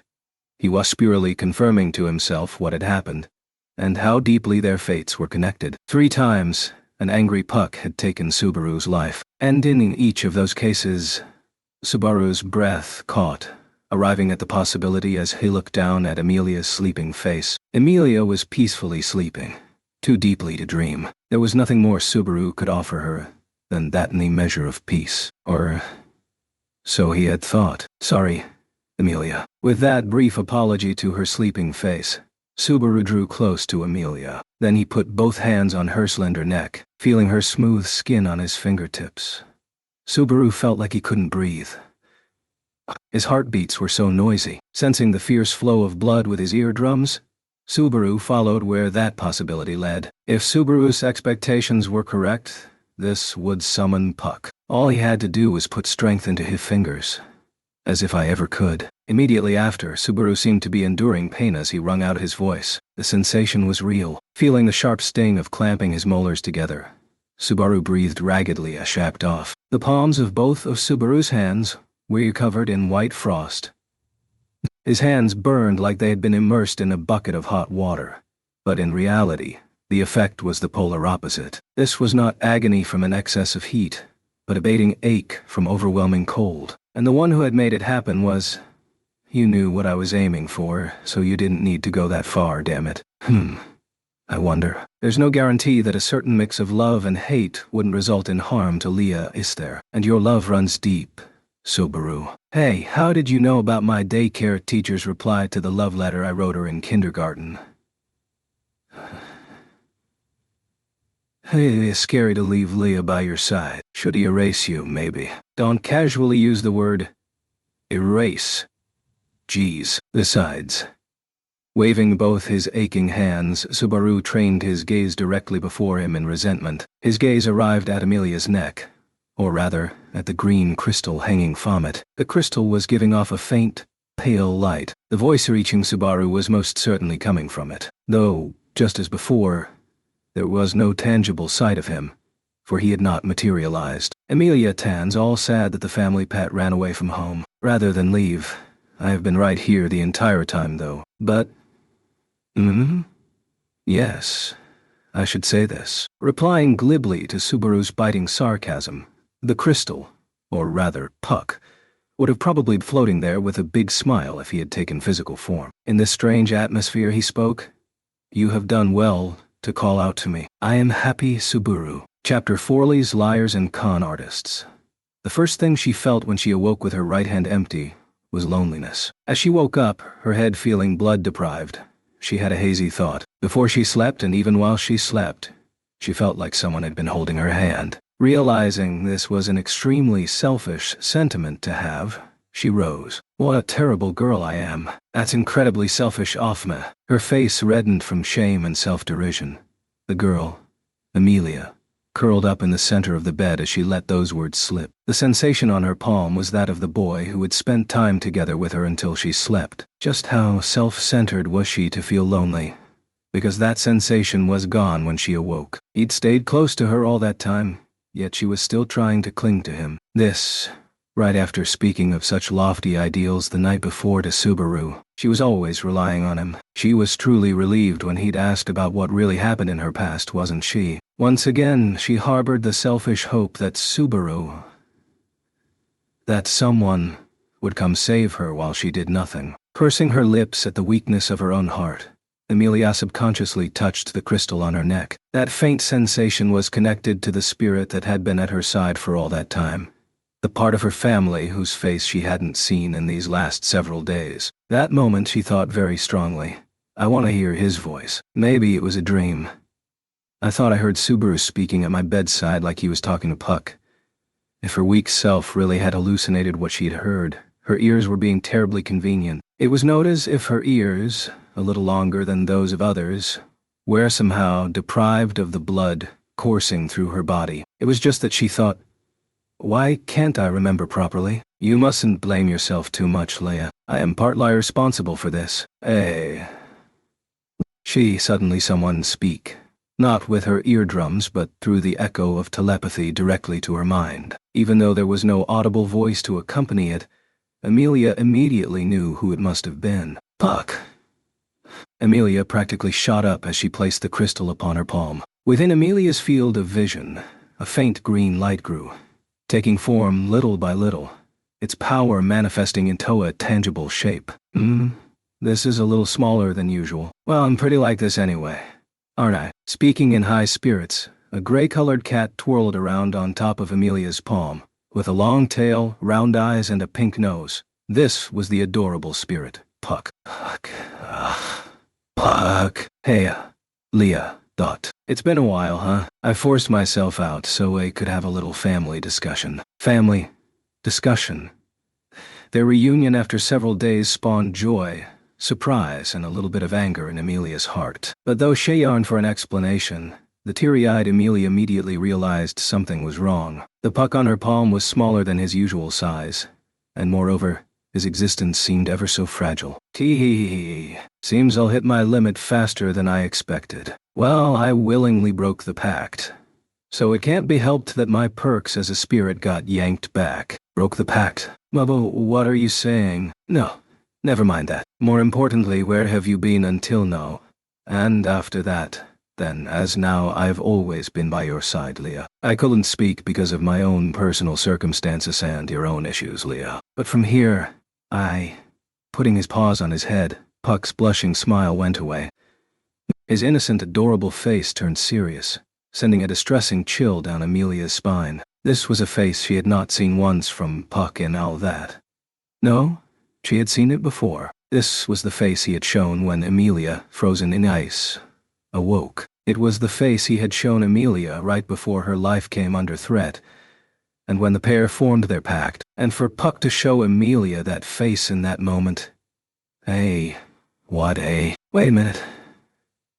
Amelia's voice stiffened out of shock. Beneath Puck's feet, the crystal upon which Puck's tail rested had a crack running down it. This crevice was slowly, but inexorably expanding. Oh no. This is terrible, Puck. The stone, the icon, this rate. I'm sorry, Leah. I really want to properly explain, but I didn't have time. That's something I truly regret. But I'm entrusting you to the child who holds you most precious after me. What are you talking ab? Such a person doesn't.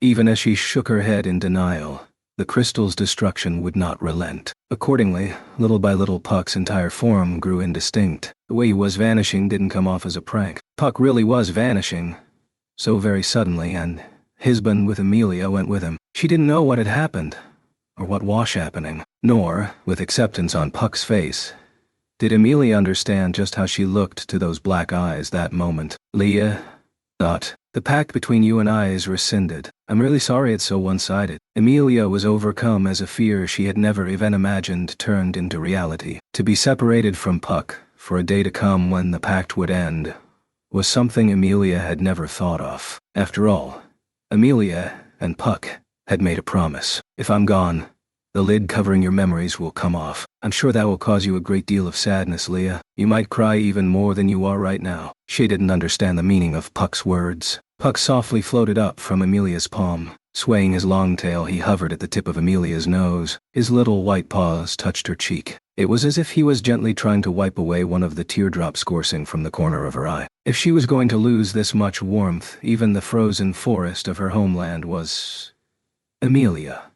I really love you. No. As she tried to stop their bonds from fading away, she thought the unthinkable when a voice echoed in the back of her mind. The voice came from someone, speaking to Amelia from her indistinct memories. She was being made to choose. That instant, she was being forced to choose between the warmth before her eyes and the cold past sealed within the ice, and the right to choose rested in Amelia's hand. That moment, if she reached out her hand, Puck would...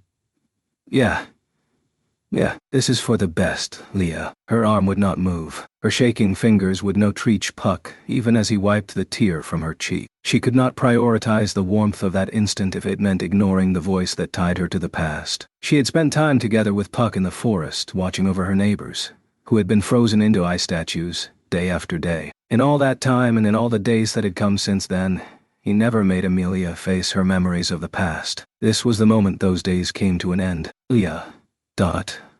In this whole world, you're the one I love the most. They were the words with which, in the past, he had conveyed his affection.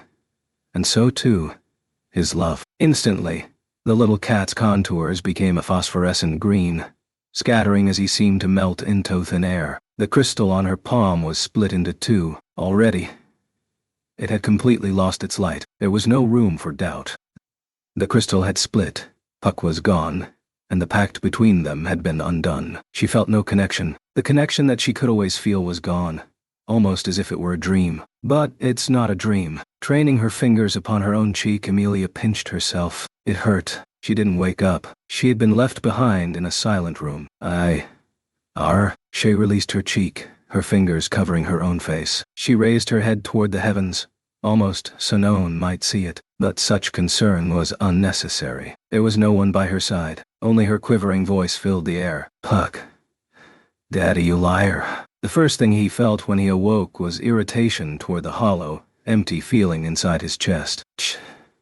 Clicking his tongue, he sat up, violently clawing at the short blonde hair on his head. He was not the sort to wake up badly, but the nightmare had been bad. This, and everything else, was doubtlessly the fault of those uninvited guests who had disturbed the peace of the sanctuary. Young Gar, are you awake? Then, as he sat cross-legged on the bedding with a curled back and a foul mood, a familiar voice addressed him. When he turned, she was visible at the back of the small, crude cabin and was wearing a white poncho.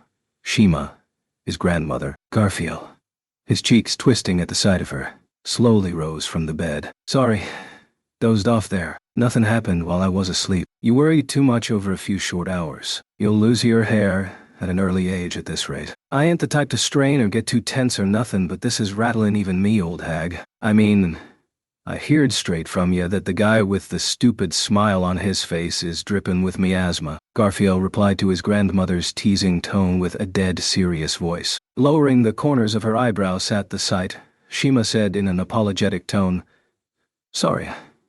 It was Shima, who could literally smell the miasma coming off of Subaru Natsuki, the miasma that came from interacting with the witch. Shima had been concealed in the woods, performing her duty as one of the eyes of the sanctuary. Unlike other replicas, she possessed individuality just like Ryuzu and met with Garfield regularly. He had first heard that someone tainted with powerful miasma was mixed in with Amelia's party on the first night off the trial following their arrival. Ever since, Garfield's eyes bore a glint of wariness and enmity toward Subaru and those with him. No matter who it was, he would not forgive anyone who brought calamity to those sanctuary. However, I've spoken of it already, but that boy, Young-Soo, does not appear to bear any relation to the witch. Besides, from what I have heard, there are much larger concerns. Much larger concerns?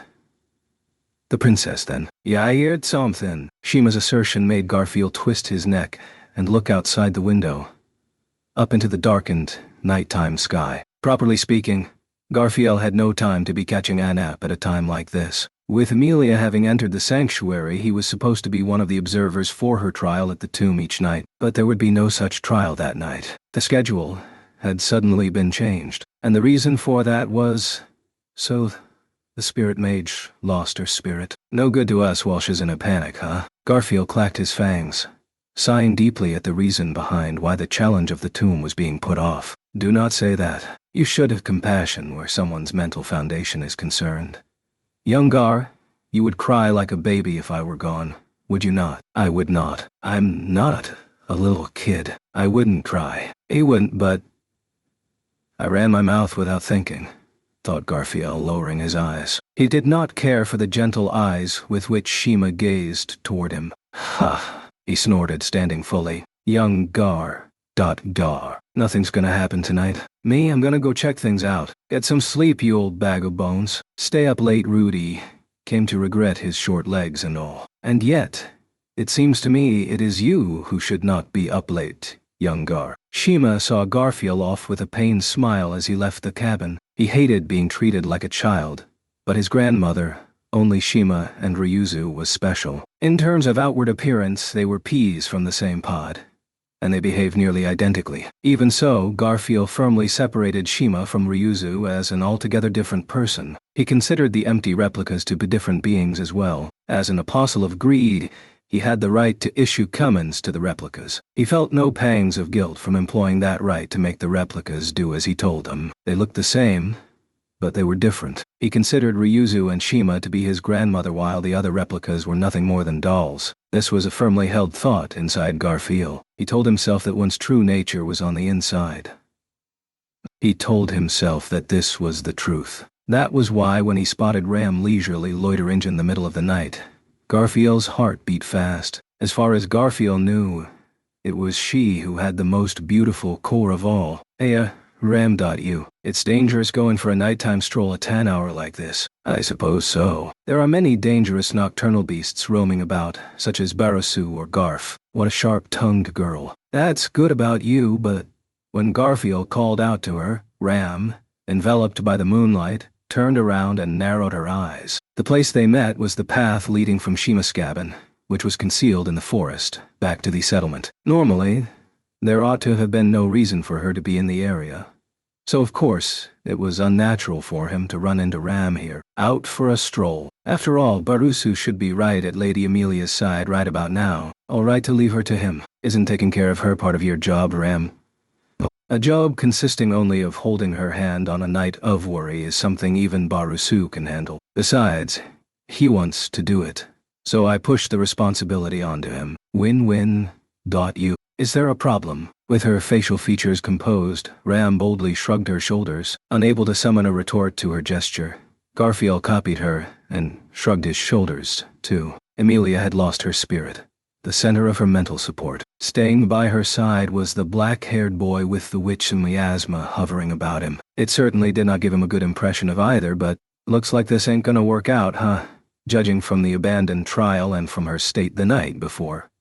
Garfield didn't think Amelia could overcome Thetriel. He sympathized with the sight of her breaking in toters, crushed by her past. Of course she had failed. The past was something you regretted, but could not change. There was no way to win against regret. Ram, do you have any regrets? Why? All of a sudden, abruptly, Garfield put into words something heavy, thatristed inside him. That hateful trial was a collection of malice that made you vividly relive the regrets that haunted your heart. But would that even work on someone who had no regrets? Maybe it wouldn't work on Of course, even I have my regrets. You regret something. What?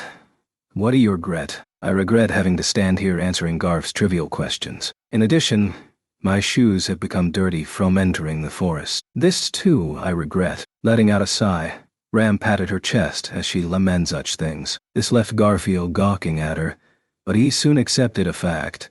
She really didn't have any meaningful regrets. Her lack of regrets made Ram pretty. This, her typical strength, was what charmed him. Something is missing. I am unsure of just what, but perhaps that would constitute a qualm. Nothing at all. More importantly, walk me back. Or do you intend to make me travel this path at night alone? Inclining to touch upon what he had heard her murmur, Ram immediately began walking toward the settlement. It was extremely self-centered behavior, but Garfield walked after her without a single word of complaint. Along the way, for a single moment, his thoughts lingered on Shima, left back at the cabin. But Ram's unhesitant gait spurred Hymanward. There was nothing going on that night. He was certain this quiet night over the sanctuary would continue unchanged. Amelia, are you really all right? It might be better to let all of the hard stuff. It's fine. Really. I'm all right. With Subaru gloomily sitting in a chair at her bedside, Amelia shook her head. She smiled to try to put him at ease, but her trembling lips failed her. The sight made Subaru's face cloud over even more. It had been half a day since the crystal had cracked and Puck had vanished, his pact vanishing with him. When she touched her neck, her attachment to the cracked crystal remained, though it had completely lost its warmth, and her fingertips only drove the loss home. She could not part with it even so. I'm sorry. I keep apologizing like that, don't I? But I'm sorry. Even though I really have to take the trial tonight, too. She ought to have hardened her resolve, determined to make up for the prior night's failure at the trial. Of course, being unable to make up for that, or even challenge it whatsoever, was disheartening to her. However, as Amelia apologized, Subaru said, "It's all right," gently smiling at her. "No big deal. It's not like any of this is your fault, Amelia. The fault's with the guy who decided, anyway, you need to take it easy on yourself. If there's anything I can do, my hands aren't very big, but I'll lend you anything I can." Hesitant to touch her wounds, that was how Subaru showed his consideration. Accepting this, Amelia sat on the bed as she lowered her eyes, making a little in her throat. It had been several hours since Amelia had lost her pact with Puck and was left alone before Subaru realized something was wrong. And during that time, over and over, Amelia had gone over her conversation with Puck before he had vanished. "It's been a while," he had said. Yet the final conversation exchanged between them had not lasted all that long. Even so, the anguish of remembering the moment of their parting ways throbbed in her chest time and time again. That was not all, for the memories she had touched upon displayed scenes unfamiliar to her. She heard a voice, a gentle voice, a soft voice, a voice full of love, was calling Emilia's name. This was Emilia.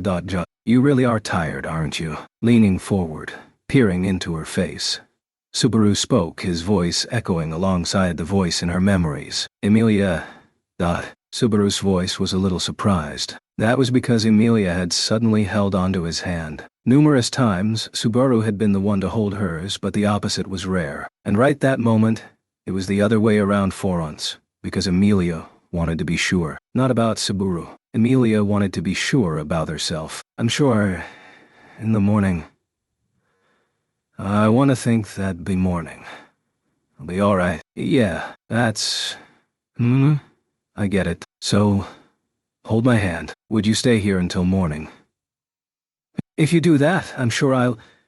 Entwining her fingers with Subaru's, Emilia infused the sensation with that prayer. It was a different sensation than the last time she had touched Puck's paw, but she felt like there was something there between them. Please, Subaru. I'm sorry.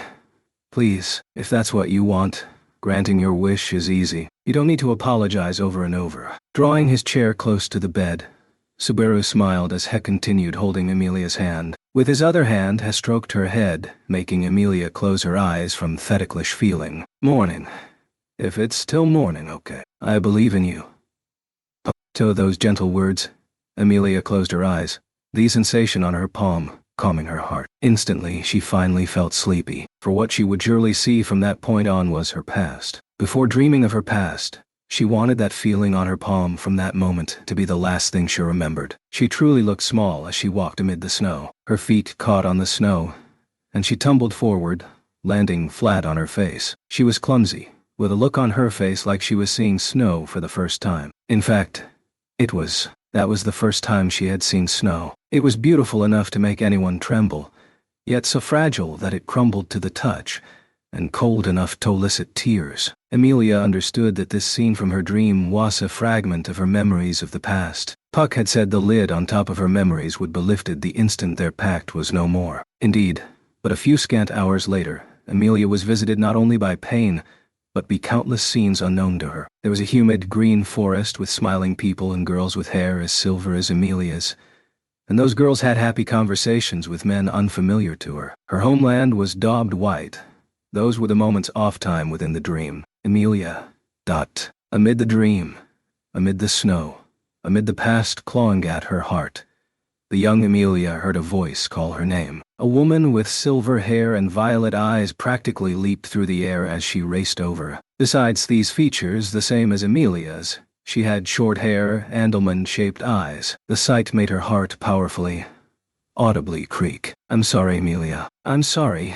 I never taught you any of the important things. I hid everything from you. I just wanted our princess to be happy. Please forgive us. Forgive me. The woman embraced the young Emilia tightly, pleading to her in an earnest voice. I love you.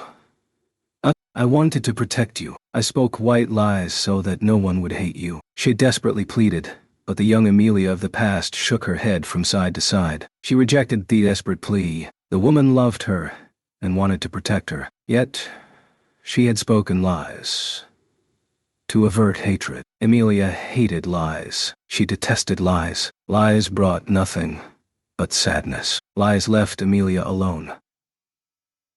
Lies ruined anything, everything. That was why she hated lies. Emilia. I really love you. This, too, was a lie. All of it was a lie. Lie. It was Ailey. It was a lie. Not that she wanted to believe that everything had been a lie. Mommy Fortuna, you liar. Opening her eyes, Emilia spoke those words to the lovely woman seared into her memories. Puck, you liar. Touching the split crystal with her left hand, Emilia spoke those words to the spirit who had rescinded the pact made with Emilia. And then, Subaru, you liar. Staring at her empty right hand, Emilia spoke toward the boy who had made a promise to her before she slept. She spoke to the boy not there. Liar. There was a moon outside the window, tracing a half-crescent. It was still in the sky, with the promised morning far off. It was when Garfield visited Shima's cabin in the morning on a whim that he realized something was wrong. The great number of human outsiders currently present made the sanctuary situation different from the norm. Because of that, Despite Shima being a little indisposed due to her secluded life in the forest, he figured he ought to have another word with her at least. Old hag, hey, where the hell'd you go? When he looked around the cabin interior, Garfield twisted his neck, for Shima was absent. It was very early in the morning, but the bedding had already lost its warmth. There was no mistaking that she had left at quite an early hour. Since going out on a stroll at a rather odd hour ran a high risk of strangers spotting her, Garfield was internally conflicted. He didn't want to restrict his grandmother's movements. He didn't want to, but right now, there's Roswell and the miasma bastard here. Touching the white scar on his forehead, Garfield twisted his cheeks. Touching his scar when he was thinking about something was akin to a force of habit. He'd borne the scarever since the moment he entered the tomb in his youth. He behaved like an idiot who did not know fear. But that memory was of the single most foolish thing he'd done. Haunted by the presence of the scar, he touched it to make himself remember to regret and reflect. Hence, it had become a habit. A stroll, huh? Days sure get long when you get old. Maybe I should pour some tea and wait. Spotting the teacup placed on the table, Garfield felt a sense of thirst rising in his throat. Where are those tea leaves, he thought? But something struck him as wrong. There were 2 teacups on the table. Garfield hadn't had any tea when he'd been there the night before. Matsum-shang. Wei-lo. Bwa. Pas-swing. Ah. The sense that something was wrong made Garfield put his nose to work, practically shooting out the cabin as he rushed outside. There were no footprints remaining on the forest floor. There was virtually no trace of Shima's replicascent, either. If it was nothing, fine. But if it was something, almost flying as he raced through the forest, Garfield made a beeline back toward the settlement. There were 2 potential destinations. The cathedral, to which the outsiders had been exiled, or perhaps Church. Like there's any doubt, Garfield clacked his fangs as his feet carried him straight toward the back of the settlement. Then, just as his destination was coming into sight, Garfield raised his voice in a, "Hey, Garfield." With a pale face, it was none other than Subaru who turned around. There were 2 others at his side, Ram, and that third-rate guy whose name he didn't remember. The trio was standing in front of an empty house, the house currently being used as Amelia's place to rest. "The hell are all of you doing out? Hey, do you know where the heck Amelia is?" Hell. Garfield, all worked up trying to find Shima, was about to ask if they had any idea where she was when Subaru's words took him by surprise. This instantly left him at a loss. Garfield's reaction brought an irritated look over Subaru's face. "What gives? Do you know where? You didn't abduct her, did you?" "Don't talk, stupid. Why'd I go abducting the princess? What's going on?" "Lady Amelia has gone missing. It happened this morning, right under our noses." In place of the uneasy-looking Subaru, it was Ram who laid bare the circumstances. But the explanation did not induce Garfield to close his mouth. Amelia was missing. That made 2 people missing. It seems Mr. Natsuki was holding her hand during that night. When morning came, Mr. Natsuki apparently went to switch with Miss Ram so that she might get a change clothes. Well, that's your mistake, ain't it? When third rate added more detail, Garfield let that comment slip. Subaru hung his head with a pathetic look on his face. To be blunt, Garfield had suspected it might all be some kind of scheme, but he didn't think Subaru being shaken by Amelia's absence was a ruse. Who could put on an act with a face that pathetic? If that was so, Shima and Amelia both being missing made this an emergency situation. No choice, thought Garfield as he took the blue crystal in his loincloth into his hand. He didn't want to employ his rights as an apostle of greed. But if there was ever a time to use the replica's power, this was it. He just needed to mentally order them to search for Shima, and next, Amelia. For 1 second, he was tempted to order Shima to come to his side, but Garfield forced the notion back down, throwing that option away. He didn't use his rights on Ryuzu or Shima. That was the moral code Garfield had to protect at all costs. So what? You looking for her with other people? We only just found out. We're gonna ask the people from Earlham Village to... You do whatever you want. Me, I'll do it my way. Ram, don't. If they had their own ideas, he wouldn't object. When Garfield called her name, Ram nodded deeply, seemingly guessing what he had in mind. Surely she could make use of everyone in the sanctuary, native and stranger alike. Garfield would leave the matter of Amelia in their hands, for he had to search for Shima himself. He would not divulge Shima's existence to Ram or the others. It was a secret of the sanctuary, after all. If you find something out, let me know. And don't do anything stupid, you hear? Driving that one thing home, Garfield kicked the ground, leaving Ram and the others behind. Activating his explosive leaping strength, he made a full turn. This time racing back to the forest in one go. He'd rendezvous with a number of the replicas, leading them in an organized search. As he resolved upon this, damn it all, what the hell's going on here? He couldn't get the others to search for Shima. Even the residents of the sanctuary did not know of her existence. Ryuzu was the exception. But Ryuzu and Shima, he thought it would be cruel to make his two grandmothers meet each other. He hadn't heard the particulars of the situation, but the gist was that Shima had once been Ryuzu, but had stopped being Ryuzu somewhere along the line. Given the sad way she talked it, he didn't need to hear anymore. All Garfield needed to do was keep it to himself. That would protect the secret. In that moment, it was for that sake, for the sake of secrets, for the sake of the sanctuary, that Garfield ran. This is... Wiping the sweat on his brow, Garfield grimaced at the disagreeable scent. Garfield did not like this place. Better put, he hated it. The pungent scent hovering in its environs was akin to a mortal enemy to his sensitive nose.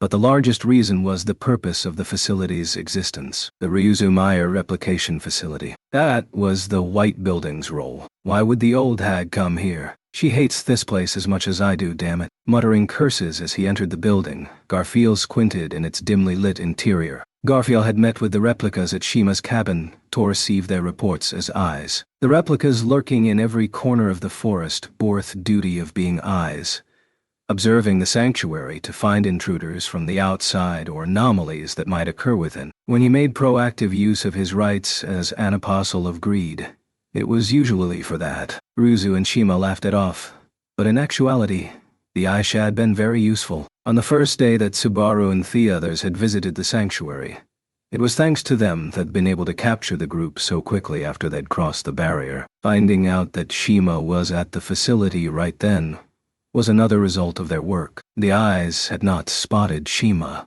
but that meant by implication that Shima had gone to a place where Norplica was on duty. That strongly pointed to the facility and its surroundings. Of course, he'd made the replicas continue the search, but it's open, so this is the place. Having arrived at the spacious room in the back of the facility, Garfield clicked his tongue in certainty. At the tip of his gaze was where a white wall ought to have been, but the entrance to the hidden room behind it was wide open. Garfield pretty much dragged himself there only once in several months to a year's time, to pick up a new replica created from the device within the chamber, and only those with the same status as Garfield bore cold enter that place. For the conditions to enter were twofold: to bear a crystal and to be an apostle of greed. Garfield knew of only one person beyond himself who could possibly fit those two conditions. Old hag, are you here? Can you hear my voice? Shouting loudly, Garfield advanced to the back of the chamber with ragged-sounding footsteps. He was halfway certain he was being lured there. Some kidnapper had brought Shima into the facility, lying in wait as he came searching for her. Knowing that much, he ought to have been cautious. Garfield was nothing if not bold and impetuous. If it was a trap, he'd crush it underfoot. If a scheme, he'd clamp his jaws and shatter it. His conclusion was plain and simple. Old hag. Old hag. Surely, there was no reason to inflict harm upon her. He could surmise no reason to do so. At the very least, she'd serve the other party tea. Even if the opponent was some strategist with a devilish mind at work. Hearing no reply, Garfield set foot into the chamber, resting his eyes upon the so-called magic crystal. In its blue light there was a girl hugging her knee sealed within. This was the girl from which all the replicas originated, Ryuzu Meyer. Garfield felt bad about the presence of the girl, one he took for granted which he could call neither materials nor a corpse. He felt himself reflected in that presence, already ended, yet continuing to exist. Perhaps it was because her existence jabbed deeply on his chest that he was slow to respond to the footsteps behind him. Oh. No. Turning around and raising his voice, he immediately scolded himself for the stupid question. There was only one sort of person who would show up at that time and place. In other words, the presence belonged to Subaru Natsuki. I am terribly sorry I cannot live up to your expectations. The whisper in his ear and the pat on his shoulder sent Garfield into shock. In other words, This was proof he had been approached from the opposite direction of the footsteps he had heard. And the one who had done this was... the host of the banquet is absent. May I serve you in his place? Speaking these words, the gentleman with delicate features bowed, touching his hat to his chest. I remembered his face. His face was all he remembered. He did not remember his name. That was why Garfield called him third-rate. Why are you? Where is that bastard? His surprise over the young man's emergence undiminished. Garfield searched the room for any sight of Subaru. The young man was unexpected, but he could guess who'd set this up. Of course, the uproar over Amelia's absence was a pack of lies, too. The shaken look on his face and all the rest was purely the product of acting. Actually, this circumstance truly was unexpected.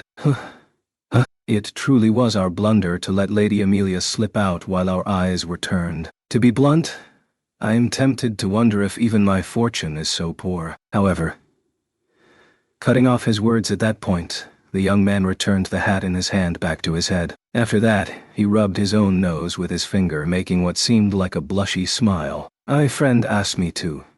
You see, knowing full well 'tis Amanor role, I shall play it to the fullest regardless. Dragging her feet, she walked toward the pale glow with darkness hovering all around it. The exhaustion of her willpower robbed her of endurance as well. Even though she was moving but a short distance, her body felt heavy. Even so, the girl, Amelia, was unwilling to halt, forcing herself to move forward. Puck's prediction had been correct. The lid on her memories had been lifted, and recollections came back to her one after another. She didn't know what connected the two. She did not know why Puck's absence was related to her memories. Was it Puck who had sealed her memories? If so, why would Puck, Mommy Fortuna? Instead of that doubt, what she put on her lips was the name of the woman who had been like a mother to her and was strongly carved into her memories. She was not her birth mother. She was sure she'd heard that from the woman herself. Those memories, too, would surely come back to her in short order. Her memories of Fortuna were gentle, warm, and strong. To Emilia, she was the ideal woman. The mother who should have been turned into a statue of ice was somewhere in the frozen forest that very moment. The memory of the sin she could never undo throbbed. Asobi trickled out from Emilia's lips. Not everything had come back to her yet. And yet, a feeling of guilt welled up from deep inside her chest. Even without her memories, surely her body, her blood, and her soul remembered. It had always been like that. Always. Desperately, earnestly, with all her strength, she didn't tend to hold back in the slightest. Yet Amelia's hands could not even glance across the surface of that which she truly wished to reach. That was probably why Puck, why Subaru, why Fortuna had slipped through her fingers.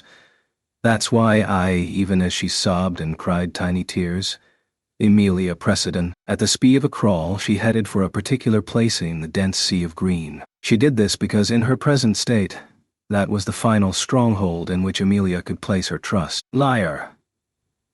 There was no one to hear the word of blame that fell from her slender lips, nor was there anyone who clearly understood who Theward was for. You ain't got what it takes for this role, third rate. Immediately after recovering from the initial shock, Garfield seemed to chew on the words before spitting them out. The tone of his voice was intimidating. The young man on the receiving end of it made a pathetic-looking face. Well, I imagined you might say as much. I too believe I am behaving rather recklessly in courting this circumstance. Truly, I had intended to settle this with dialogue between us. Dialogue, you say? Yes. Ryuzu?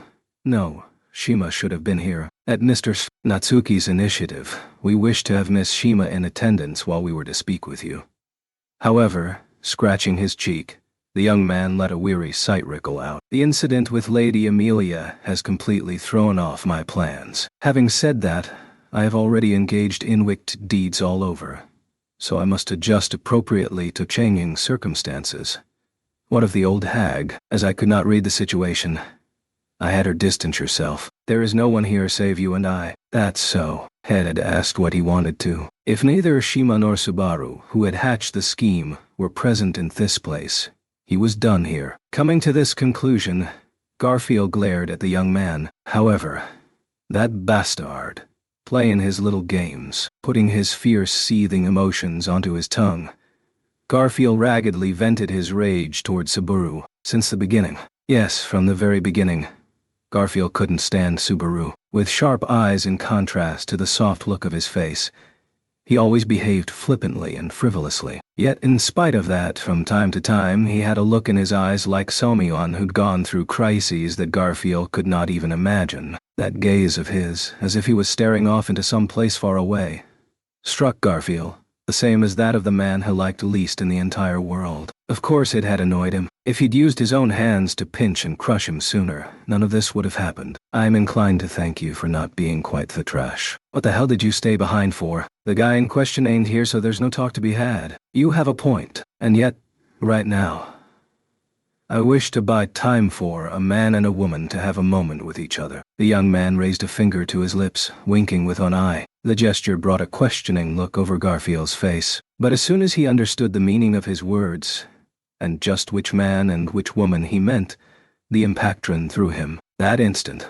what shot through Garfield was intuition beyond anything he could explain. Hence, Garfield, a man who judged things in accordance with his instincts, was certain it was fact. That moment, Subaru was searching for the supposedly missing Amelia, so that he might meet with her. Meet her? And do what? What could that man, Qualifetto, be an apostle of greed, though? Oh my. I cannot let you go as you please. I told you, did he not? However minor, I have a role I must play. I feel obligated to warn you. I may not be much for direct combat, but I have a bounty of tricks up my sleeve. For instance, employing water and wind magic to cast the sound of my footsteps into the distance. Yeah. Here's what I gotta say, third rate. When Garfield turned, seemingly intent on leaving the hidden chamber, the young man stood to bar his path, and as that young man attempted to recite some list, Garfield said it in one brief sentence. And one alone. You ain't got what it takes for this role. Ugh. The blow to his solar plexus elicited a trickling moan from the young man as he proceeded to crumple, his wound, spewing the contents of his stomach. The punch had avoided his vitals. That was Garfield's show of mercy and restraint. That's payback for the little trick with the footsteps earlier. See ya, Dot. Leaving the fallen young man those words, Garfield hurried, racing out of the facility. He had to return to the sanctuary. No, it wasn't the sanctuary he needed to head for. It was the tomb. He knew intuitively. Garfield trusted his intuition. That letting Subaru and Amelia meet, and giving them time to exchange words, would bring a bad situation forth. Besides, Garfield sympathized with Amelia. He pitied her. His memory of Amelia looking heartbroken, the cruelty of the trial pounded into her, was still fresh. Garfield had tasted the same fear himself long ago. They were similar, even setting aside the blood that flowed through their veins. Of course, he'd harbor empathy for her. That was why Garfield thought he shouldn't let Subaru meet Amelia. It had nothing to do with their fondness and attraction for each other. If you challenged the past, you got hurt. He'd put a stop to that. The replicas. Garfield thought that, in the time between leaving the temple and returning to the settlement, he ought to give urgent commands for the replicas to search for Subaru and Amelia. Shima weighed on his mind, but at this moment in time, the other two came first. In particular, he needed to mercilessly twist Subaru to the ground by force, even if he needed to use the replicas to do it. With that thought, he rummaged through his pocket, and it was then that Garfield realized that the crystal wasn't there. The instant he realized it, the blood drained from his face. He kicked a tree to kill the momentum of his sprint. He searched inside his loincloth once more. However, the crystal was not there either. There was no way he'd have dropped something so precious. After all, to Garfield, it was part of a memory he could not afford to lose. That third-rate bastard. Garfield howled as his guest set his thought process ablaze. In the hidden chamber, he'd deliberately thrown the sound of his footsteps with the aim of getting close. The various exaggerated gestures were all distractions, so the Garfield would not notice third-rate pickpocketing his crystal. Garfield hesitated for a moment, but then he immediately cast it aside, turning back toward the facility. It was not that he was afraid of being unable to give commands to the replicas. In the end, the crystal was a tool. All he needed to make a new one was to break a piece off of the magic crystal sealing Ryuzu Meyer within. Objectively speaking, there was no reason to be nervous, but to Garfield, It was not so. To Garfield, and to one other, third Riati, he returned to the facility with enough force to break through a solid wall. But there was no sign of the man he had punched in the gut, the man who ought to have been laying there. He realized that the swooning had been an act as well. He'd been had. Garfield had been completely, utterly ensnared, and was still being toyed with that very instant. He raced out of the facility, whipping his head all around. His nose wasn't working. It was useless. The foul odor of the place violated his nostrils, rendering them unusable. He squinted, acting like a beast in search of even the slightest change around him. Casting all dignity aside, he went down on all fours and crawled. Footprints from leather boots. These he followed. Ferociously breaking through the forest, he trampled all manner of foliage, eyes bloodshot as he pursued traces of leather. Finally, I found you. Don't you dare think about getting away from. Leaping, Garfield twisted in midair. Throwing up dust, Ash landed. His eyes were trained upon a gap in the tree standing straight before him. He'd caught sight of the young man in question. From the nimble way he fled, the earlier punch had taken little out of him. You con artist. Calling me a con artist is quite offensive. No. Perhaps I should puff my chest out in pride at my opponent claiming he was deceived. For such are my long-cherished goals as a merchant. Spinning worthless words, the young man calmly stood in defiance of the angry Garfield. Garfield straight out admired his nerve. He admired it, and while admiring it would crush it with his fangs. Give back the stone. That's my stone. I know that you stole it, you thieving bastard. Third rate. And now thief. It is truly difficult to be praised in line with my own ideals. I understand how Natsuki and Lady Amelia feel. I ain't asking about that, and I got no intention of playing along so you can buy time. When the young man murmured disconcertedly, Garfield glared at him, unreservedly yelling in anger. He understood. He finally understood. These were enemies, and mortal enemies at that. The more the young men before his eyes, and Subaru made Garfield talk, the more these mortal enemies backed him into a corner. Just as he entrusted his life to Fang and Claw, they entrusted theirs to words, tongues, and schemes. That was why he had to settle the conflict right then. Right there. The sharpness of the glint in Garfield's eyes increased. Ash paid conscious attention to the young man's each and every word and action. In the earlier battle, all his gestures had been a trap. He could not lower his guard, not relenting for even one moment, 1 second. Finally. You are looking at me, Garfield. Seeing right through his hostility-filled eyes, the young man laughed. Shudder went Garfield, feeling a chill run up his spine. Why was this man laughing? Third rate. Thief. All that is fine. People like me do not even enter the vision of people like you. You are a prejudiced, towered opponent such as Mr. Natsuki and I. That is why you never paid me any heed. Hay had no objection to the rambling words the young man spoke. It was all fact. Garfield had never considered the young man someone he should pay the slightest heed to, let alone be wary of him as a potential foe. And look where it got him. He'd been led by the nose, extensively toyed with, and reduced to his current state. That was why, that moment, he was being so wary, absolutely not turning his eyes away for a single instant. A merchant reads his chances for victory, acting several moves ahead. I am no exception. Last night, it was Mr. Natsuki who spoke with Mishima over tea. I do not know what occurred in the immediate aftermath, nor does Mr. Natsuki know of my actions, I am sure. Shaking his head side to side, Otto backed up bit by bit. Seeing this, Garfield realized he had once again been slow to decide due to indignation at what he was being told. He needed to ignore the words. The man before him was his enemy. Whatever the scheme, he simply needed to make his enemy submit. I'll deal with you here and now. And next, yes. That. One instant he made that assertion, stepping forward in pursuit of the young man. The next, he was assaulted by a floating feeling. His right foot plunged through the ground he'd stepped in, causing him to lose his balance. Instantly, he stretched a hand to a nearby tree. Tree trunk and all, Garfield was swallowed up by a frighteningly large cave-in. Woo-ah! He made an anguished cry as the blow of the fall came immediately. He fixed his posture, glaring immediately upward. The depth of the hole was several yards. Going back was trivial, but in that case, why had he made a hole like that? What was this hole, at a size and depth completely beyond human strength to dig, doing here? As he had the thought, he squinted at the hole. It was then that Garfield realized that something was off.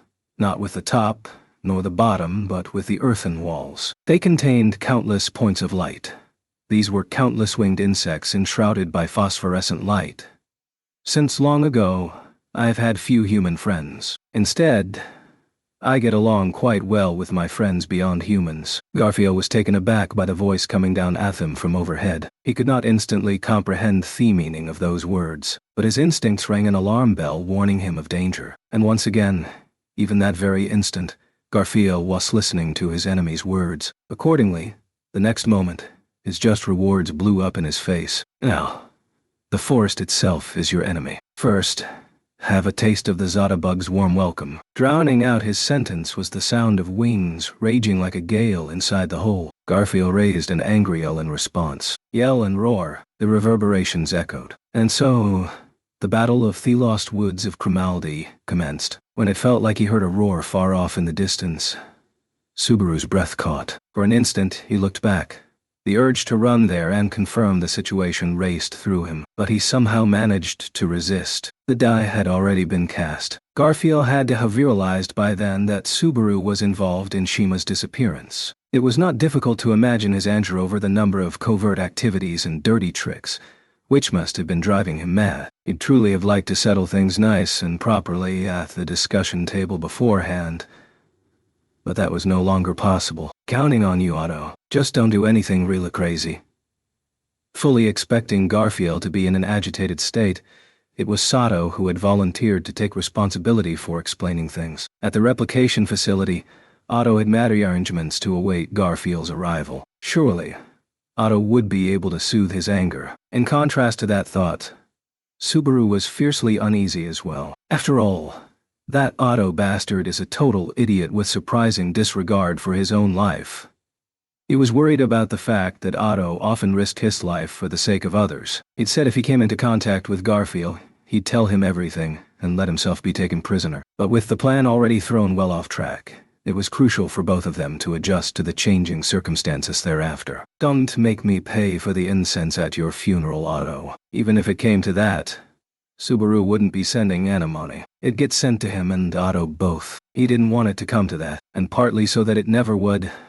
Right now, I need to fulfill my role. Spitting out words of resolve, Subaru stood boldly before his destination. The entrance before him was open, dark, and filled with cold air. The instant Subaru stepped inside, his entire body felt languid, and he was seized by the alien sense that his blood was flowing backward. Putting a hand to his mouth, Subaru forced himself to ignore the rising sense of nausea within him as he advanced further still. His eardrums were violated by the hard echoes of shoes, sounds of his own making. The air licked at his eyeballs. Subaru put his hand to the wall, heading within as he struggled against the sense that the very world was rejecting him. Fortunately, he'd kept his stomach empty in preparation for this. He became accustomed to the feeling of his innards being wrung, and forced the sensation down with willpower, lightly closing and opening his eyes as he crept forward at a turtle's pace. And then...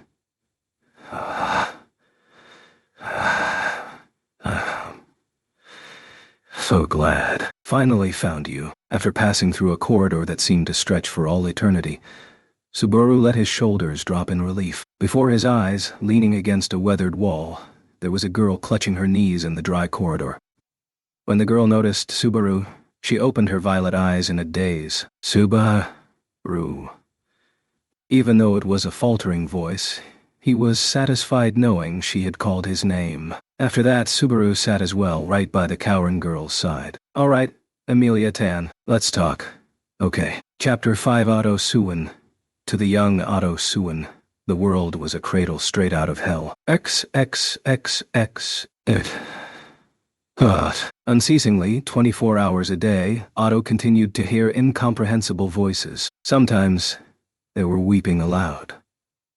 Sometimes, they were crazed with anger. Sometimes, they sounded like songs. Sometimes, They sounded like death cries. Little by little, the voices forced Otto to be their audience. No matter where he was in the world, the voices would not release the young Otto from their grip. How did everyone else live while taking such a noisy world for granted? Such was the question Otto lived with in that hell, where he could not even hear the voices of the people next to him as he pleased. When his parents picked him up, he could not hear whatever it is they said along with their smiles. No matter how deep the affection in their words, their voices were swallowed up by background noise, never reaching Otto's comprehension. The reason Otto had grown up without a smile, without anger, without tears, and with virtually nothing worthy of calling an emotion was because to Otto, everything happening on the outside sounded like the exact same thing. His parents struggled to understand their son's abnormality. They had him assessed by various healers, who strove mightily to ascertain the cause. But Otto's abnormality was a listening deficiency because he was hearing too much, something utterly incomprehensible to those who did not possess his blessing. Hence, it was only natural that his parents' love shifted away from Otto and onto his older and younger brothers. Unlike Otto, his two siblings grew up without difficulty, thriving as they were raised with love for three. He did not resent his parents or his siblings for this. Anna might say that he did not have enough concern for others to resent them, but even he was able to understand that his family had tried their best. Even if he could not understand it in words, he was grateful, particularly to his older brother. If voices could not reach, perhaps he could express his thoughts through writing. Realizing this, it was his older brother who began trying to read aloud to Otto. Taught by his brother, Otto began to learn the written word. However, learning proved exceptionally difficult. After all, he could not use sound to comprehend the meaning of words. Even though Otto came to understand what individual words meant, it took 10 times longer for him to learn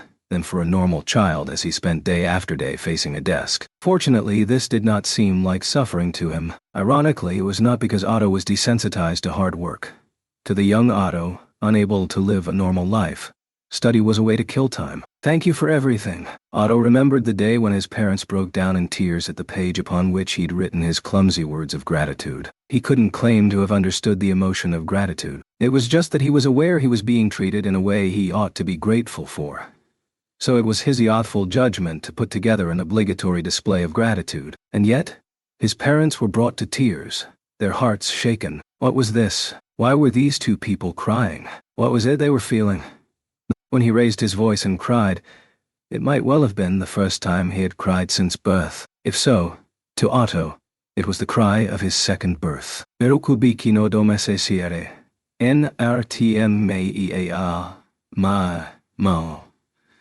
It was soon after that he discovered that the hellish, incomprehensible chorus did have a rhyme and rhythm. By the time Otto became able to separate the countless noises he heard unceasingly, and could completely able to isolate human words from the rest at will, Otto had greeted his 8th year of age. Otto's life was still behind that of others of his age group, but his growth after conquering his blessing dazzled the eyes.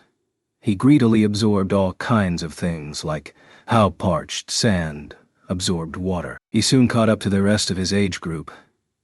Nay, the youthful Otto displayed talent beyond that, and he became isolated from that age group, grandly failing at human relations. Why does everyone take living in a difficult world like this for granted? He already made up for his supposedly lagging education. However, his problem was now human relations. Otto, who lagged behind his age group in terms of growth as a person, made a string of blunders that should have played out in early childhood. And the biggest problem of all was indeed the blessing that had shadowed Otto since birth. There was a big light. I came. I saw. I won. Hey! A monster's coming. When he reached 10 years of age, Otto realized there was a change in the voices he was consciously filtering. Noises that had once been meaningless had changed in something that did hold meaning. And as he verified the change in the voices more and more, Otto learned he bore a blessing.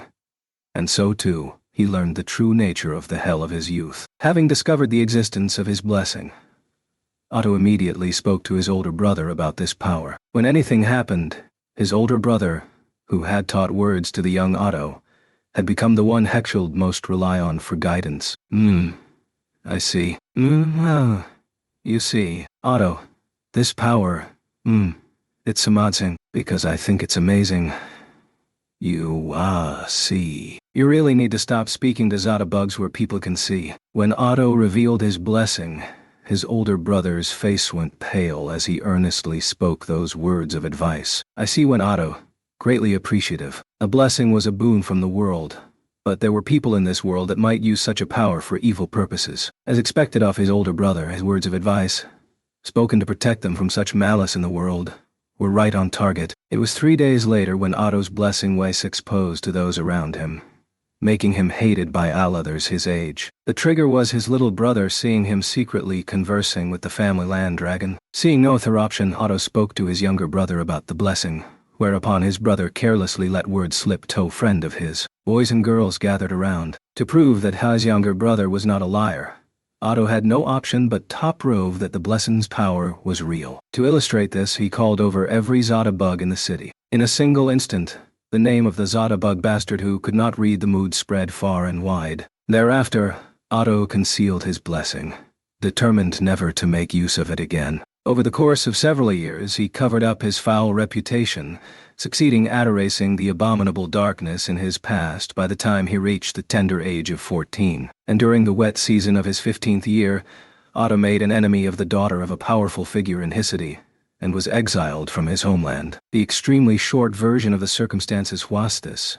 He had become entangled in a love-hate drama between a man and a woman. On the night of a birthday party for the girl in question, her lover hurled angry shouts into Otto's house over her being with another man, along with insults of "you Zada bug bastard." Accused of a crime he did not remember committing, with his dark past dredged up at that, Otto lost his presence of mind. Accordingly, Otto released the seal, seeking the cooperation of the living creatures in the city so that he might clear himself of suspicion. And having established that on the night in question, the aforementioned girl had actually fooled around with 7 other men, he stated loud and clear to the poor man, "It seems you were the 8th. On top of being punched by the man, he was targeted by an assassin hired by the girl for his exposing her relations with the opposite sex. Otto finally abandoned his homeland, and his father used his connections to get a merchant, was a friend of his, to hire Otto. After training under that man, he was 16 when he set off as a traveling merchant. This marked the start of Otto soon standing as his own man. His subsequent journey as a traveling merchant was truly a chronicle of one hardship after another. It seemed Otto was born under a star, with a great love of calamity and misfortune. If he hauled fruit, foul weather would come calling. If he took a shortcut through the mountains, bandits would attack him. If he camped with other traveling merchants, he and he alone would suffer insect stings all over his body. Even as such days of misfortune befell him, Otto had managed to live on without going bankrupt, because he was blessed with mercantile talent as great as his luck was for. Even when making great gambles, he rarely lost, and while maintaining that noxious balance, 4 years as a merchant passed in the blink of an eye. "Lad, go get some sleep already." Such were the nighttime exchanges Otto had with his full few, his beloved dragon and only traveling companion. It had been 5 years since he had been exiled from home. Fulfew's presence loomed large in keeping Otto from returning home with a broken heart. Since it was the land dragon, Fulfew, who had been the trigger for his blessing being exposed to his little brother, they had, in truth, been a pair for the last 10 years. "If you don't, it'll hold you back. You have a large deal to make tomorrow." "Yes." Fulfew's considerate words made Otto nod with a smile. Otto was certain the big job waiting for him the next day would turn his fortunes as a merchant around. And so, the momentous day came. He'd been completely had and laden with a vast debt to boot. The oil he had hoarded became unsellable. In contrast, the metal wares he had relinquished had precipitously climbed in value. Having misread the market trends, Otto knew his life as a merchant had fallen into grave peril. If he did not turn things around in a single blow, he would inevitably have to let Fulfew go. Not only that, it was even possible he would be forced to return to his birth family in tears. To Otto, that was something that had to be averted at all costs. Otto loved his birth family. He was aware of their love for him. And so too was he aware that his younger self had brought his birth family trouble over and over. In that span of a decade and a half, Otto had already caused his family an entire lifetime's worth of trouble. He needed to use the remainder of his life to make up for those 15 years. He would properly pay his debts in full. After all, Otto Suin was a merchant's son. When an acquaintance told him of a lucrative offer, Otto immediately raced toward it. The contract was not to secure merchandise but to use his dragon carriage as transport. Otto hastened to arrive before anyone else. "Lads, stop this already," said Fulfew, but he would not listen, employing his blessing to make a beeline to his destination. And then, my, where are you going in such a hurry? And then, he landed in quite a mess. Captured by a group with strange looks in their eyes, Otto firmly believed that his misfortune had reached its zenith. Separated from Fulfew, Otto was rolled up in a mat in a cold cave, despairing amid its tranquility. Despair. Yes, he despaired. For the first time in his life, Otto despaired. After all, at the time, the power of Otto's blessing had completely abandoned him. He rested his hopes on his blessing, seeking the aid of living creatures in the forest and the cave so that he might search for a way to escape, intending to use that nostalgic hell to find a way out. But in that place, he could not hear a single word of the hellish chorus he had found so irritating. It was an overwhelming quiet of a sort he had never before tasted. In that silence, Otto, resigned to hell, found out what hell truly was. It was then that he understood that true silence was the sound made by the footsteps impending death. This is the end, he thought. Strength drained from his limbs and light vanished from his eyes. Without having accomplished a single thing, he would pathetically meet Hissend in a cold cave. And then, that despair suddenly came to an end. The hell, thought them witch cultists were indiscriminate. They playing around or something. A great voice echoed through the cave, bringing Otto on the edge of oblivion back to reality. Lifting his face, he called out for aid with a raspy voice. The one who heard this and emerged was a large framed dog man who spoke in the Karate dialect. "Bro, you got some good luck. If we hadn't come here, those guys would have killed you for sure. You better give our boy General a big ol' thanks." "B-boy General? Dot. Our commanding officer's still a kid. So boy General. And your savior, Bro. Shook. Right. Understood. Thank you very much. Then, you must also offer my thanks to that person," Otto was about to say, but when he lifted his face, he realized. The dogman before his eyes had a look of surprise strained toward Otto. Without Otto understanding what their action meant, the dogman pulled a white hand towel from his pocket and tossed it over. "Hey, if you're gonna cry where people can't see. A man can be crying in front of people. Cry. Tears are what you use to clean your heart. They say that in Kararaji a lot." "Gah ha ha ha." That was all the dogman said before turning his back to out of consideration. Clueless, Otto touched the towel he had received to his own face. It was then that he finally became aware of his tears. His tears were trickling, falling out. The instant he became aware of that, their force began to increase all at once. Why is...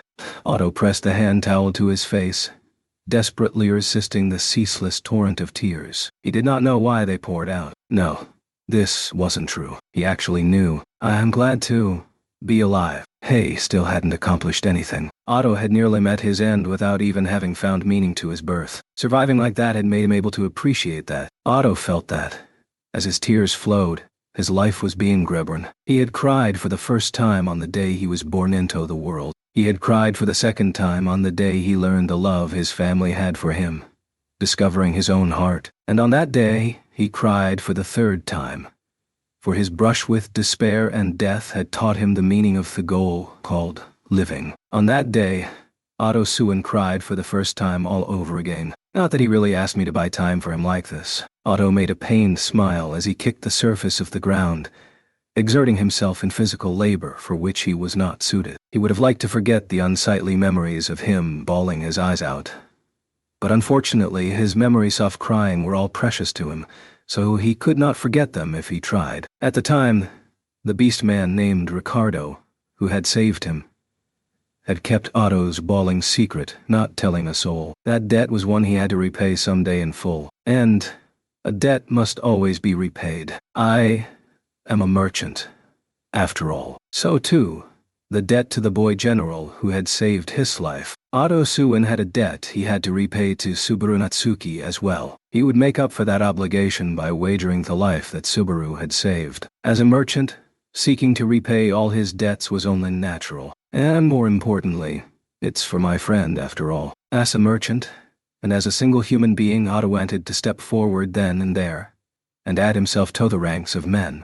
Accordingly, Otto Suin, on his own initiative, had challenged a battlefield upon which his chances of victory seemed slim. He'd made the gamble by ignoring the odds and piled up every chip he had, including his own life, to bring about Subaru Natsuki's victory. With his mercantile spirit, Otto would prove his friendship true. But, in the distance from the direction of the trap he had left behind, he heard an angry, bestial roar reverberate through the sky. With that as the prompt, Otto continued to run as he unleashed his own blessing, devoting himself to that familiar hell to wring out the entirety of his power. Something incredible is coming. I understand. Yes, I do understand. Behind. Incredible. Coming. Right now. I heard you, I understand. This is exactly as I predicted and expected. You'll die. You'll die, poor thing. I'm begging you. Would you please stop with the pessimism already? With his blessing of language unleashed, countless voices flew into Otto's ears as he raced through the forest. To take the voices of the various sentient creatures within the forest, birds, insects, small animals, and separate them from the voices directed toward him, while carefully discriminating between each one, was a punishing act that whittled away at the soul. The time Otto spent with his blessing perfectly lined up with the 20 years of his own life. But even in those 20 years, never once had he attempted something so reckless. The quantity of voices Otto's eardrums picked up from within the forest's expanses was vast. Countless living creatures existed in the sky, in the trees, in the soil, in the rocks. He heard all their voices. The problem was that he could not simply listen to the great throng of voices and nothing more. The blessing of language compelled Otto to understand them. In other words, Otto's brain was working to process and interpret all the voices of living creatures coursing through it. This too was beyond its limit. A sharp pain ran through Otto's head. He immediately leaned against a tree that was standing right beside him. When he wiped the sweat off his brow, he found there was blood upon his sleeve. A nosebleed. The oozing nosebleed might have been from pushing his brain beyond its capacity. Come to think of it, the ringing in his ears was continuing at a vociferous rate. I didn't know. So this is what happens when I keep on using my blessing like this. So this is what they mean by being difficult to use. Not being convenient really places the user in a bind, doesn't it? In the brief span of time since the preceding night, he'd continued using his blessing virtually without cease. He'd conversed with the creatures of the forest, implored them for aid, set traps, and formed plans with all his strength, enough to make him heave blood. Gruffly wiping his nosebleed, Otto let his grumbles trickle out as he set off running once more. His gait was unreliable, but he could not stop using his blessing. Without his blessing to create not sea of people, but a sea of creatures, his chase scene would not continue for long. Relying on the eyes and the voices of creatures within the forest, he could do nothing except buy time. Mr. Natsuki, this will let you speak with Lady Amelia, won't it? He was buying time so that Subaru could exchange words with Amelia, whose whereabouts were unknown. Everything that Otto desperately endured, from his splitting headache to the alarming nosebleed, was for this sake. This action of his was linked to victory. No.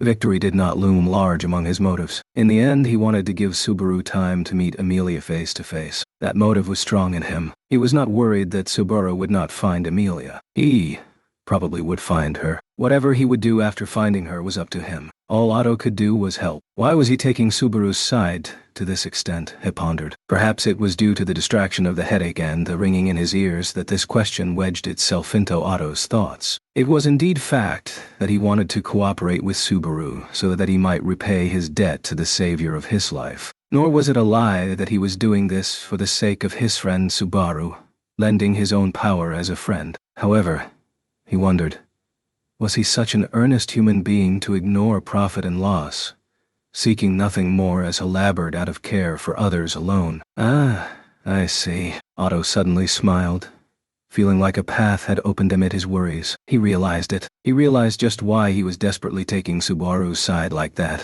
Incomprehensible suffering.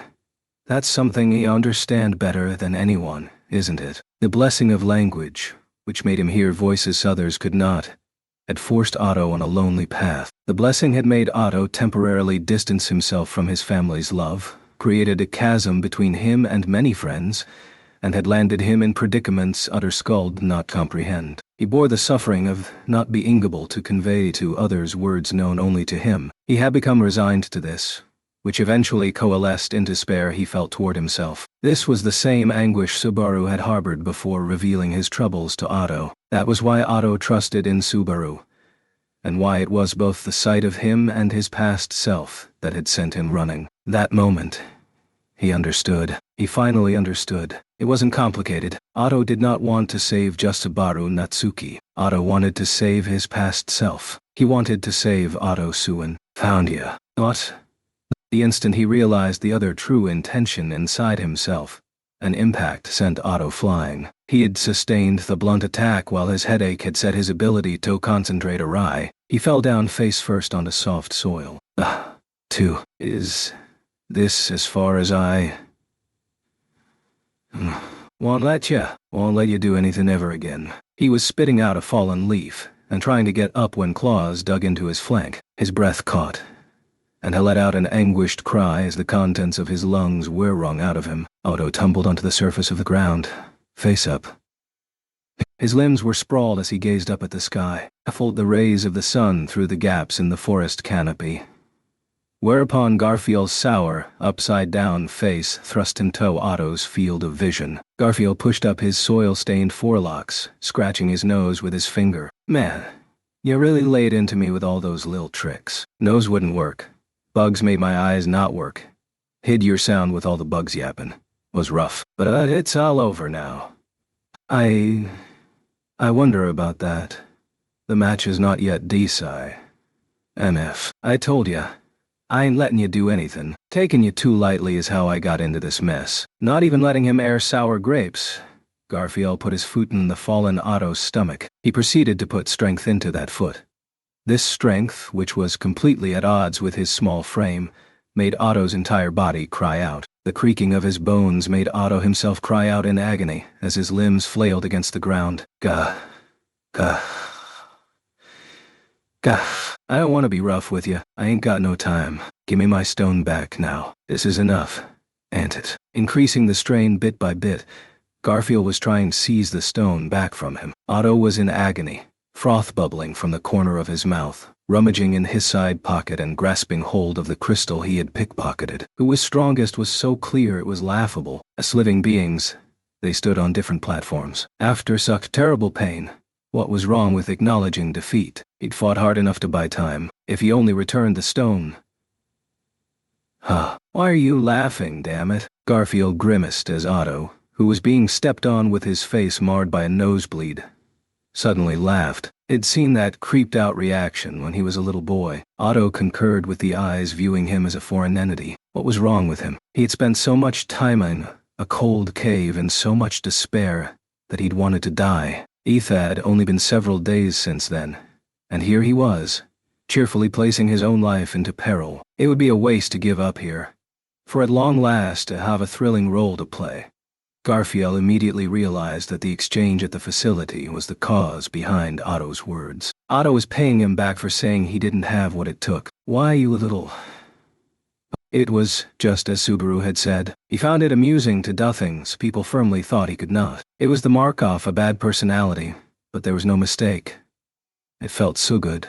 It hurt. When Otto laughed, deeply appreciating what a bad friend he was, the air Garfield gave off completely changed. Coarse anger in his jade eyes was stripped away. In its place rested polished, refined hostility. This was proof that Garfield had acknowledged Otto as his foe. It was proof that Garfield regarded Otto as someone he had to take down without delay. May I say one last thing? When Garfield removed the foot on his belly, straightening his posture in a display of respect, Otto addressed him. Receiving his words, Garfield went, "Ah," and quietly scratched his head. So Garfield had enough mercy in him to listen to Otto's last words. Had he been savage to the core, he would have simply finished Otto off. Garfield was a warrior, hence he'd fallen for it, giving Otto enough time to lay one final trap.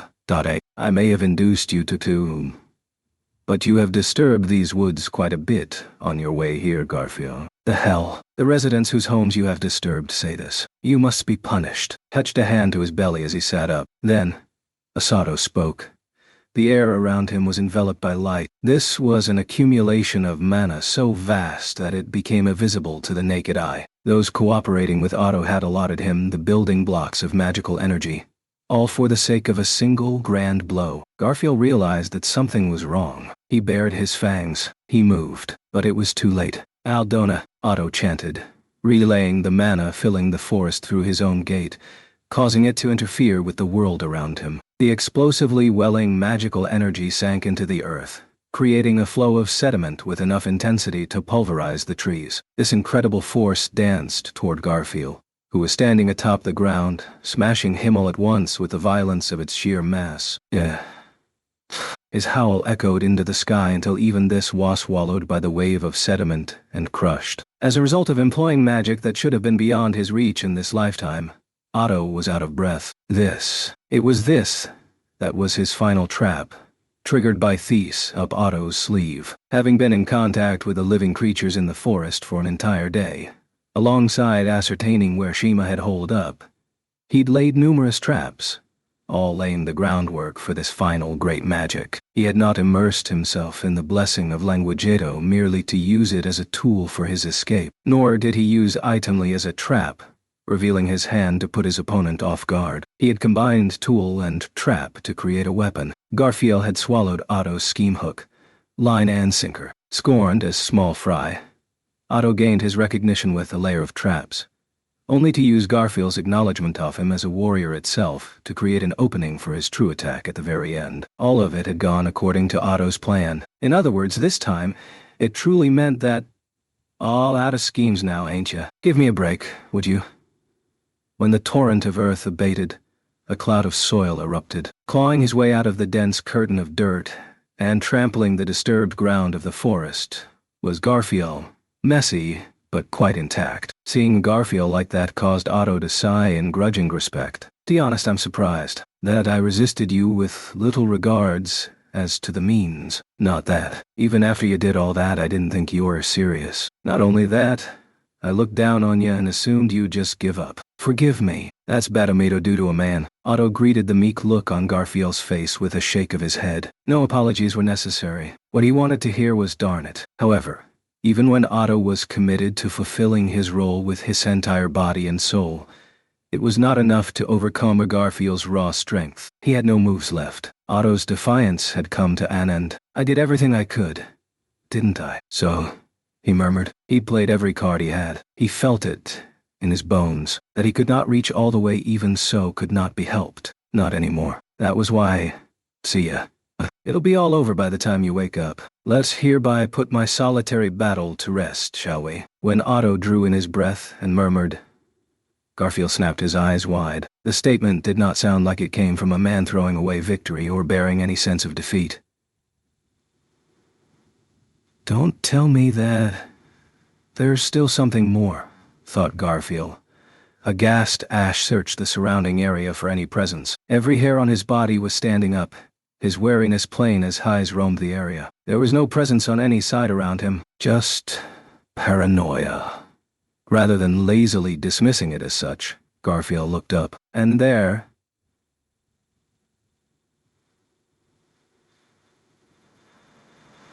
Garfield bared his fangs, moving as if to howl at the approaching figure, but his reaction instantly slowed. Shock left his howl stuck in his throat and even impede his actions thereafter. He bellowed, not enmity, not bloodlust, but a name. Why are you here? Aram.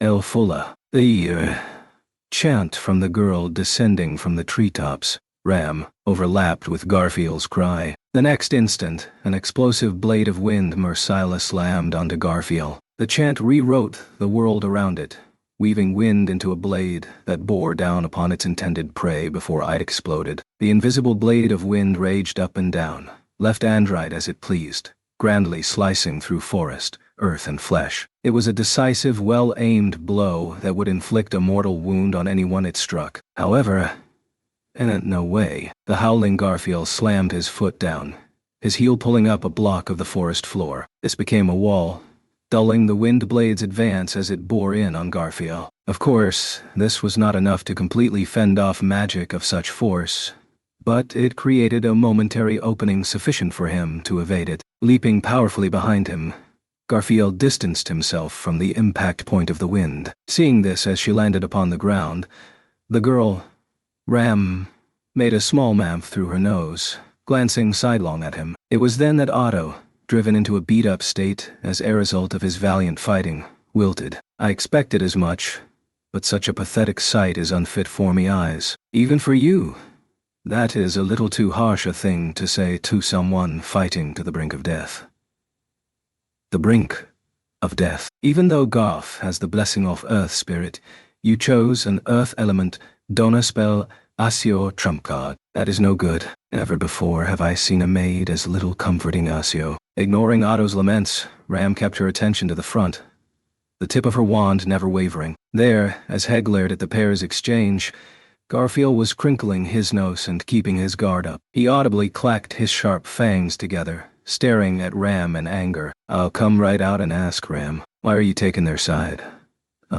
Is there something strange about that? Don't you get it? Going with them means turning your back on what that Roswell bastard wants. At the very least, the bastard has no intention of letting the princess take Thetriel. You have grown quite impertinent, speaking to Ram of what Master Roswell thinks. Surely you have known me long enough to know. Ram never lends her ears to such attempts at persuasion. Puffing out her chest, Ram proudly proclaimed her own obstinacy. I know you were a hardhead to the bitter end. That's what I love about you. That's why I can't understand it. You're that bastard Roswell's maid, ain't you? Of course. That is why I shall exhaust all efforts for my master's desire. However, I will do it in my own way. Ram had no intention of cordially replying to Garfield's question. She sighed heavily, turning her gaze toward Otto and leaning against a tree as he stood, so weak in the knees. Do you intend to make a woman fight by her lonesome? You're a slave driver. Terrifying. Is this person Xiang your sister,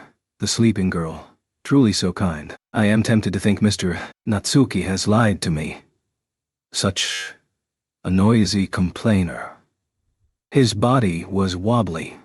His nosebleed had finally stopped. Of course, he was in no condition to stand, let alone meaningfully participate in battle. Even so, Otto stood, which Ram considered only natural. Garfield clicked his tongue in annoyance at the pair's attitude. Don't get carried away, you hear?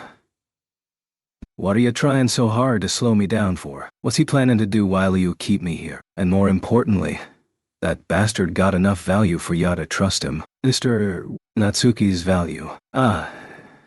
If we are discussing whether he has worth, the answer would be no, I suppose. Huh. Garfield was dumbfounded at the unexpected reply, but when Otto scratched his now hatless head, he brushed his hair off his forehead as he made a rather smug smile. I am saying, at this time, Mr. Natsuki does not hold all that much value, but I am a merchant. I think of this as an investment. Ensuring the future of one's investment is no truant, brushing the insects aside and pruning the flowers, eagerly awaiting how they shall bloom. That is how I feel at the moment. He is truly a time-consuming person. Otto seemed to say, his shoulders sinking as he gave off an air of fatigue from the bottom of his heart. Otto's words brought an audible snort out of Ram. To be honest, Ram cannot understand why he expects so much of Barusu either. Barusu is weak, useless, and his talent is insufficient even for pouring a single cup of tea. My opinion is the same as yours, Garf. That is going too far. Though, on second thought, perhaps not. But when he is most needed, Barusu is a man with oddly good timing. Ignoring Otto's nervous attempt of support, Ram maintained a casual tone as she made that firm declaration. Her words made Otto widen his eyes, and Garfield grimace. It's timing. A man who's there when you need him. That is Barusu. Even though, in normal times, he was a useless man with seemingly no redeeming features whatsoever, the human being named Subaru Natsuki was a man who was mysteriously at exactly the time and place you wanted him. There was nothing attractive about him, and he was without a single shred of charm as a member of the opposite sex. Ram didn't understand what part of him was any good.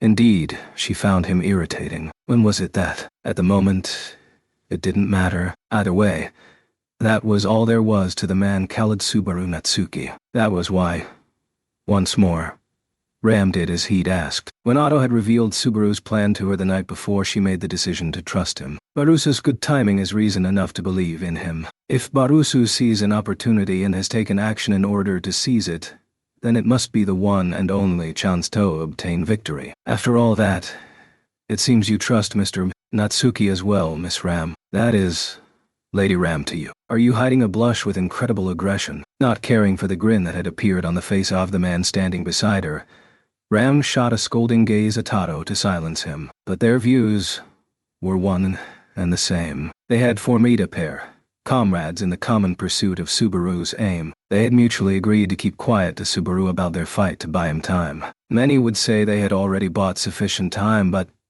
yet don't intend to move aside, do ya? When Garfield posed his question, Ram and Otto replied to it without a word. Otto brushed off his knees. Ram made sure her wand rested comfortably in her hand. With neither lowering their guard, Garfield shook his head from side to side. The hard clattering of his fangs was theonly thing echoing through the forest. Then, gloom fell over Garfield's face. Enough. He wove that single word with a raspy voice. Otto and Ram simultaneously knit their brows. In front of the pair, Garfield seemed to hug both his shoulders as he balled up his body and howled. Oh, the bestial roar, which seemed to echo across the entirety of the sanctuary, made the very air shudder. The sudden appearance of a fiendish beast, its entire body covered in golden fur, struck Otto with the force of a gale, but his body did not tremble, nor did he shudder. Perhaps he was simply all out of fear. Moreover, right beside him, he saw a pleasant smile come over the face of Ram, a girl smaller in size than he. Garf's easy-to-understand decision is mistaken. In this match, victory belongs to us. You serious? Internally retorted Otto, forgetting his usual formal manner of speech. At that very Otto's side, Ram lightly hopped from heel to heel, repeating the warm-up exercise several times over. After that, she walked straight ahead toward the enormous beast, her gait looking as if she was out on a pleasant stroll. Wait a... Miss Ram. You. Her bold action made Otto's eyes bulge. However, Ram did not cease her feat as she moved in front of the ferocious tiger. Garfield, transformed into a fiendish beast, had no glint of reason left within his eyes. To the beast, she was not a lovely girl standing before him, but a weak, fragile being, a walking mass of soft flesh. The beast reacted accordingly, smashing its upraised claw onto the small, pathetic figure. That instant, too weak, Garf. Who do you think you are facing? Asked Ram, crouched, evading the bestial claw. She spoke words of pity as she slammed her fist into the beast's wide-open lower jaw. It was a slender, delicate girl's fist, and with this, she sent the ferocious creature flying high into the air with all the force of a cannonball. I wonder, have you won against Ram in a fistfight, evidence? The beast turned over in midair, landing upon the ground. The beast understood that the girl was not helpless spray. Raging wildly, it leaped, four limbs lashing out, only to sustain another punch to the face, crashing to the ground once more. No way. The astonishing scene left Otto unwittingly gaping. Even to an amateur's eyes, Ram clearly had the upper hand, using their difference in physical stature to circumvent her opponent's blind spots. The terrifying beast was waving its burly arms without the slightest technique, hitting nothing but air aside. The one-sided pounding continued. It's working. With this, Garfield can be... Never mind buying time. Did this development not bring Gotrite victory within sight? As if to bolster that glimmer, Ram plunged her fist into the side of the tiger's face. Snapping back from the sheer force, the beast kicked up a cloud of dirt as it was sent flying in spectacular fashion. And then... along with a moan of being able to endure no more, a ferocious torrent of blood scattered into the air from Ram's forehead. Her limit, which had been reached far too soon, Madaram grit her teeth, halting her steps there. With her horn long broken, she knew making her blood awaken would instantly bring her to the brink. Even so, having waited for the conditions for a short, decisive battle to align, she'd intended to win nonetheless. You've grown strong, Garf. Haltingly, Ram murmured, her voice flowing with emotion that she rarely let others hear. Still smiling softly, Ram leaped in and drove a knee into the great tiger's torso. She bounced off hard. The damage to her kneecap was severe. She'd already run dry of the mana she'd used for physical enhancement. Now, her body was only as strong as her petite appearance suggested. She relied on intuition and talent to evade the countless claw swipes coming her way as she leaped backward. Phew.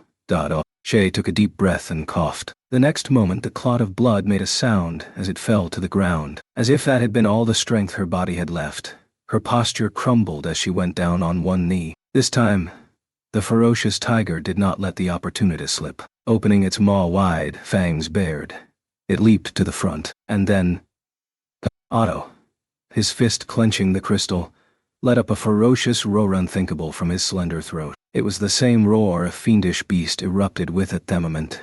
It began to consume its prey. This was the power of Otto's blessing, which Ram had heard of beforehand. The power of his blessing allowed him to converse with any creature. With it, Otto was using bestial words to speak to the beast that had lost its mind. Ram did not know what meaning the roar held. For but a single moment, there was hesitance in the ferocious tiger's movements, with that slight pause giving Ram just enough opportunity to evade the blow. The great exploit made Otto smile in admiration of his own achievement.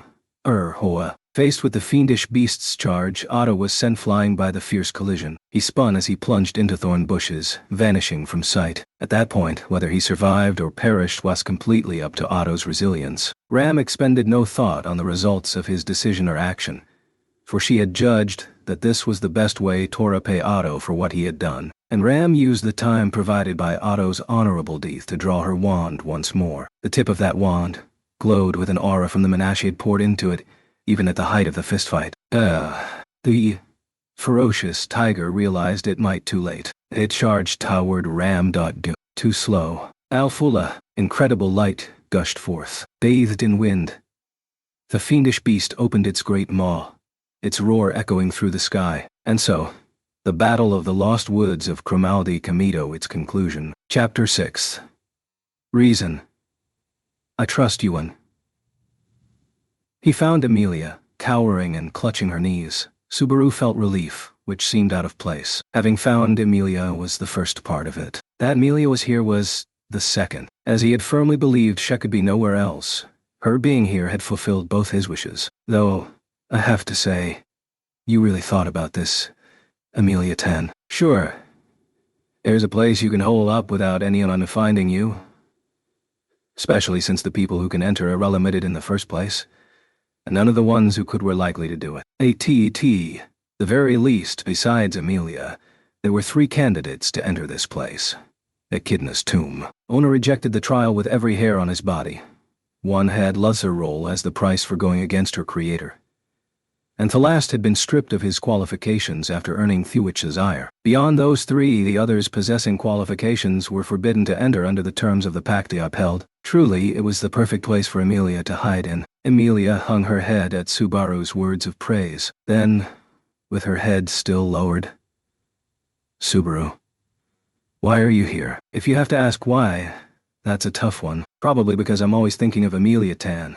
So I'm the one with the best grasp of Amelia Tan's feelings. Though if that was truly the case, none of this would have happened to begin with. Amelia wouldn't have passed the night with enough worry to wind up so backed into a corner that she was cowering in a place like this. And this time too, Amelia replied, "No," to Subaru's answer, shaking her head. "That's not what Subaru, I don't mean the reason you're here. Subaru, you're in a place people without qualifications can't enter, you know." "Oh, you mean why my body didn't get thrown back like Roswell's." Fact is, even without being thrown back, I had to put up with a lot. It wasn't bad enough to make me collapse, thanks to my gait being so puny. I suppose I should be grateful that I have no talent for magic. Is that how it is?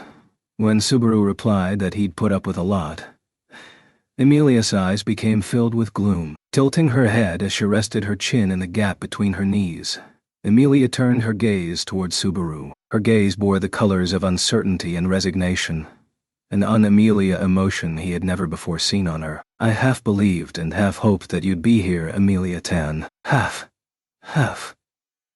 Since I ran around here, there and everywhere and couldn't find you. I had to turn my thinking on its head. Not where, but why. Then, after I figured you were probably here, I'm relieved I actually found you. You were relieved. Yes, Subaru smiled to try and put her at ease.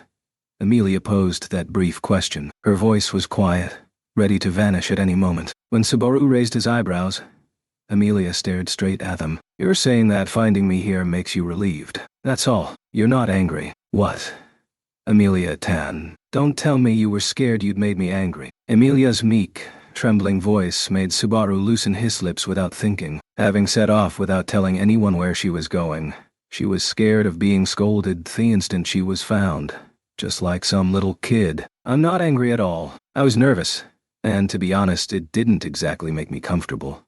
But I'm not angry. I'm just really glad about everything, finding you here included. I'm just really glad. That's so. Subaru had exhausted all the reassuring words at his disposal, trying to loosen Amelia's tense heart. You're not angry. And yet, there was no relief infused into Amelia's murmur. Amelia. You're not angry with me. You won't even get angry. Her small, raspy voice was trembling. When Subaru, suspecting something, drew his eyebrows together, he had already realized too late. Amelia was looking down, biting her lip, her eyes wide open. It was as if she was trying to keep the tears filling her eyes from coursing. Why won't you get angry with me? I did something selfish, didn't I? I bothered you, didn't I? I left without saying anything, so you worried? I'm unsure if I'd run away. That's what I did. That's what I did. Right. It's natural to be angry, isn't it? Subaru, even you must be.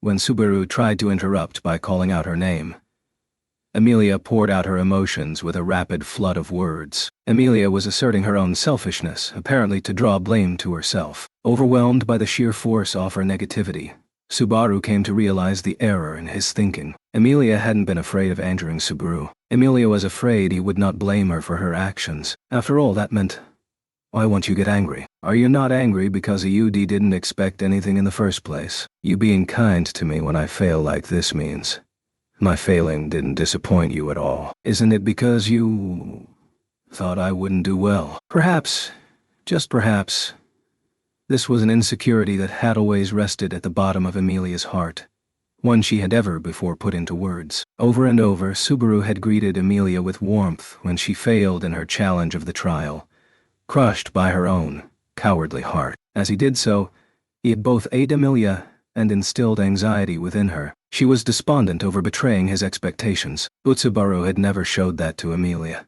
Not even once. As the failures added up, continuing to gently console her might have saved her heart temporarily, but only by searing ever greater anxiety upon it. All that time, Amelia had been frightened of Subaru and Puck's kindness. You're wrong, Amelia. That's not how I think of you.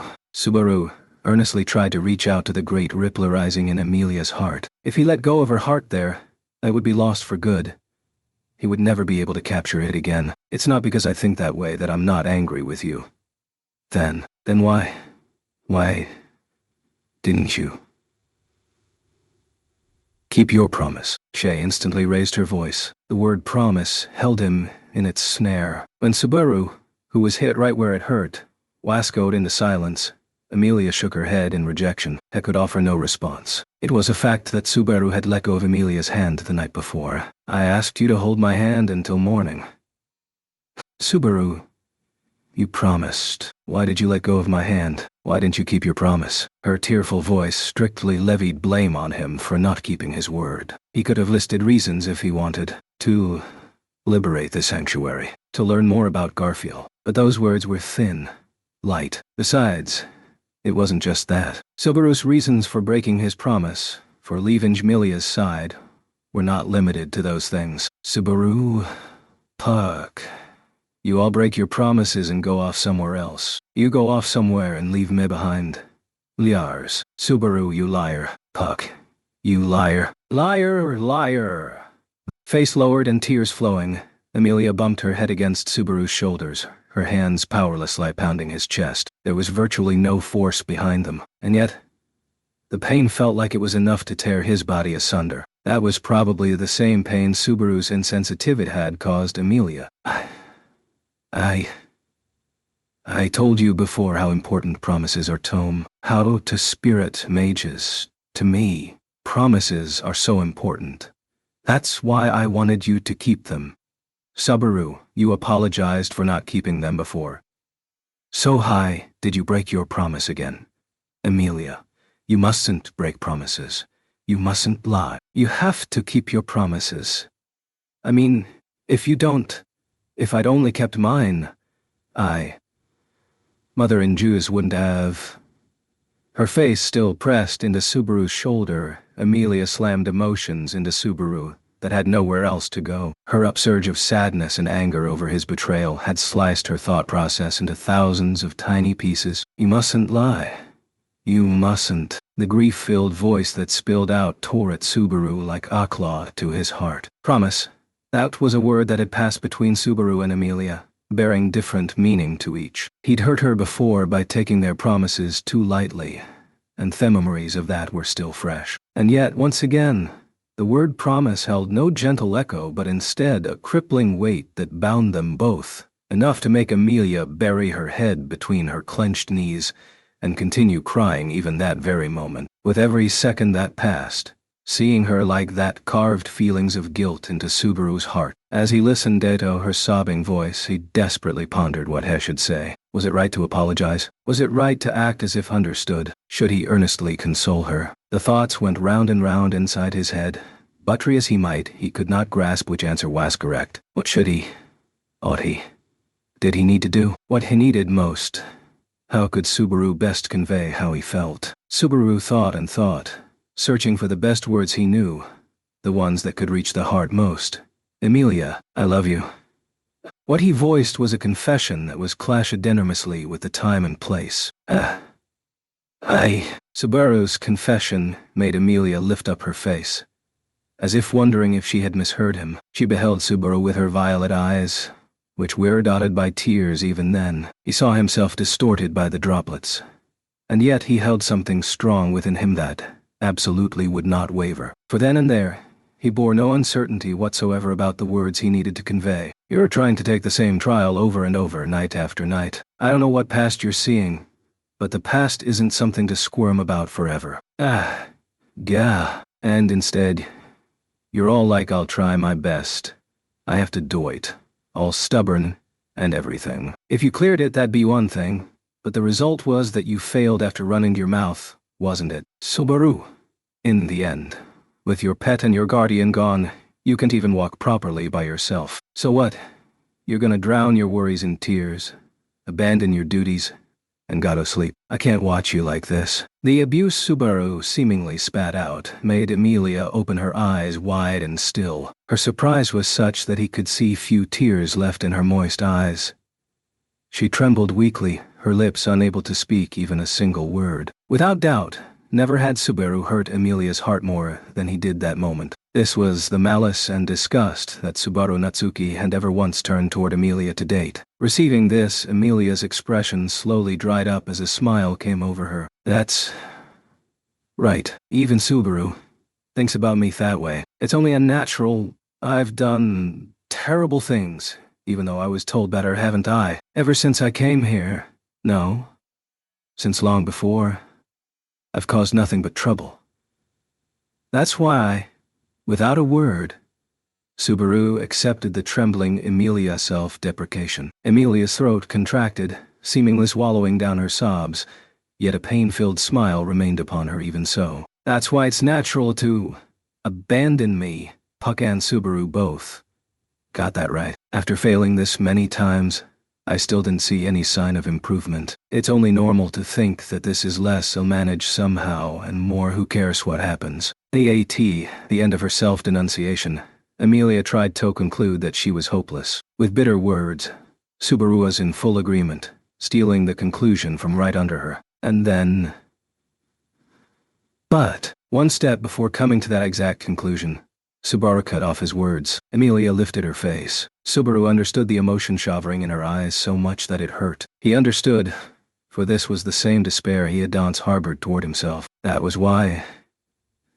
Emilia, I love you. Subaru would not let Amelia escape, using the same words that had once cast an inescapable curse upon him. Subaru made his confession, staring into her eyes, bordered with long eyelashes, which shuddered from the impact. I love you.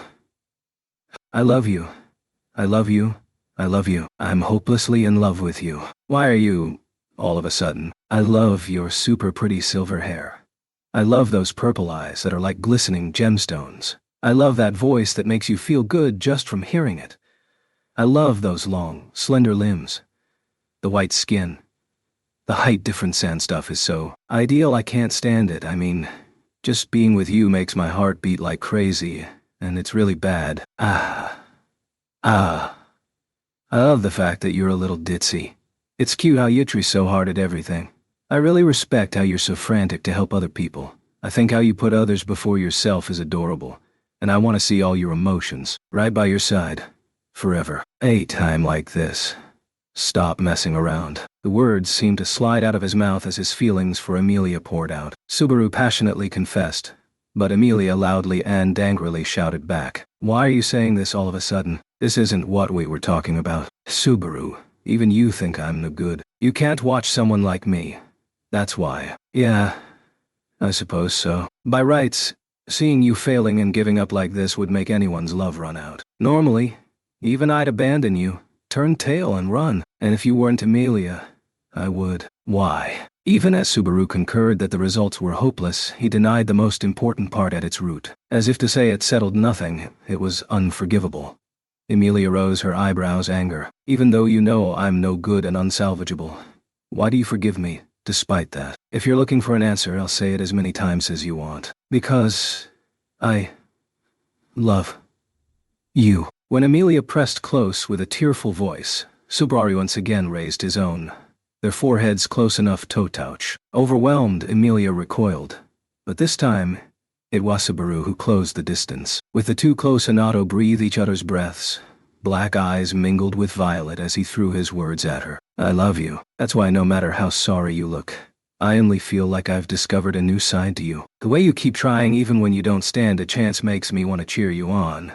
And no matter how much you get disgusted with yourself, I will never hate you. Subaru absolutely would not allow Amelia's wavering eyes to escape. Even if you hate yourself for your own shortcomings, even if you worry that the people around you can't help but hate you, I'll keep expecting things from you, and I'll never use your weakness as a reason to hate you or ever abandon you. Never. Understood how Amelia felt. But he also knew how to take her hand and pull her out of it. For once, someone had refused to abandon him, even when Subaru tried to abandon himself. My love for you runs deeper than you'll ever know. All of you is like a shining light to me. Of course, parts of you are no good. You're not an angel or a goddess. You're just a normal girl. You'll cry when things are tough, and you'll feel like running away when things happen that you don't like. I get all that. But even so, but even with those weak parts, even with the parts I said terrible things about, I love all of you, Amelia. That's why, even now, I'm not disappointed in you. That's so self-serving, isn't it? Amelia stubbornly refused to listen to the myriad claims that fell from Subaru's lips. Unable to push her confusion aside, she kept on tossing out words of denial, and therein lay his hope. After saying I'm no good in a way like that, you say you love me even so. That's unbelievable. Why do you believe in me like that, Subaru? I don't understand it at all. You're wrong. You've got this wrong from head to toe. It's not I love you 'cause I believe something. It's not like that. I love you. That's why I believe in you. Love alone isn't a reason to believe in someone.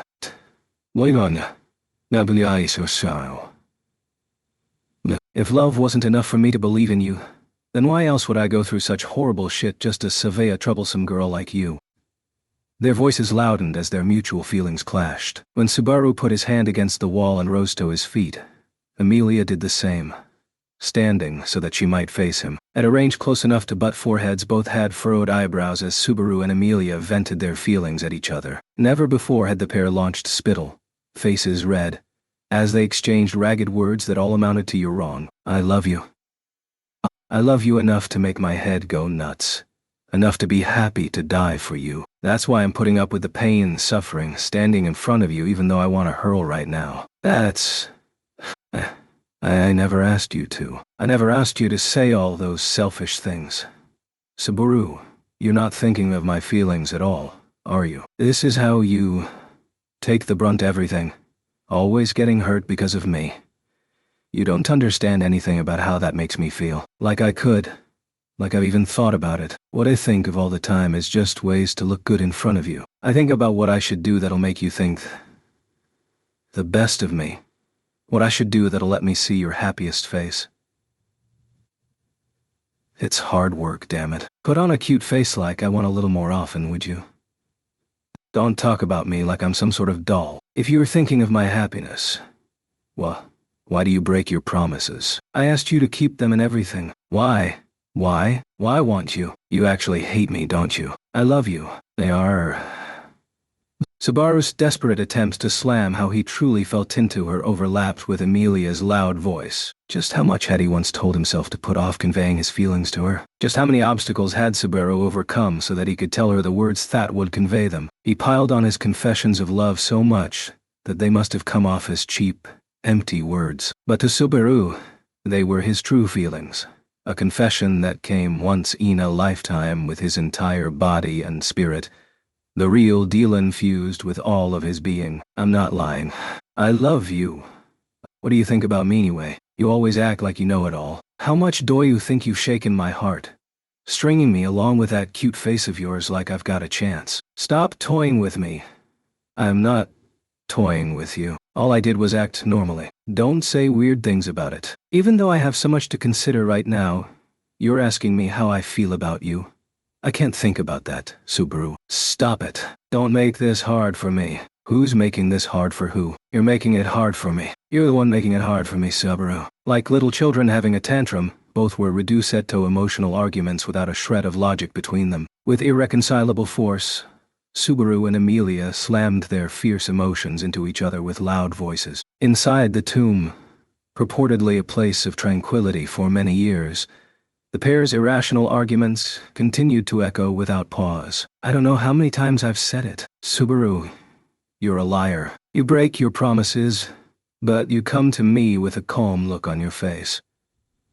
Why, you thought I wouldn't notice, didn't you? I've been watching you. I've been watching to see if you keep your promises with me. Subaru, that's a bad personality right there. Testing people like that. What are you?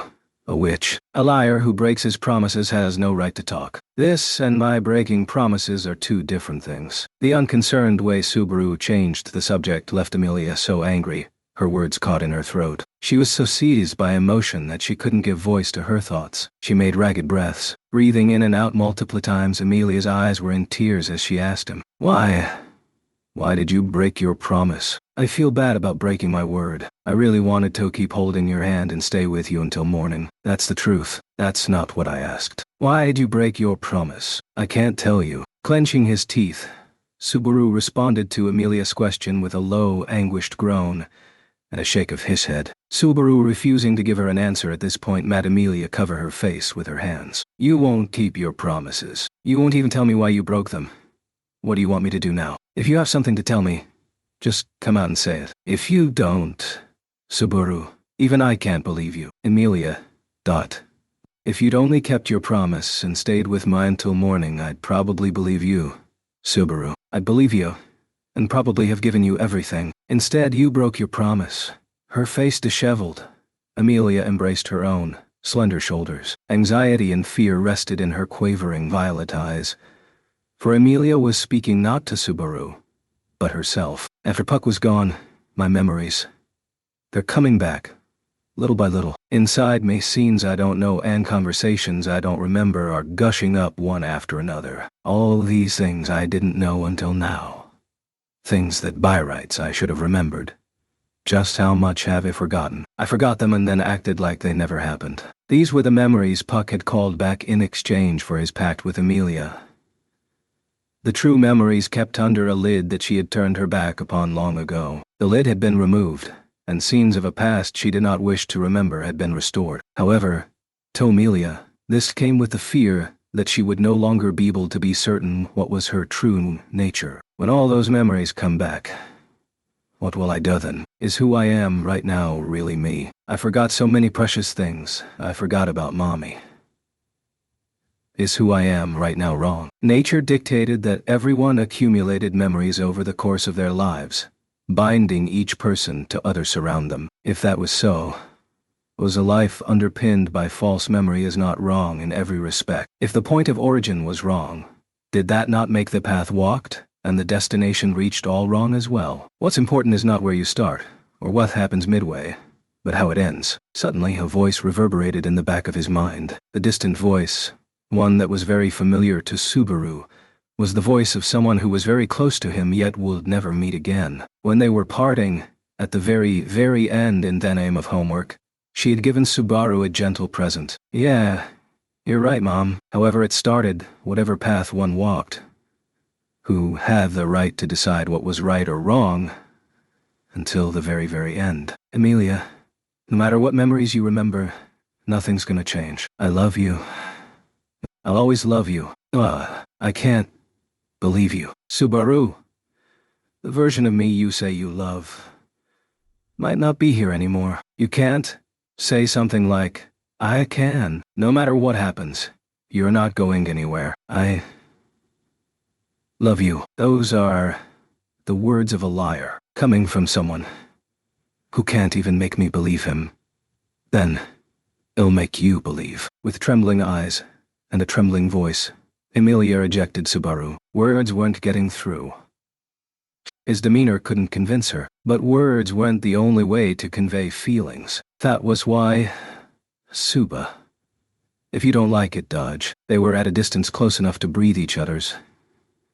No, there was not even a breath's distance between the pair. Reaching his hand to Amelia's shoulder, Subaru brought his face close to her. When Amelia saw Subaru approach, bewilderment rose into her eyes as her body went rigid. For 1 second, he waited. It was the only chance he gave her to throw him off. But Amelia closed her eyes. Whether this was surrender or the product of hesitation, Subaru knew not. Their respective breaths became one. Amelia's breathing caught as Subaru knit his brows in pain, for the tiny sound that resounded was that of the pair's teeth forcefully bumping against each other. The first thing they tasted was a faint, throbbing pain. However, the powerful heat that followed erased it even from the most remote corners of their heads. Her lips were so soft. It was a kiss where they simply touched. To Amelia, it was her first. To Subaru, it was the second time he had kissed her. It was not like the first time, which carried the cold taste of death. The second kiss bore the hot taste of life. I love you. When their lips mutually pulled apart, blood rushed to Amelia's cheeks as Subaru unhesitatingly spoke those words. No matter how sorry you look, no matter how we argue like this, I'll still love you the same way, Amelia. No matter what happens, that'll never change. It'll probably make me love you even more than before. That's why I'll believe in you. Forever. And if you have to ask why, because you love me? In a daze. Amelia finished Subaru's sentence as she touched her own lips. She stroked her soft lips with her fingers, as if the touch of what had been there yet lingered. White tears coursed down her cheeks. It's natural to be anxious when memories you don't know about come gushing out. I understand why you'd feel scared that a version of you that you never knew is coming out, but it won't erase the path you've walked. You'll be all right, Amelia. How can you talk like that? Because it's not important where you start, but where you end. The woman I respect most in the world said that. Normally the worst guesser that could be found around the globe, his mother had taught him the most important thing he would ever learn. It wasn't that he truly understood the answer to her homework assignment, but she'd made him want to understand. At the very least, he wanted to show Amelia his good side when anxiety was making her stand still. It's all right, Amelia. No matter what you remember, I'm on your side. Whether you forget or remember, it's all fine. If you're still scared, even so, we'll find it. Find what? Just like I sent you my feelings of love full speed, I'll send your worries packing full speed too. That's how we'll find your precious feelings. Amelia did not fear any choice that hurt her for the sake of others. Through these, she prioritized the people around her, a stance that was noble and beautiful, and that Subaru deeply respected. But though the words "it's for someone else's sake" were gentle, They were also sad, because how she felt for someone whose face she couldn't see did not even come close to how she felt about those she could see. All that said, I was kinda hoping you'd turn some of those precious feelings my way.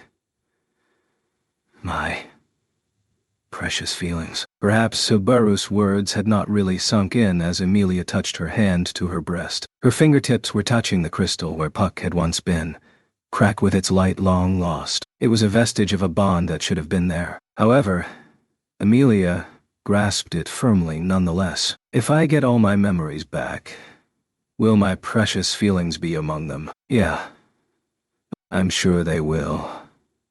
Along with a reason to keep on walking. He wouldn't call it half trust and half doubt, but Amelia certainly didn't agree completely as she nodded. Seeing Amelia like that, Subaru closed his eyes and turned his face skyward. He felt like the words that had previously saved him the same way had been gentler. He felt like he was saved by words that were gentler, harsher, stronger. Thought, can I really be there for Amelia like that? Asking that out loud would have been too uncool though, so he didn't actually say it. He exhaled, exhausted. Then, the very instant he forgot about it, the tomb's rejection slammed directly in Subaru's spirit. Putting his hand to a wall without thinking, he barely managed to avoid tumbling to the floor. Subaru. Are you alright? It's nothing, well, that's what I want to say, but it's definitely something. It's pretty bad right now. For the time being, if we're gonna continue this lover's quarrel, I'd like to do it outside. Goodness. As if I have any intention of that. When Subaru, blue in the face, tried to put on a strong front, Amelia faintly smiled. It was a strength bereft of strength. But the sight of Amelia returning to normal was a sign to Subaru that she had become more positive, if only ever so slightly. She was still anxious, and answers were yet to come. Even so, she smiled. When the wobbly Subaru rested his weight against the wall as he walked down the passage, Amelia hesitated to lend him a supporting hand. Perhaps this was an after-effect of having earlier touched each other's lips. Thinking back, the sheer boldness of it made his face run hot. But for that one moment, he set a number of such deep sentiments aside. The end of the passage, orange-colored sunlight ways entering at an angle, and there, hey. Sorry we kept you waiting. Teach. When Subaru spoke those words, there, raising a hand, not like I was waiting for you, and clicking his tongue in annoyance, was Garfield waiting for the pair, his entire body drenched in red by-blood and the setting sun. Chapter 7:1 Can lift the quain stone. Alone Garfield stood in front of the tomb with wounds all over. His entire body was smeared red with blood, and his shoulders rose and fell with ragged breaths. His head and body showed traces of blunt trauma all over, and only his loincloth remained upon his honed physique, leaving him close to naked. Without even shoes on his feet, he stood barefoot and still before them as Subaru lowered his hand. That's a pretty primitive style to go with. Took a bit too much of a liking to war paint. Never mind about that. Only place that'll get you is rolling on the ground. When Subaru shot the breeze with him, Garfield snorted through his nose and gave him a sour look. Jokes aside, the fact remained that Subaru was surprised to see Garfield wounded. He'd expected Garfield to show up at the tomb, but being covered in injuries was beyond his expectations, and the cause was that stupid bastard Otto. I told him not to do anything crazy.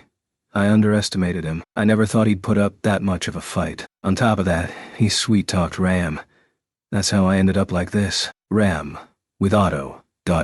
Garfield twisted his cheeks in disgust as he nodded and confirmed what Subaru had guessed. If his words were to be trusted, the wounds carved in his body were the results of Otto and Ram's exploits. Just how hard had those two non-combatants fought him? They'd probably done it simply to buy time. They'd made time for Subaru and Amelia to talk. That was what the pair had fought so hard for. But if you two die, it doesn't mean anything.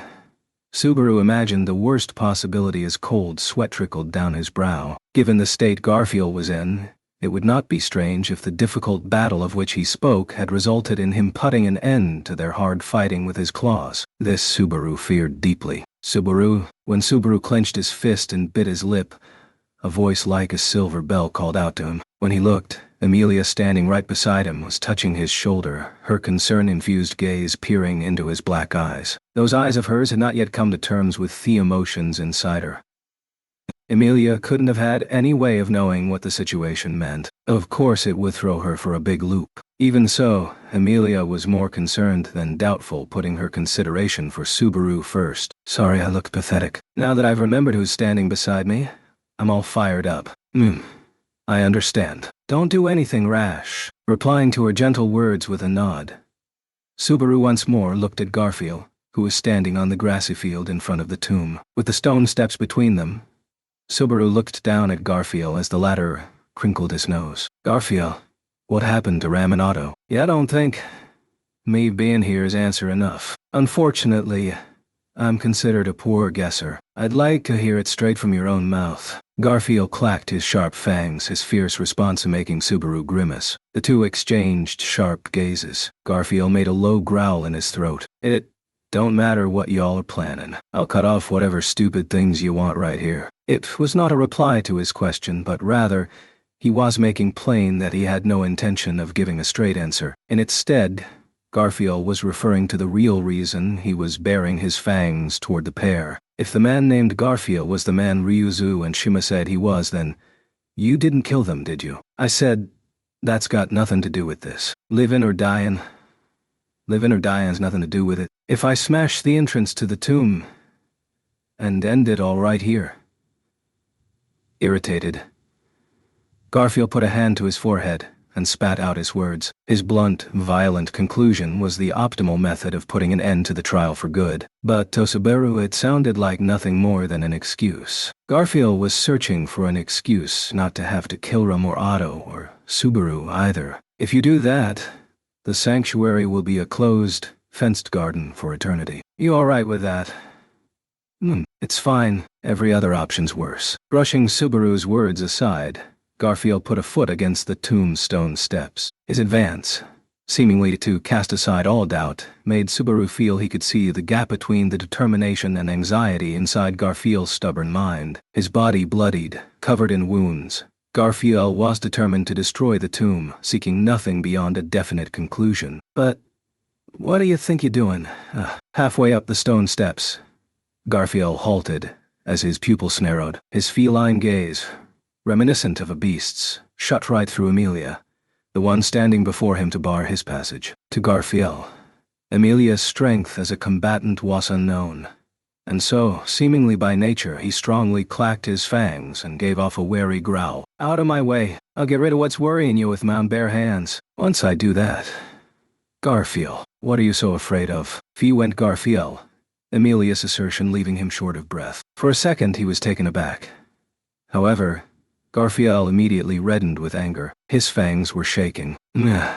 Afraid. You're afraid, aren't you? That's why you're speaking so loudly, stretching your arms as far as you can, stomping the ground with your feet. You're pushing yourself, aren't you? What are you? You don't know nothing about me. I do know. I mean, I've lived in fear of so many things for all this time. Because she was weak.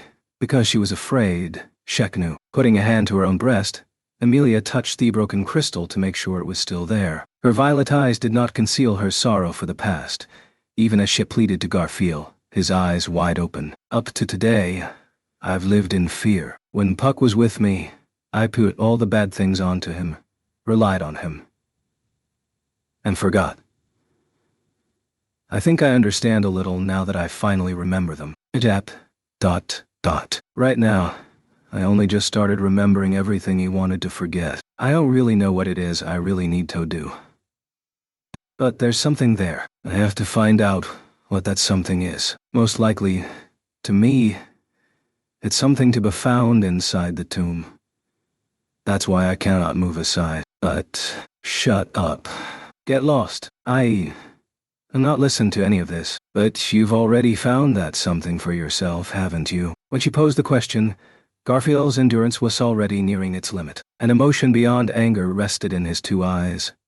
It seemed like Garfield was ready to train his claws on Amelia. But everything you do is half-hearted, Garfield. With Amelia's assertions stabbing him, Garfield was left with violence as his only resort. Subaru slowly shook his head from side to side at the immaturity and short-sightedness of his actions. Subaru meant for Garfield to turn the brunt of his anger toward him. No. Such intent was not necessary. There was no plan or calculation involved. It was something Subaru wanted to say. Something he needed to say. And so, he did. If I can't do it, no one can. That's how I think. And there's no mistaking as someone like that too. Just how much of a conceited brat are you? Certainly.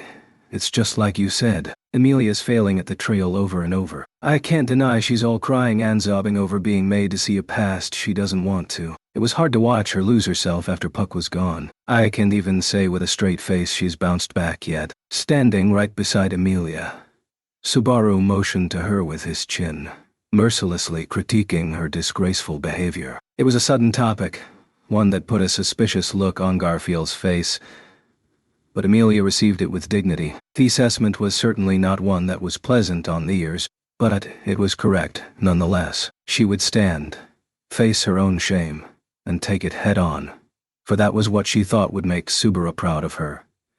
If she challenges the trial right now, the results might not change. She might fail again too, coming back in tears once more. If ya know that already, why make her do it over in? But Amelia will challenge it as many times as it takes. Unlike you, who lost and ran. She had recoiled from her past. She feared the trial. Her legs cowered from it over and over. But he could not lie to his own heart. He believed that whatever it was Amelia wished for, it was not a wish beyond her reach. That's just you glossing things over with words of hope, making the girl you love see hell over and over. Declaring thus, Garfield's teeth creaked, and he chipped a fang. Heedless, he howled. Who the hell can win against your own regrets? That trial was set up by a foul-minded witch to teach people that. Don't you get it? Regrets are hard, painful things. I think they're pathetic things you can't face, either. The pain of looking at the past is real. But that said, intend to swallow it all down. Just like you said, the witch has a foul personality. I'll never forget my grudge for her betraying my trust, even though it was a fraudulent farewell, with his parents fabricated from nothing but his memories in an illusionary world. Subaru had faced the greatest regret inside himself. From it, he had gained one farewell, and one answer. His grudge toward the witch who had granted him this would never fade. But these feelings, too, were real. I'm grateful to the witch. I'm glad I faced my past. I ran, and I kept running from it, but I'm glad I couldn't run from it. Neither Amelia nor Garfield could comprehend Subaru's gratitude toward the witch. Perhaps they took his words as wild delusions. It was fine even so. For at the very least, inside Subaru, his stance toward the past was set. And, Garfield, do you hate your mother who left you behind? Why? Subaru's question caused the color of Garfield's face to change dramatically. From red with anger, it turned pale with shock. And finally, when it lost all color, he closed his eyes. From the old hag. Damn you. Button into other people's pasts. Sorry. Even though we take off our shoes when entering someone's house, we keep them on when stepping in someone's heart. It's a Natsuki family tradition. There were the words of the witch, the words of his biological sister, the words of his grandmother, and the words of yet another grandmother. The night before, Subaru had heard straight from the lips of Shima, who held Garfield dear to her, confirming Thatarma's speculation was correct. The past Garfield saw had indeed been the moment he and his mother parted. He openly confessed to trampling all over Garfield's heart in order to learn more. I have some notion of what past you saw. Frederica and your mother left you both in the sanctuary and went out into the world. So you saw that. And then what? Hay told him of what he'd heard from Shima. However, he left the conclusion blank as he tossed the question. The question Subaru posed made Garfield shake his head, repulsed. Subaru heard his fangs clattering non-stop. This was no act of intimidation, but simple shaking from fear. Seeing this, Subaru took a step forward, not allowing any escape as he redoubled his question. Frederica left the sanctuary. She believed you'd open the sanctuary someday. So she left to make a place in the outside world for the people here. So, what have you been doing on the inside? Garfield had rejected the warmth of the hand his sister had offered him, continuing to cower within the sanctuary instead. Feelings of guilt sprung up for digging into the scars on another person's chest. Subaru forced down the feeling, pressing Garfield for the truth, his fingers digging into the wounds, drawing blood in the process. Was it that your mother abandoned you? So you hated your mother. So you hated the world that had stolen your mother from you. So you stayed shut inside the sanctuary. Here, because you didn't want to get hurt. That ain't, what do you know? Don't flap your damn lips like you understand. That's right. All I'm saying is my own arbitrary guess, flapping my lips like I know what I'm talking about. Only know what you really think. I'm not your family, so I'm not gonna know unless you come out and say it. When Garfield retorted on reflex, Subaru harshly scolded him, pummeling him with words. If you don't say it, we won't know. If it's not in words, no one will get it. If you hate your mother for abandoning you, go outside and get revenge or whatever right this minute. Don't pin this on us people on the inside. That's what it is, isn't it? You're just lashing out. Garfield's expression contorted. He went down the stone steps, as if trying to put distance between them. There was no escape. Grasping Garfield's arm, Subaru brought his face close enough to take a bite out of him. At breathing distance, he glared into that sad, blood-smeared face and asked, and kept asking, "You hate your family. If you didn't, you wouldn't be... No. Me. I." In Ryuzu's words, the truth about Shima, Echidna's advice, Roswell's and Frederica's behavior, the soft Gazaram sent Garfield's way. There, Subaru had found a different answer. There was a basis for Garfield's actions. This basis washed toward his mother and fear of the outside world. He raised that conclusion aloft. He raised it so that Garfield's objection might strike it down. Even that very moment, he was not killing Subaru or Amelia, but trying to destroy the tomb in order to prevent the liberation of the sanctuary. He wanted to keep Amelia from taking the trial, because his fear of the sanctuary being liberated was exceeded by his inability to watch Amelia being tormented by her past. If there was a basis for Garfield's actions, it was hatred or estrangement toward his past. What is it you really think? Tell me. Damn it, me. I want Mom to... Swallowing his breath, Garfield turned his face to the sky, his fangs quivering and voice tearful as he spoke. I wanted her to be happy. We were in the way, right? Sis and I, we were in the way of her being happy, right? They poured out, the feelings that had been resting inside Garfield for 10 years. I got it. Of course I did. She abandoned Sis and me. Isn't that right? We were kids she never wanted, and half-bloods at that. Of course we were in the way of a better life in the outside. What's strange about abandoning us? She wasn't wrong about anything. Unable to hide the trembling in his voice, he tried to at least conceal the trembling in his eyes, covering his face with his hands. Of course she abandoned us. That's why I don't hate Mom for it. Of course she did. Sis and I were in the way, so she went outside to be happy. On that day, when he was still very young, Garfield watched his mother leave them in the sanctuary. And then, when he challenged the trial, Garfield saw his mother abandon them once more. Garfield had been abandoned by his mother twice. Who could blame him for the cracks in his young heart? But what truly left Garfield feeling helpless was not the sight of his own mother abandoning him, but I saw. When I went into the tomb without telling Grandma, I saw Mom, who left us. Right after she left, she got caught up in a landslide and then... Sis doesn't know. Sis still believes Mom's living somewhere far away. But that's not really true. Right after abandoning us, Mom died. In a tearful-sounding voice, Garfield proclaimed the fragmentary truth he had seen with his own eyes. That cruel truth slammed into Subaru, who already knew, and Amelia, who did not. She died. She never got to be happy. Garfield kept his face covered with his palms, sobbing raggedly as he continued, "Why didn't she go to the outside world so she could be happy?" Subaru gave no reply. "Didn't she leave us so she could go off and be happy?" Amelia gave no reply. "If she abandoned us, only to die right away without ever being happy, then..." Garfield kept tossing unanswerable questions to a pair unable to answer them. This was likely a question that Garfield had kept asking, echoing at the bottom of his heart.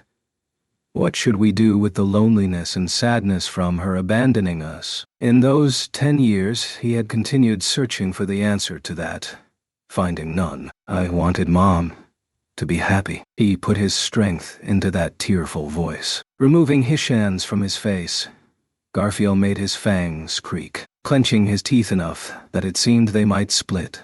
Blood dripped from his tattered lips as he howled. This sadness, the loneliness from being abandoned. I wanted to believe that if they made her happy, there was meaning to them. I wanted to make Mom hate me. His feelings for his mother had nowhere left to go. Garfield had shut his heart inside the sanctuary. With nothing left to slam them against, his ferocious emotion shad kept on burning like a flame, consuming his soul as its fuel. Amid the flames of his smoldering heart, Garfield vowed to himself, I ain't letting anyone leave anymore. His voice was shaking. There was anger, sadness, and the vestiges of fierce emotions forming a fire that continued blazing that very moment. Just changing doesn't mean you can be happy. There's lots of people around who can't do anything like that. What are they supposed to do? Should they just become sacrifices and take on all the sadness so others can be happy? Are they all supposed to become changed like me and Sis? Garfield spread both arms wide, hoisting the sanctuary isolated from the outside world onto his own shoulders.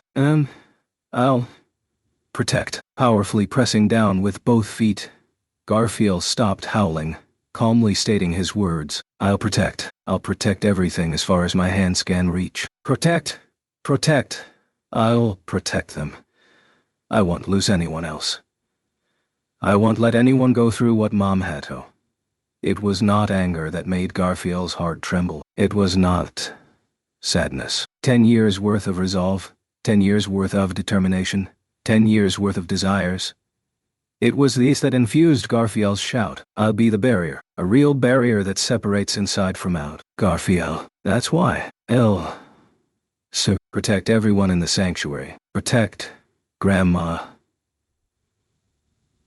Moi. I'm the only one who can do it. I'm the only one who knows. I'm the only one who has to know. Spitting blood as he raised a mighty shout, Garfield made a great leap backward. Abandoning climbing the stone stairs, Garfield landed on all fours in the middle of the grassy field. With a shudder, every hair on his body stood up. Subaru understood what he intended to do like it was the back of his own hand. Subaru. It's all right, Amelia. When Amelia addressed him, Subaru nodded, heading down the stone stairs on his own, turning toward the grassy field. In that grassy field, dyed in the color of the setting sun, Subaru faced off against the gradually transforming Garfield. You ignorant, block-headed bastard. Garfield could no longer be stopped with words, so Thattenly left one thing to do. I'll put you on your back and drive it into you. Thought you're a kind and really stupid jerk. Ooh. Oh. A howling voice accompanied the ground cratering as Garfield, on all fours, transformed. His bones audibly creaked as his body swelled, and he bared his fangs as golden fur appeared all across his skin. Having turned into a ferocious, mindless beast for the purpose of killing Subaru Natsuki, Garfield roared, "J-J-Ya-Ah." This was a decision to kill. Garfield deemed he had no choice but to kill Subaru. Subaru could not be stopped short of killing him. The last 10 years had left Garfield vulnerable to sheathe his fangs. Hence, Garfield transformed as a last resort for the sake of taking a life, turning into a mindless beast so that he would not avert his eyes at the critical moment. But that's your mistake, Garfield. Not wanting to slay his foe, to thrust his claws through his opponent, was kindness. The decision to use his body to protect the hearts of those around him, to protect the sanctuary, was kindness. But making excuses for supposedly unclouded wishes and feelings in order to kill someone who couldn't be left alive, averting his eyes to his own actions, and going as far as to stop thinking at all. That was not kindness. It was weakness, and Subaru Natsuki did not hesitate to take advantage of that weakness. I'm counting on you, body of mine. Don't break down on me when we're inside the ring. The transfigured Garfield bent all four limbs, widening his fangs as if to bite Subaru with them. Instantly, Subaru pictured a gate above his navel that was connected to the very center of his body, and chanted, "Nama-ak, Data." Just before the great tiger leaped forth, Subaru shouted with all his spirit, and the world shouted back. An incomprehensible darkness explosively spewed forth, swallowing the fiendish beast, who was extending his sharp claws whole. Those claws, which should surely have shaved away Subaru's life, never reached their target. The fiendish beast's bloodlust was erased somewhere in that abyss. The next moment, Subaru realized that a fateful impact had destroyed something in the deepest part of his body. He'd abused the gate he'd been told not to use. He'd used the magic that he'd been forbidden from using. He'd gone against the warnings of his personal healer, the greatest healer in the kingdom. The cost of betraying those words might have been to never be able to use magic again. The gate that had been at Subaru's core collapsed. Violently, chaotically, oblivion clawed at his mind. Thanks. The cord he had relied on so many times to date had been cut. To this feeling of losing something he could never regain, Subaru spoke words of parting. The magic he had relied upon several times over had finally had enough of him. It could not be helped, but he was grateful nonetheless. With gratitude in his chest, he took a powerful step forward. His goal of landing a single blow had been met. The darkness magic he activated did not even cover the whole of the beast. Subaru had no talent for magic. This was all he could do with the final spell cast under his own power in his lifetime. Thanks to that, he made a beeline toward the beast's wide-open right shoulder. Come step onto my turf, Garfield. With all his strength, Subaru pounded the blue crystal he gripped in his hand into that right shoulder, which was as thick as a log. Light gushed forth. Then, incredible particles of light surged forth. Subaru felt something akin to wind pressure as he fell backward. Landing on his butt, he backed away. Before his eyes, the fiendish beast, who had been swallowed by the black cloud, had yet to comprehend what had occurred. But the light-emitting crystal was consuming all the mana around it, turning the impenetrable darkness enveloping the fiendish beast into its own fuel. And with that crystal pressed into him, Garfield himself was no exception.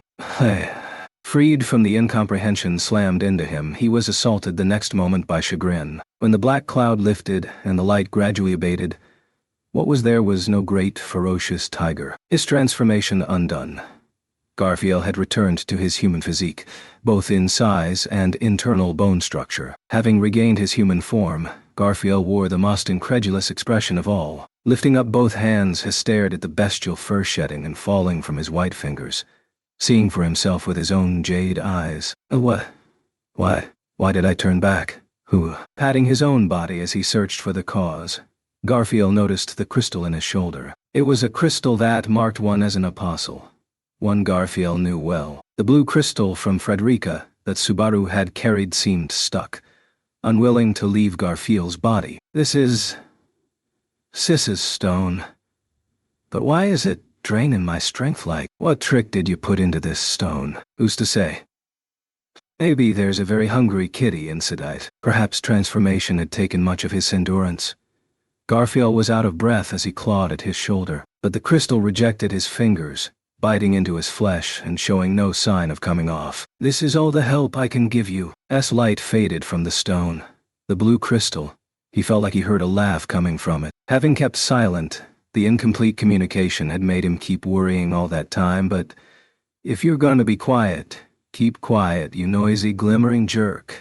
With that listless comment, Subaru saw with his own eyes that the assist from the crystal, his trump card, had worked. Watch this, Amelia. Slowly standing up, Subaru took a deep breath, then spoke to the presence he felt at his back. Behind him, atop the stone steps, Amelia was watching over the pair's fight. It probably looked like a fight that Subaru had no hope of winning. There was no mistaking that in her head. She wanted to stop this. Even so, she didn't. Amelia, who had so angrily tried to stop Subaru from engaging in repeated fights out of unsightly stubbornness. Subaru, too, knew there was something that he could not quite call trust. There was no need to put a label on that something. At the very least, not then. At that instant. Look at me, Garfield. If you want to stop me with your own hands. Don't chicken out and rely on your blood, you coward. How long are you gonna treat me like an idiot? Hay stepped forward, bringing him to stand and face Garfield, who was rooted to his spot. They were both within arm's reach. Garfield was in a state of exhaustion. Subaru was in tip-top shape. It made for apathetic tale.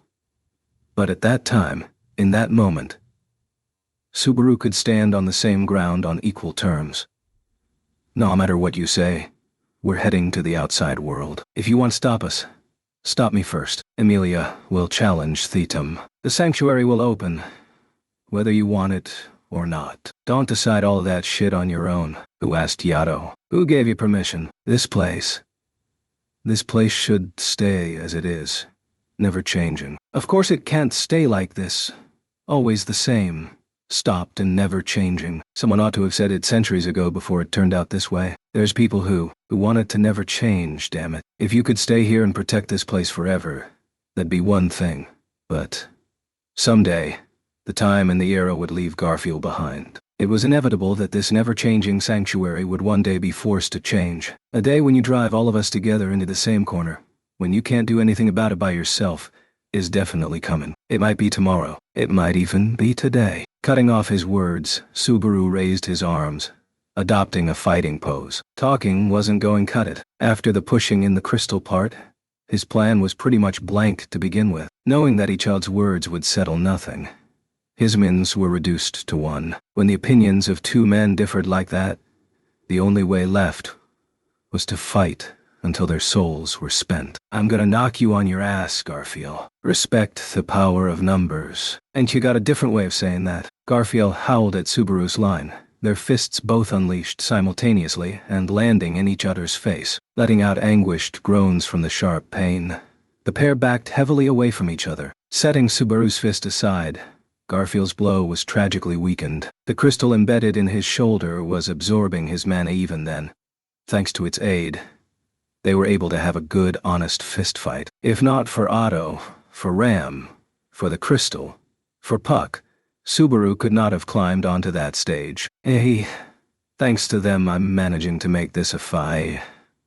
Wah. He took a direct hit to the wide-open side of his face. His vision swooned, which he put a stop to with a stomp. In return, he kicked upward into his opponent's gut, sending a straight punch right into his opponent's lowered face. He was hit back. The hard blow made his eyes spin, and nosebleeds oozed from Subaru and Garfield both their faces marred with blood. The objectively awful and clumsy brawl continued. Each and every blow was weak, but they reverberated in each other's core because of the feelings infused in their fists. Subaru was physically exhausted. Garfield was exhausted in both body and spirit. Thus, the damage spread further. Enough of this. When both sides were depleted in strength, what separated victory from defeat in a fight was skill. Evading Subaru's attack, Garfield spun his body, plunging an elbow strike into the pit of Subaru's stomach. When Subaru moaned in agony, his movements coming to a halt, Garfield delivered a hard chop to the back of his head. And when Subaru fell down, Garfield kneed him in the face. Subaru's vision ferociously shook. He proceeded to move backward and not fall. You still. Just sleep already. Give up, and I'll end this. Don't make me look uncool in front of my girl. Not giving up makes me look way better than giving up, damn it. If you're a man, let me look cool, you stupid jerk. Garfield probably hadn't been able to look good in front of Afram, the girl he longed for. Not even once. Snorting out the blood blocking his nose, Subaru put a smile on his awful-looking face. His expression made Garfield swallow his breath, from which Subaru understood how creepy he must have looked. Subaru felt like praising Garfield's strength. You've done well coming this far. Simultaneously, Subaru felt sadness about his strength. Why did you push it this far? There was a future coming that Garfield could not change, no matter how stubbornly or valiantly he fought. Perhaps by telling him about the future assault on the sanctuary, Subaru might have been able to move Garfield off that spot, but that would not settle the issue within him. Even if his body moved for a time, his heart would remain in the same place. Garfield would ignore all those watching over him, all those extending a hand toward him, and continue to cower, grieving for his dead mother. Take a good look, Garfield. There's no wall here for you to be afraid of. There is a wall. There is for me. An absolute wall, separating inside from outside for me. For me, Grandma, and all the others, we're standing still. We're shut in. It's over for us. Don't you dare go and say it's over. Don't you dare lose hope. In anger, Garfield lamented that by giving up his own future was closed, finished. Something burned inside Subaru's chest. Amid that war of fists, amid that war of words, nothing made sense anymore. Something was wriggling around inside his belly. His gate was dead. He could use magic no more. Then what? in the deepest part of his body, was beginning to assert its existence that very moment. No matter when. No matter the time. If you want to do something, if you want to change, when you think it, that's your starting line, damn it. When you're frustrated, with nothing left, immersed in resignation, stopping your feet, clutching your knees, and cowering, when you're despondent toward yourself, disappointed with others, despairing from feelings of loneliness by being abandoned, those precious to you. When someone says lift up your face and walk forward again, who the hell replies, why don't you just give up? Give up. Go off and die. Cower somewhere. Garbage. All of it was worthless nonsense. If you're clutching your knees and someone has the courage to speak to you, respond. Would you? Hang in there. Do it. You may not know how or why, but if you stand and run, you'll get somewhere. The inside of his chest was hot. Isn't that right, Garfield? Called out the name of the small-looking man before him, eyes swaying weakly. The inside of his belly burned. Isn't that right, Amelia? Called out the name of the girl watching them from behind. The one who was sandwiched between weakness and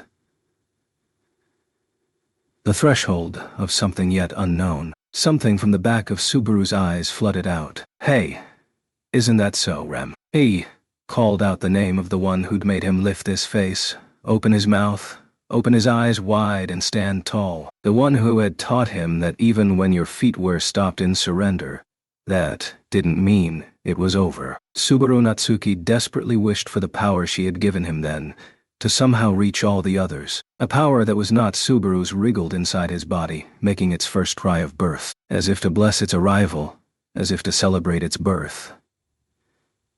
Damn it all. Once more, Garfield swung his claw upward. It was no longer with words, but with actions that Garfield denied all that Subaru claimed. Lacking anything else to say, unable to give up on his feelings, Garfield had no other option. Having closed his eyes to so many things and averted his eyes from the future, he could not face Subaru. Hence he had not noticed that where he leaped, invisible hands were waiting. This new move sure gives off a bad impression. The world moved in slow motion. Subaru could clearly see Garfield leaping at him. His hostility had grown to its limit, and yet his face wasn't tears. Like a child throwing a tantrum, he aimed at the tip of Garfield's chin. That's enough, Heck knew. Not with words, but with his heart. And then he pounded that spot with all his strength.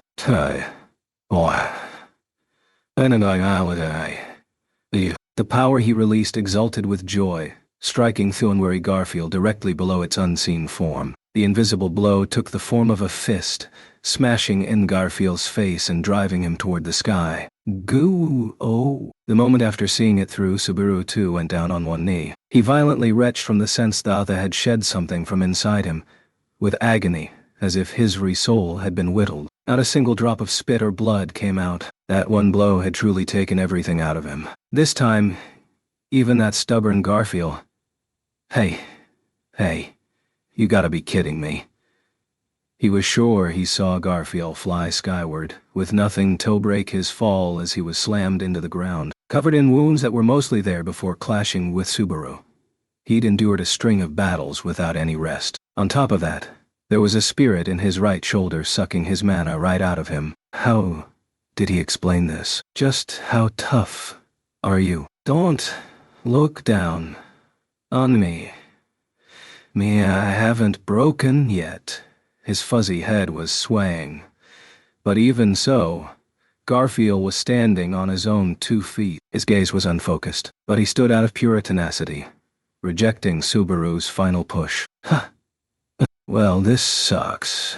Having come this far, I've got to face facts. Subaru had exhausted all his schemes, played his one trump card, and even used a hidden trick that had suddenly sprouted up. Even with Otto and Ram's valiant fighting Puck's assistance, and all the rest, he had still been unable to defeat Garfield. Garfield was strong. Even when he was weak, he was strong. This Subaru acknowledged from the bottom of his heart. That was why, now, no one else will. With wobbly footsteps, Garfield walked forward as Subaru rested on his knees. Garfield was at his limit, but so was Subaru. His consciousness probably could not sustain even one blow, no matter how little strength was behind it. Accordingly, Garfield poured his entire nervous system into his claws, intent on beating Subaru with them. That was why Garfield never noticed the approaching sound or the shaking of the ground. The final blow that would drive Garfield to defeat. This is the end for... yeah.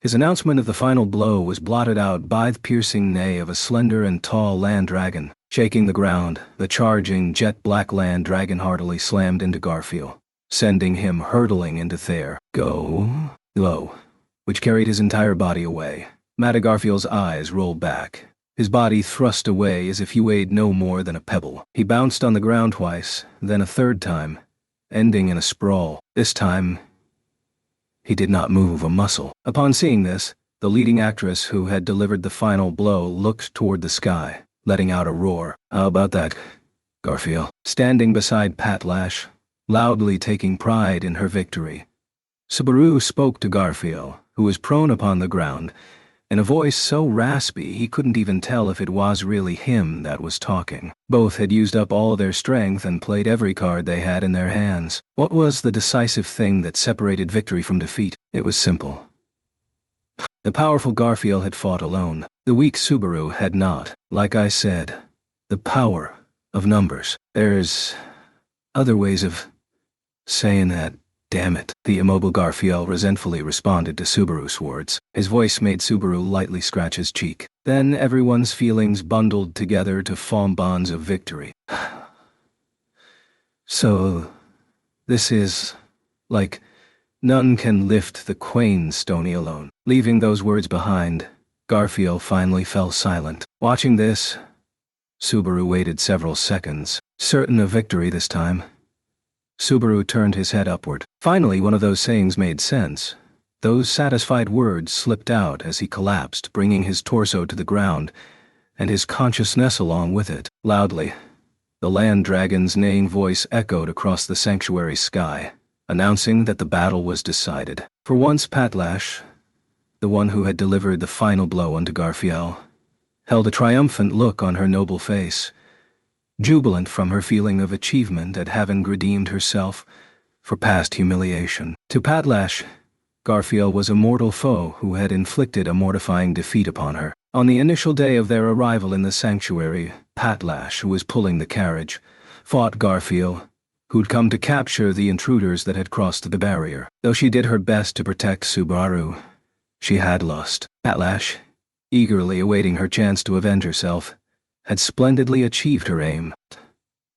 Having witnessed Pat Lash's joy at restoring her honor, Amelia let out a deep sigh. It had been a battle so fierce that she had genuinely forgotten to breathe. Just as Subaru had asked her to, Amelia had continued watching that grand battle until its conclusion. The sight of the two clashing had no doubt made her want to rush over and stop them many times over. But over the course of that, Subaru's voice and gaze had held Amelia's weak heart in check. It was a scene where she was permitted neither to lend a hand nor speak. It was torture. It was a terrible thing to endure. Yet, it was a scene where the one thing she could not do was to avert her eyes. The scene, the pair's argument, and the pair's clash made something burn inside her chest. Subaru had been so stubborn. Garfield had cried in such a tearful voice. Two men smelling of mud as they pounded each other to settle their dispute.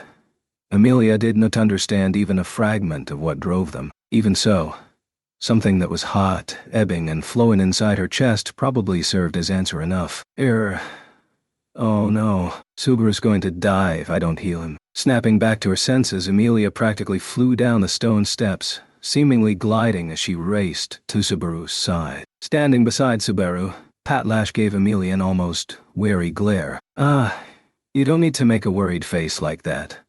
It's all right. Without Puck, my control is a little shaky, but I can borrow the power of minor spirits for something like simple healing, so... As she said this, the minor spirits of which Amelia spoke gave off a pale glow as they lent her their strength. Soft light enveloped Subaru and Garfield and began to slowly heal their wounds. Subaru's pained expression softened bit by tiny bit. Making a thin smile at the sight, Amelia gently brought his head onto her lap. Somehow, lending Subaru her lap like this had become a very familiar development, even though she would have much preferred fewer opportunities to give an injured Subaru her lap pillow. When you wake up, There are so many things I really need to ask you, so...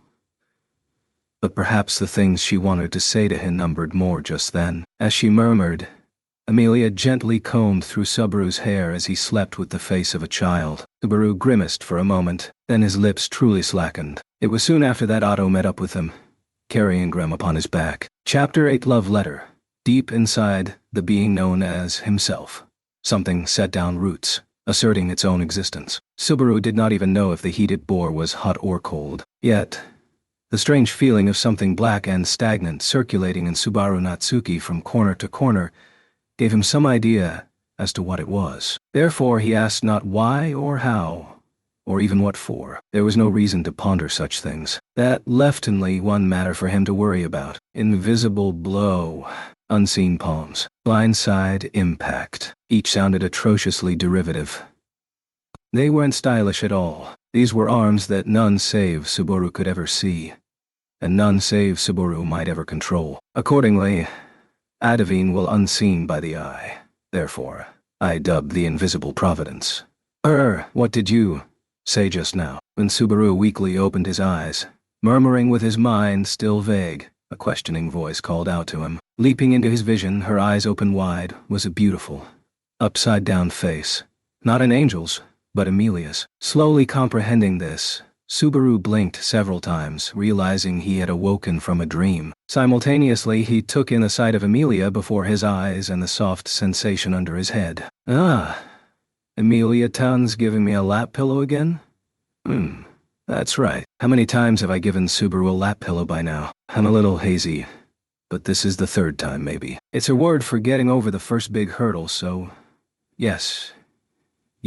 Amelia let Subaru's playful words of savoring his reward glide over her in her familiar manner. From there, Subaru accessed his memory from just prior to losing consciousness, recalling he had been punched extensively. Hey, Amelia Tan. How's my face? It's not in a state you'd never want to look at again, is it? That's fine. It's not that weird. And she's not even trying to be mean. Subaru gazed at Amelia's mystified expression as he lightly tried to move his own limbs. Somehow, he managed to budge them. His bones creaked, and he was bruised all over his body, but he didn't mind it enough to complain. Goodness, don't be rash. It's no good unless you rest. I really don't want to leave the paradise that is Amelia Tan's lap, either. But I have to go searching quick. Otto Andram could be out there dying in the woods. From his restored memories, Subaru recalled that it was Sato who had driven Garfield into a corner. According to Garfield, Ram had assisted him, but he remained concerned for the pair's safety. Judging from Garfield's personality, he shouldn't have actually taken their lives, but before they expire in the forest. I've got to save Ram at least. Stop imagining us expiring and worry about me a little more. Would you? I'd recognize that fierce comeback anywhere. When Subaru tried to put life into his wobbly body and sit up, he widened his eyes, hearing the voice immediately beside him. When he shifted his gaze from Amelia to the direction of the voice, a filthy-looking young man sitting on the tombstone steps entered his vision. Though marred by soil, mud, and blood, the sight was, beyond any doubt, Otto Suwin. Seeing Subaru's gaze, he raised his clasped hands, his lips loosening into a leer. This applies a fair bit to me, but it seems you went through quite a terrible time as well, Mr. Natsuki. But... why, you... Yeah.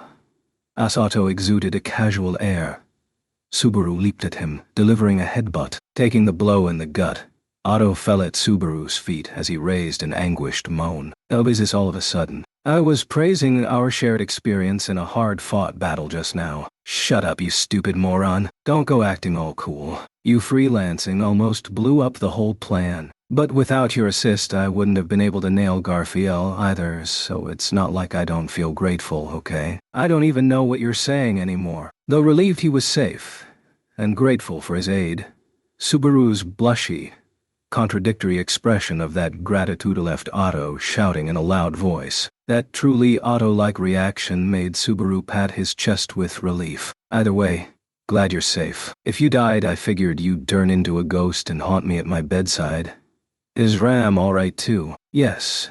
Though my liver went cold when I awoke and found Ram lying on the ground, I was quite relieved to find her state was not as bad as it looked. If anything, The poison she spewed after I carried her on my back was worse. She talked super strict to anyone but the people close to her. How'd you convince her anyway? One of the conditions for her cooperation was that he would not to speak about it to you, Mr. Natsuki. Covering his mouth with both hands, Otto's demeanor made it clear he had no intention of explaining further. To be blunt, it was probably futile to try and make Otto spill the beans. Not that he had a chance even if he wanted to. Surely, such a sensible human being wouldn't be foolish enough to risk his life to go along with Subaru's crazy demands. Damn it. Oh. Daddy, what did you punch me for just now? As hiding his embarrassment. Otto, that's all. Emilia smiled as she joined Subaru in Otto's exchange. Then Subaru saw Patlash, who at some point had come to Emilia's side. When the land dragon brought her nose close, Emilia gently stroked it with her white fingers. The interaction was most unexpected. My Emilia Tan and my Patlash are getting along so well. What a nice scene. Don't say stupid things. This girl has been worried for you this entire time. Subaru. I get that. Subaru smiled wryly at Emilia's scolding, walking close to Patlash on his own 2 feet. Then he reached a hand out to her black scales to give her some gratitude-infused petting. However, when a blow from her tail made him pull his hand back, Subaru objected to Patlash with teary eyes. But rather than relent, Patlash glared back at him with reproach in hairy yellow eyes. She even raised a sour growl that made Subaru cringe. Shall I interpret? Nah, even I don't need you to interpret this. When Otto offered some consideration from behind, Subaru shook his head, letting out a small sigh. Don't make me wear like that, right? Also, addendums with a sense of don't get cocky. There won't be a next time. And become mine already with a fair hint of anger. That's some serious heroine power at work. Jumping into the race to be my leading girl. With a content face, Subaru extended his hand once more. This time, when he did so, Patlash accepted Subaru's hand, acting as if it couldn't be helped as she took it as an apology. Otto and Patlash. In the sanctuary, these two had done nothing but save him. Just like usual, he had to borrow the strength of many in order to overcome a mountain that his strength was insufficient to overcome himself. Would a day truly come when he could pay it all back? Now that I'm thinking of the mountain I'm indebted to you all for breaking past, where's Garfield? Garfield is over there. I think it's best not to get in the way though. What do you mean? Get in the way. As Subaru inclined his head, Emilia touched a finger to her lips. You see, right now Ram is looking after him, so... Garf, are you awake? The first thing he saw when he awoke was a girl's lovely face. He felt conflicted. It was the first thing he'd wanted to see. And also, it wasn't. The fact that his chest was faintly beating louder made Garfield avert his eyes as he cleared his throat a single time. Yeah, I'm awake. Duh. Then move already. My legs are getting numb. Instantly, Garfield was thrust from a soft sensation down onto the grassy soil. When he shot her a resentful glare, Ram, sitting her hip on the grassy field as she brushed off her thigh, went, "What?" as she made a sour face. One would never think it was the demeanor of a girl who'd lent the unconscious Garfield her knees up until moments ago. Just like usual, a girl without one shred of kindness. Ram believes that kindness is something one must give to a person worthy of receiving it. If Ram fails to give any, Ram did not believe that it was appropriate. I'm worth it, huh? From that sentence, it is obvious you prefer I had said something else. This is why you and Barusu are both hopeless. You must be smoother than that if you wish to hear a girl's true thoughts. How? As he lowered his eyes, Ram flicked a finger off his forehead. The blow was inflicted upon the scar on his brow, which he had a habit of touching. Rubbing that white scar, Garfield rested his eyes on the sight of Ram in her filthy clothes. It was none other than he who had made them that way. Ram was exerting herself for him nonetheless. Ram, ain't no scars left on your body. If there are, be my bride and I shall not take responsibility for my scars some other way. In the first place, you had a lot of cheek to do that, Garfield. How you dare leave an injured Ram behind back there. Ram's harsh, overbearing gaze cowed Garfield into silence. The anger in her eyes also held criticism for the end of their battle. Having knocked Ram to the ground and thrust Otto into a thicket, Garfield, out of weakness, had not sought to settle things with their deaths. He'd hesitated against someone he cared for. There was that.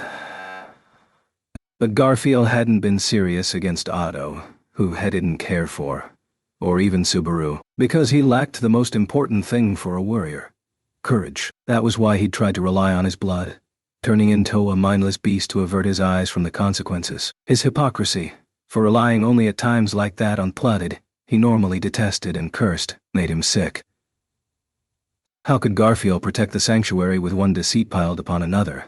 Garf, you're an idiot, so thinking about it is useless. I am not saying to turn into a beast and abandon all logic. I am saying that transforming makes you even stupider than when you try to think. It is far better to fight thinking of nothing with a completely empty head. Ace Garfield sat cross-legged on the ground.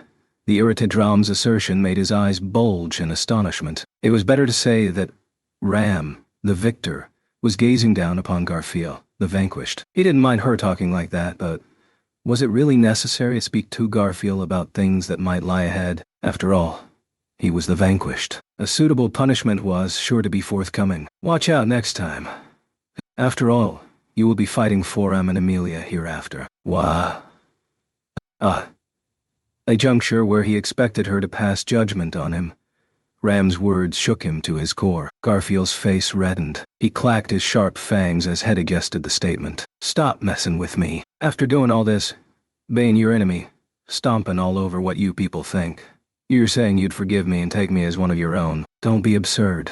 I'm saying you need to work for it because we don't forgive you. You cannot beg for forgiveness without offering something in return, can you? Ram won, and Garf lost. Be a good boy and do as I say. This is so messed up. Hopping to his feet, Garfield stomped his heel against the ground. Instantly, his body wobbled, but his wounds were largely healed. He tightly clenched a fist. I accept that I lost, but accepting and yielding are two different things. I'm in fighting shape even now. If you want to do things I don't want, you should have just killed me. If you want to pick up where we left off, right?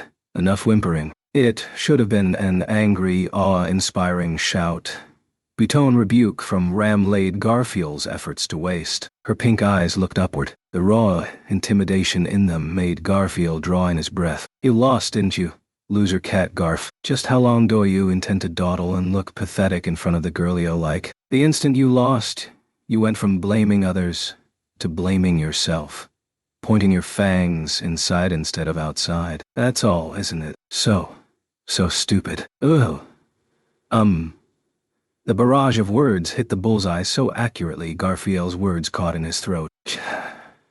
Just because I lost. What? I should make some stupid smile and line up on your side. There's no way I can do that. I accept I lost. But I ain't accepting I was wrong. This was neither desperation nor an attempt to wiggle out. It was how Garfield truly felt. Yeah, that's right. I accept I lost. Losing 'cause of numbers ain't no excuse. But I don't think I was wrong. This feels half done. He could not betray himself from up to that moment. It was impossible for him to submit to Ram and the others, even for pretense sakes. If you do not wish to stay half done, prove that you are not standing still. What did you say? Asked Garfield, breathed raggedly. Ram spoke those words in a quiet voice, unable to grasp what they were meant to convey. Garfield knit his brows, and the next moment, eyes widened and froze. Sitting on the grassy field, Ram lifted up a hand, turning its white fingers toward him. When he realized what those fingers were showing him, Garfield's heart froze solid. I can largely imagine what Barasu would say. Also, you do not need to be afraid, Garf. So you should go see with your own eyes. The Tombs trial. The instant he put the words to his tongue, Garfield's back was drenched with cold sweat. His breaths quickened, and his heartbeats became ragged. He heard his youthful self sad crying ringing in his ears. Garf, can you change, or will you remain a cowering, unmoving little boy? Cut that out. The way you said that makes even Muana deny it. Garfield rang out in protest at Ram's words. Tensely, he realized he had not firmly told her I want go, remaining in the chasm between the two choices. I'll go and I want. He was being completely taken for a ride. I Ram thought, Mei Subaru, Natsuki. Even though he remembered that fear, a part of him did want to make sure. His body was stiff with fright. His body was letting out wails of rejection, and his soul howled fiercely. Even as he spat blood, Subaru had stood before Garfield and shouted what he believed, namely that he needed toughened out if he could win against himself on that day of his childhood or not. Your face says your resolve is set. He realized that the trembling of his fangs and the cold sweat over his entire body had eased. When Garfield turned around, Ram was brushing leaves from her hip as she stood up beside him. Gazing at her face, Garfield suddenly had a thought. Deep down, he felt that Ram didn't regard getting Garfield on her side as all that important. Why then had Ram cooperated with Subaru and the others and scolded him then and there? Wasn't Ram simply putting her foot on her childhood friend's back to give him a push? If that was true, the woman he loved was quite a woman indeed. Well, it'll be fine, Garfield was pressed into silence. Taking that silence as an ease, Ram, for once, spoke with a warm tone of voice. Ash appeared at Garfield, giving his bare shoulder a light pat. If you see something scary enough to make you cry, Ram will console you. A favor to an old acquaintance. When he entered the tomb for the first time in 10 years, the air was as stagnant as the last time. Passing through the cramped stonework corridor and walking amid a cool wind, Garfield grimaced at the scent of settled dust in his nostrils as he advanced toward the back door, the sound of his own bare feet. Don't want to stay long in this place, Garfield murmured, as, within his chest, the sound of his heartbeats gradually sped up. Go to the back. And the trial was there. As a half-blood, Garfield held the qualification to challenge it. As night came, the tomb's lighting came on, as if to welcome its challenger. Go to the back. And the trial was there. So too, the past that had inflicted an indelible wound on him in his childhood. Go to the back. And the trial was there. Would touching it one more time change anything? Pathetic. That's what I came all this way here to find out, damn it. Dwelling on that sound logic, he scorned the timidity of his own heart. He'd been angrily yelled at by Ram, beaten to a pulp, and treated as a tiny fool before yielding like a little girl. He hadn't wanted to realize or understand just how cowardly he truly was. Then and there, it was within his power to destroy Thetum's corridor, rendering everything else moot. The recuperative power of the blessing of Earth Spirit was extraordinary. Already, he had regained enough strength to destroy the tomb. Ram and the others waiting outside had no means of stopping him. He could spoil their salts of such an agonizing battle, rendering it all for naught. Hadn't she and the others realized that much? Damn it all. Of course they had. Setting aside Amelia, who knew too little about doubting people, and Otto, who was short of a few important components, there was no way the highly observant Ram or the very calculating Subaru would fail to see that possibility. In other words, they firmly believed that Garfield would not destroy the tomb. Perhaps they thought he was too chicken to do it. Or, perhaps, they trusted him. The answer to that question, too, likely lay beyond firmament. He overcame the trial. In all bluntness, Garfield had kept inside the sanctuary, worrying about everything with his woefully insufficient head. In only a few days, 10 years of that had been turned in its head. He never dreamed his own feet would carry him to Thetum's stone room once more. He arrived at the innermost chamber, a stonework room enveloped by a faint, blue light. Having visited this place after 10 years, Garfield crossed his arms, sensing that something was off. Something gave off some kind of strange impression. A difference in the stone room entered his keen nocturnal vision. Garfield squinted his eyes at this. First, face your past. That instant, his vision swayed, and something indistinct covered his thoughts. The past was coming. One might call it a mysterious feeling to awaken within a dream. Crinkling his nose, Garfield slowly stood up and surveyed his surroundings. What flew into his vision was a most familiar forest. But compared with the scenery Garfield knew, this forest was over 10 years younger. Garfield, who was in contact with the forest on a daily basis, knew as much. This was the past. The trial had begun, and he was in the sanctuary of 10 years past. No doubting it now, huh? Clenching a fist, Garfield let the words trickle out as he made a bitter face. It was obvious that this was the past. It was expressed more eloquently than any words, more obviously than seeing how the trees were young again, and it was thanks to the scene spread immediately before Garfield's eyes. It was a scene of 3 women exchanging words in a place close to the sanctuary's barrier. One had youthful features with long pink hair, Ryuzu. Another was 10 years of age, give or take, and she was a girl with delicate, silky, beautiful golden hair.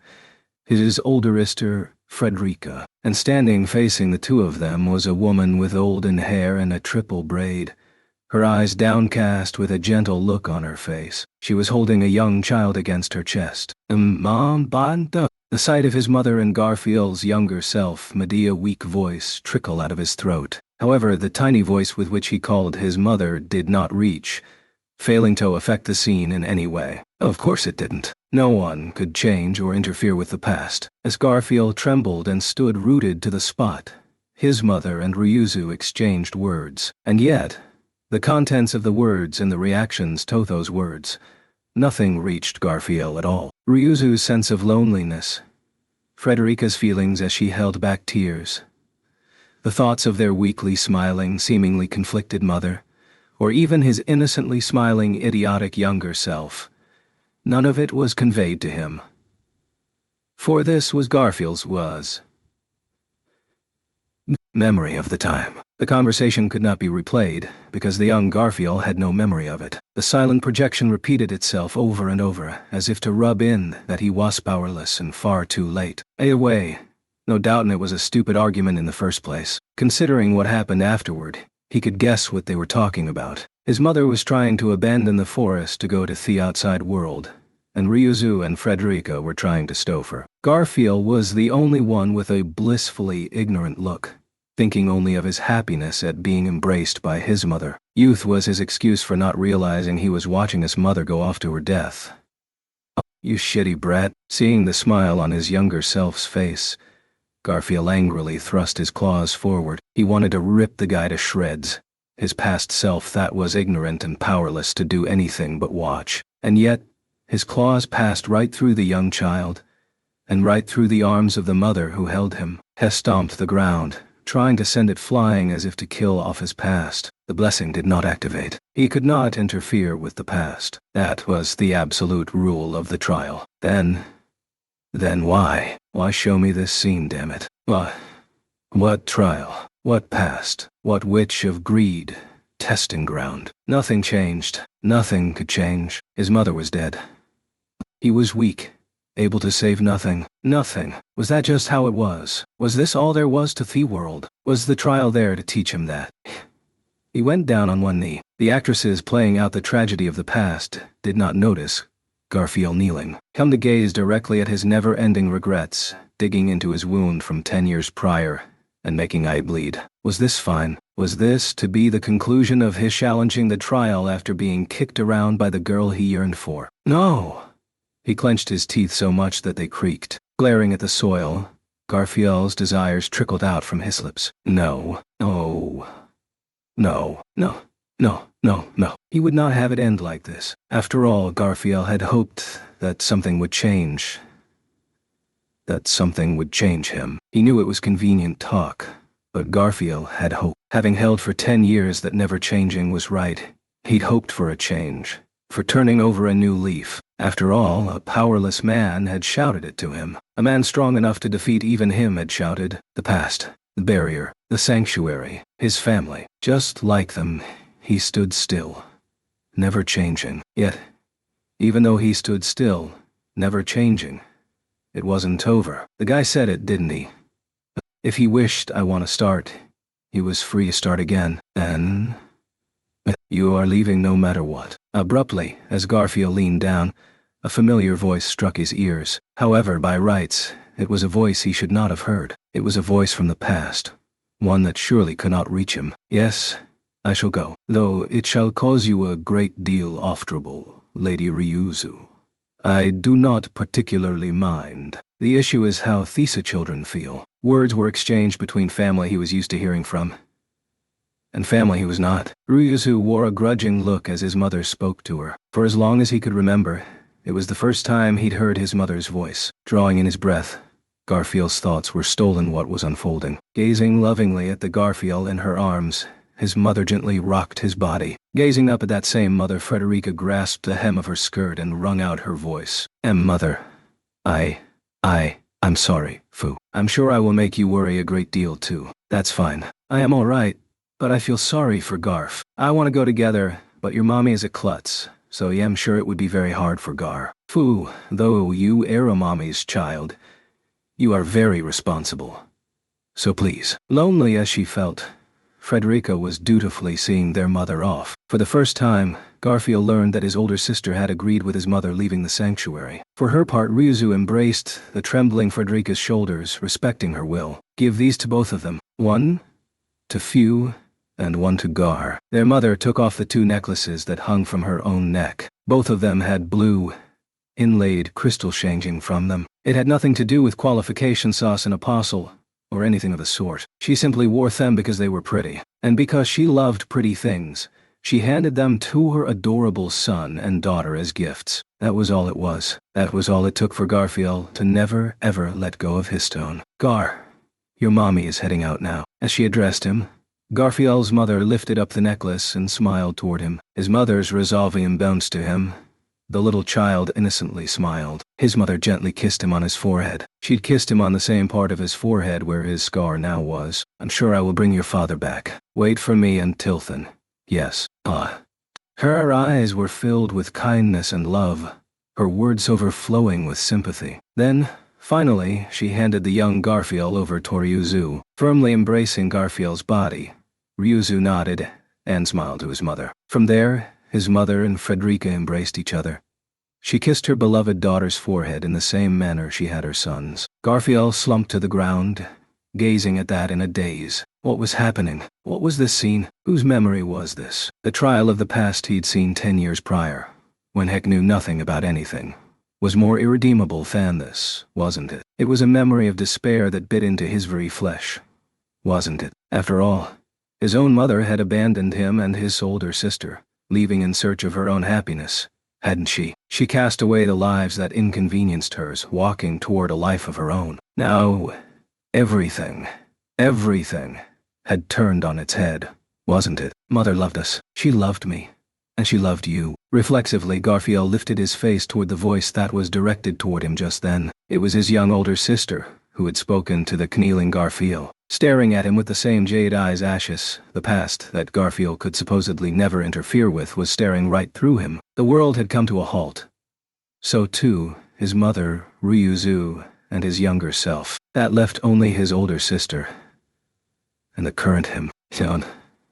In that stopped world, his older sister inclined her head, posing Garfield a question. Mother left the sanctuary for the sake of her family. Are you dissatisfied with this? Don't mess with me like this. What's up with telling me she loved me? What are you trying to do? I suppose this would be easier on you if she did not love you. The young Frederica spoke to Garfield, whose voice wascawed, as if pitying him. The difference in their heights was literally that of an adult compared with a child. And yet, regardless of his sister's physical height, she mercilessly showered words onto her troublesome younger brother. If you think love goes only one way, you can justify your own scars. You're wrong. If you come to know you both love and are loved, that leaves you unable to justify your choice to remain in the sanctuary, does it not? No. Duh. No. You don't even know nothing about what happened to Mom next. How could I not know? Garfield, shouting as he gave in to anger, instantly lost his voice as if impaled by ice. Frederica hardened her young cheeks, her expression holding back tears as she stared at Garfield. What was his big sister telling him that moment? Was she saying she knew? Of course I would know. If Mother was visited by misfortune immediately after distancing herself from the sanctuary, of course I would not fail to hear of it. Then why? Surely, you understand why I would not tell you that at such a young age. Garf, you are not a child anymore, so... Frederica knew what had happened to his mother. Ryuzu and the other residents likely knew as well. Only the young Garfield, persistent in his youthful ways, did not know. If he had not seen it in the tomb's trial, he likely still would not know, even to that very moment. Really, you remembered that Mother loved you, didn't you? Garfield had become obstinate in order to trample many feelings underfoot. Your forehead wound.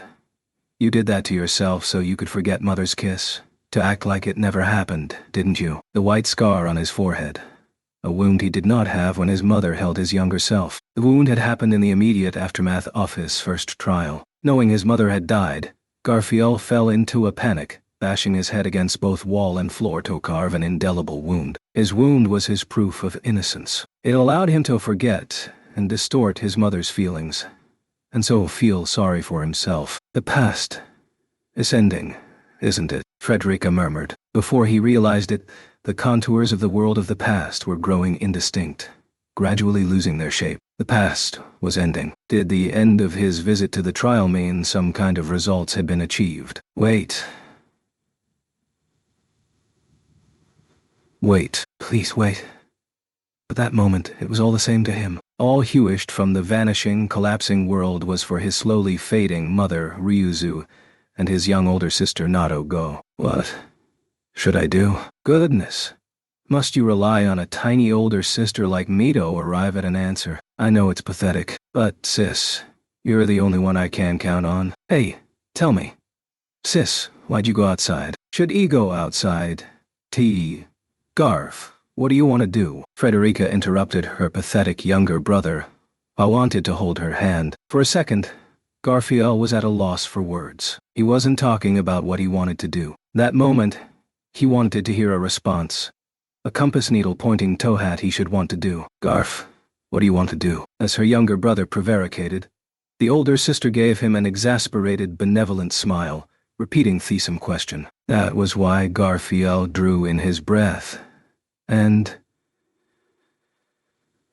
I want to be wanted. Who do you want to want you? I want to be wanted by people who need me. Why do you think that way? Because they helped me remember. His older sister did not speak the words remember what, but her jade eyes, the same as his, posed the question more eloquently than any words could. That my mother loved me. The next instant, the world of dreams faded into white. The past and his family receded, vanishing into the ether. A mere hour had passed since they had seen Garfield to challenge the trial. During that time, Subaru and the others remained seated in front of the tomb, tensely continuing to await his return. If he breaks his promise and destroys the tomb, I am not sure what we are going to. Jaffin. Asato made that statement, intending to ease the tension but failing to read the mood. Ram bluntly sent him flying with her shoe. Fortunately, the luckless Otto's worries ended then and there. Young Gar. The loud shout came from Shima, who was there as part of Team Ryuzu, watching over the tomb. After the battle with Garfield concluded, Subaru used the time spent waiting to give a shout-out via the crystal, getting the group to meet back together there. That same Shima had rendezvoused with Ryuzu Derma, the current Ryuzu. Emilia, unfamiliar with the circumstances, was surprised to see two Ryuzis in one place. To wit, so is Miss Shima, Miss Ryuzu's older sister or younger sister. That being her level of comprehension of the matter, a detailed explanation would have to wait until after various things were settled. Either way, Shima's voice made everyone present look at the tomb. There, at its entrance, stood Garfield Tinsel, having returned by coming through the corridor. As Garfield, eyes narrowed as he bathed in the wind of the sanctuary, showed no sign of being flustered. To Subaru, his face gave off the impression of someone who'd cast some kind of burden aside. With his face remaining like that, Garfield leaped from the top of the stone steps toward the grassy field. Then, he landed in front of Subaru and the others. No, in front of his two grandmothers, Ryuzu and Shima. Standing up, Garfield looked from one to the other. One was a grandmother he had spent a great deal of time with. The other was a grandmother he considered the savior of his life, a young Gar. We. Don't make faces that don't suit ya, old hags. Sorry, don't make you worry. Young Gar. Eu. Still, I gotta say, I'm used to different old hags with Theseum face standing next to the others. But I sure ain't used to the same two old hags standing next to each other. Yes. The grandmothers stood side by side. Garfield spoke quite bluntly as he simultaneously put his hands on both their heads. His hands made both Ryuzu and Shima go stiff. However, with faces ready to break into tears, they accepted his hands nonetheless. Their family relationship was a complicated one. That was particularly true because the first four, all their Ryuzis, were one and the same grandmother from Garfield's perspective. It was a difficult issue with no easy answer, but in the moment that he watched the three of them, Subaru thought, might not need to worry about them after all. Garf, how was it? Gazing at the exchange between that family, Ram clutched her own elbows as she posed Garfield that question. In the end, it was Ram who'd given his back the final push toward the trial. Her words brought a tiny growl out of Garfield. Way my eyes see it, ain't no results to celebrate. Felt more like, what? That's it. That sounds like an impression from a proud middle school shoplifter. But you did it. Far as I'm concerned, it's a clean break. Responding to Subaru thus, Garfield made a deep exhale from his nostrils. Those words made everyone present draw in their breaths for a moment, but different deep sentiments immediately poured out. In other words, inside the trial, Garfield had come to terms with his own past. This was proof not only that he had passed the trial, but that the sanctuary was one step closer to liberation. So, how about you take that momentum into the Totrials left? Don't mess with me. And that ain't my role, is it? Yes. That's right. What comes after is my job. I won't have anyone go and snatch it away. Clicking his tongue, Garfield gave Amelia a nod of his chin. Accepting this, Amelia puffed out her chest at the torch passing to her. The firmness of her enthusiasm made Subaru slacken his cheeks. Then, to that very Subaru, Garfield went, toward him, awkwardly scratching his cheek. Besides that, the hell is this? Is what? This touchy-feely stuff doesn't suit your character at all. You're clearly a zero ingenuity, muscle brain type, so just be a barbarian about it. Hey? I know you're making fun of me with that. You're asking for... Nah, that ain't what I want to say. He began to lose his temper, but Garfield lowered his arm without doing a thing. Subaru tilted his head at the atypical action. In his stead, all by herself, Ram made a little smile with an air of exasperation. Garf. Then she gave Garfield a gentle little poke in the vicinity of his hip. In the face of Ram's lethal attack, Garfield exhaled in apparent surrender. I probably accepted what was in the trial cause of you. Thanks. Did you just say thanks? I ain't saying it twice. Just, it made me remember something important. That's why... crap. Perhaps both his anger and embarrassment had risen during the time he spoke. For Garfield bared his fangs. Then he thrust a finger towards Subaru with so much force it seemed he might bite Subaru's head off. Listen here, Kay. Yeah, I lost. The trial's results changed too. But that sure don't mean everything coming out of ya is right. The proof is in what happens from here. Or else. If you open this place up and bad stuff happens to the old hags, no mercy. Right. Of course. That's what I'm saying. I'll watch with my own eyes whether you jerks are all talk. I'm seeing this through to the bitter end, ya hear. So you better get this done right, General. Roughly shoving Subaru's shoulder away, Garfield cut off his words and twisted his cheeks into a smile. His demeanor and the unexpected manner of a dress-lift Subaru taken aback. During that time, Garfield instantly turned his back to Subaru, turning his feet toward his two grandmothers. Just now, Garfield made a really red face. Having witnessed the same thing, Amelia spoke to Subaru, her voice infused with a giggle. If Amelia saw it too, it was no hallucination. Of course, he hadn't heard the statement incorrectly, either. General? The commander-in-chief here is Amelia Tan, not me. You're the one who smacked Garfield down. It was a clash between men, right? Because he acknowledges that you're Garfield's general... Subaru. General. That's so amazing. Amelia's honest, not sarcastic whatsoever praise made a Subaru wryly twist his lips. As Subaru bore a conflicted look, Ram came right beside him, shrugging her shoulders. Just give in. He is in such high spirits, it cannot be helped. Let him do as he pleases. Incidentally, I'm way weaker, so it's not like I set out to be some kind of accidental main character. It feels more like you have made a brother. You are the elder, so be magnanimous. Well, if it's like that, it is what it is. Wit. Subaru raised a stop sign with his hands, having heard on portion of the statement he could not let pass. Gazing at the back of Garfield's head, with exasperation and affection in her eyes, Ram went, "What?" and turned back toward Subaru. "What did you say just now? Which part, Otti?" "The part where you said Garfield's younger than I am." Went Ram, nodding as she seemed to grasp Subaru's question. This year Gar finally turned 14. This information, which was opposite Subaru's expectations, left him aghast. Incredibly disturbed, he closed his eyes, turning his face up to the sky. He recalled a number of incidents, how Garfield called him General, a variety of his statements and actions to date, and how Garfield advocated himself as the world's strongest man. All these began to sink in, and as they did, Subaru shouted, "That makes him a delusional 8th grader. Staying here too long will only dull your resolve, won't it?" With Garfield having come to terms with his internal conflict and Subaru having felt the impactful blow of his actual age, things had calmed down a notch. Whereupon Amelia, brushing off grass as she stood up, retightened that relaxed atmosphere with a single sentence. As Amelia gazed at the tomb with a sober visage, Subaru posed a question. "Going, huh?" "Yes, I'll go. Just watch. I'll do as Garfield did, then go farther." "Sure you can do it." "I'll do it, because I'm not afraid of changing anymore." Her forceful reply was made possible from having experienced her argument with Subaru at the tomb. Garfield clacked his fangs at the reply.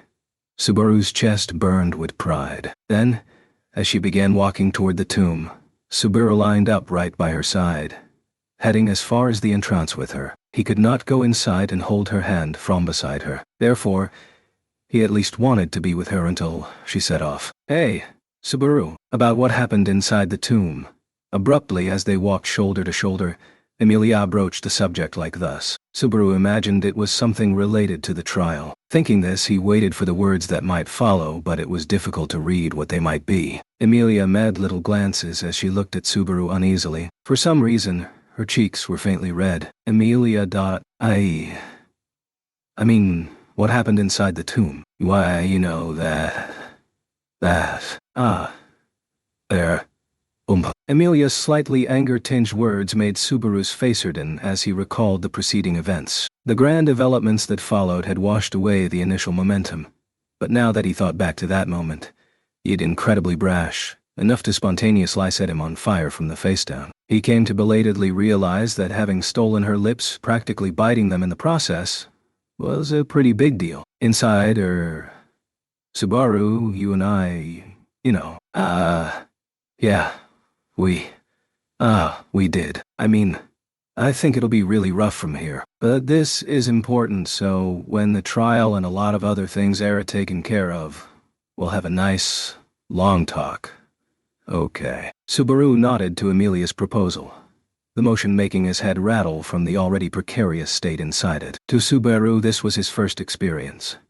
To Amelia, it was probably her first experience too. Having mutually slammed their feelings into each other, they had a mountain of things they needed to discuss. "But you're pretty confident if you're talking about having a conversation after all this?"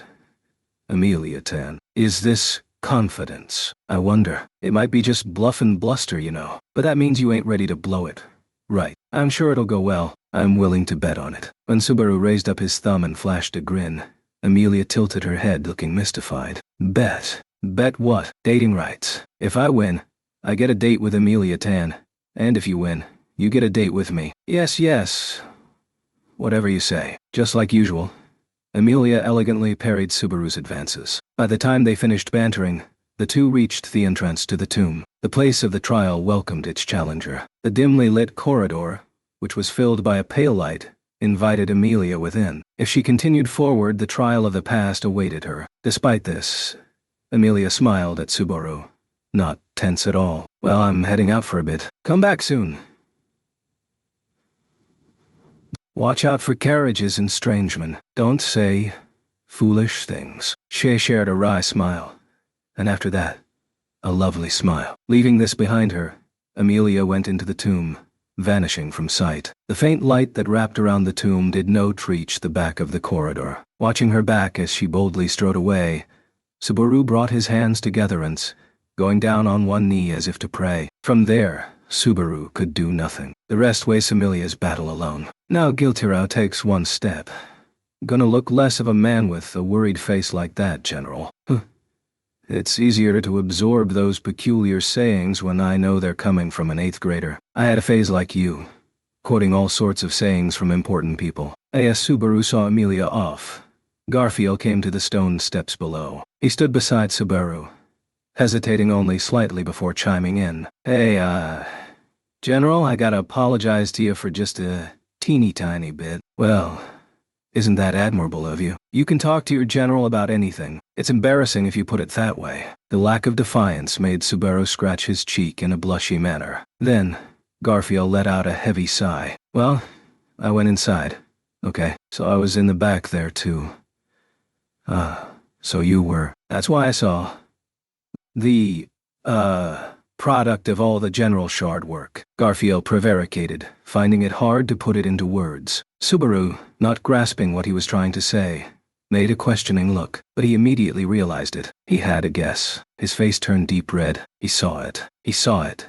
He saw it. He saw it. And, I forgot. I mean, I didn't expect you'd actually go into the tomb yourself. So,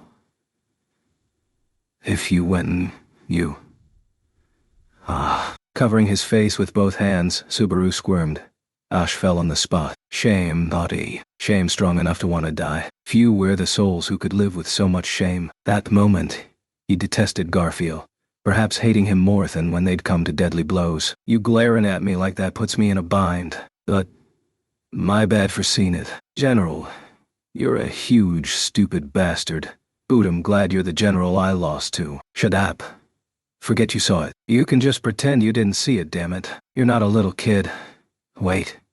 You are a little kid. Damn it all. When he tried to call Garfield a brat, Subaru immediately realized it was he who was at an overwhelming disadvantage, what with his soft spot in his opponent's grip. The resentful shout sent Garfield bursting in laughter, slapping his knees. As he rested, exposed to lukewarm gazes, Subaru prayed for Emilia's good fortune, simultaneously praying that she would not notice the graffiti he had left behind. Now that someone else had seen them, those little love letters had become quite a farce. And of course, Subaru's second prayer went unanswered. Subaru, you idiot. Tense as she passed through the corridor, Emilia entered the stone room where the trial was undertaken. She traced the faintly glowing stone walls with her finger as words trickled out of her in a giggly tone. After being so frightened, Emilia had fought her fear, challenging the tomb with resolve and determination in her breast. And yet, when Emilia arrived at the stone room in question, she was greeted by an unexpected sight. I mean, this really is stupid. In contrast to her words, Emilia's expression softened, filling with affection. Who could blame her? Anyone seeing it would surely have the same thought. The walls Emilia traced with her fingers had marks on them that they should not have had. Every single one of the 4 walls of that cramped stonework room was buried in many, many markings. The shadows from the glow gave those marks tangible shape. Emilia touched her hand to them as her chest grew out. Carved into them were pictures, characters. Emilia was surrounded by many words, many feelings. The pictures were the adorable Pucks that Subaru had drawn many times before. The drawings of Puck had various expressions on them, and surrounding these were writings in eye script, as if they were written by little children. Hang in there. You can do it. Puck and I are both cheering you on. Once this is done, let's go on a date. I'm counting on you, Emilia. I love you. That's why I believe in you. Idiot. Idiot. Idiot. Idiot. Subaru, you dunderhead. Even though she had to challenge the trial, even though painful, sad memories surely awaited her, his efforts to cheer her up nearly had her in tears. What a terrible person he was. Something dawned on her. That moment, she understood. Since Emilia had come to this place 2 days prior, the only chance to engrave these characters and images was night before. Subaru had taken the time. Subaru had distanced himself from Emilia's side during that time, and what he'd done during that time was the one thing which Subaru absolutely would not speak to her about. What a very stupid thing to break a promise for. I am absolutely not forgiving you until you apologize for this, you know. Adoringly touching the characters, she voiced her thoughts for the boy who had carved them. The next moment, she felt like her consciousness was being lulled to sleep, and sensed the world's contours growing vague. The trial was coming. The past she had feared so much was coming, and yet, a smile remained on Emilia's lips. Emilia did not understand if the experience of being invited to her past ought to be called a dream. Dreamlike might have been appropriate to describe zinking into the familiar forest in the innermost part of her memories and stepping into it with her own feet. Surrounded by tall trees, she felt the tranquil breeze, and the warm soil beneath her soles as she breathed in deeply. This place inside the trial was not the snowy landscape dotted by white-laden trees that loomed large in her memories. This place had not yet reached that point. That said, it was undoubtedly on the path that would arrive at the snowy landscape Amelia so deeply regretted. And then,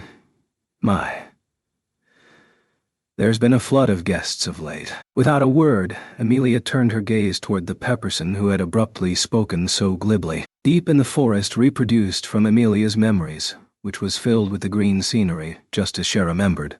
One figure decidedly not from her past stood askew in the shadow of a tree. Leaning upon the trunk, the white-haired woman casually studied Amelia. There, clad in black clothing and bearing a face beautiful enough to bewitch any onlooker, stood Echidna, the witch of greed. When Amelia noticed the witch's gaze, the latter smiled charmingly at her, slowly stepping out of the tree's shade and walking over. Truly, a flood of guests, both guests who ought to be welcomed, and guests who surely were not invited. As she walked over, Echidna turned a casual voice and a frigid gaze toward Amelia. This was no sarcasm. They were pure, unadulterated feelings of disgust and scorn. It's quite something for you to crawl back here after putting on such a shameful display. Even I am shocked at your audacity and refusal to quit. Her frigid black eyes both resembled those of the one closest to Amelia, and yet did not. This malice was directed not toward half-elves, but toward Amelia personally. It was raw hostility. No matter how dejected and teary you are, you get to curry favor with a man who'll console you and forgive you. You defile my personal world over and over. Selfish in the extreme. You are a loose woman, shameless and immoral. What do you have to say about that, witch's daughter? The sheer ferocity of her words would have torn the old Amelia's heart apart, utterly smashing it to pieces. Without mercy, without hesitation, the witch hurled insults to whittle down Amelia's spirit. It was not the only reason she'd been broken by the trial before, but her challenge began there. The witch neither wanted Amelia to challenge the trial, nor to overcome it. The witch did not expect Amelia to overcome the trial whatsoever. Ah, I see. Here, I have to do that thing Subaru told me to. Now, she understood. It really was exactly like Subaru had told her. When throwing down the gauntlet, when forcing courage to well up from deep in her heart, she needed to be like Subaru Natsuki. My name is Amelia.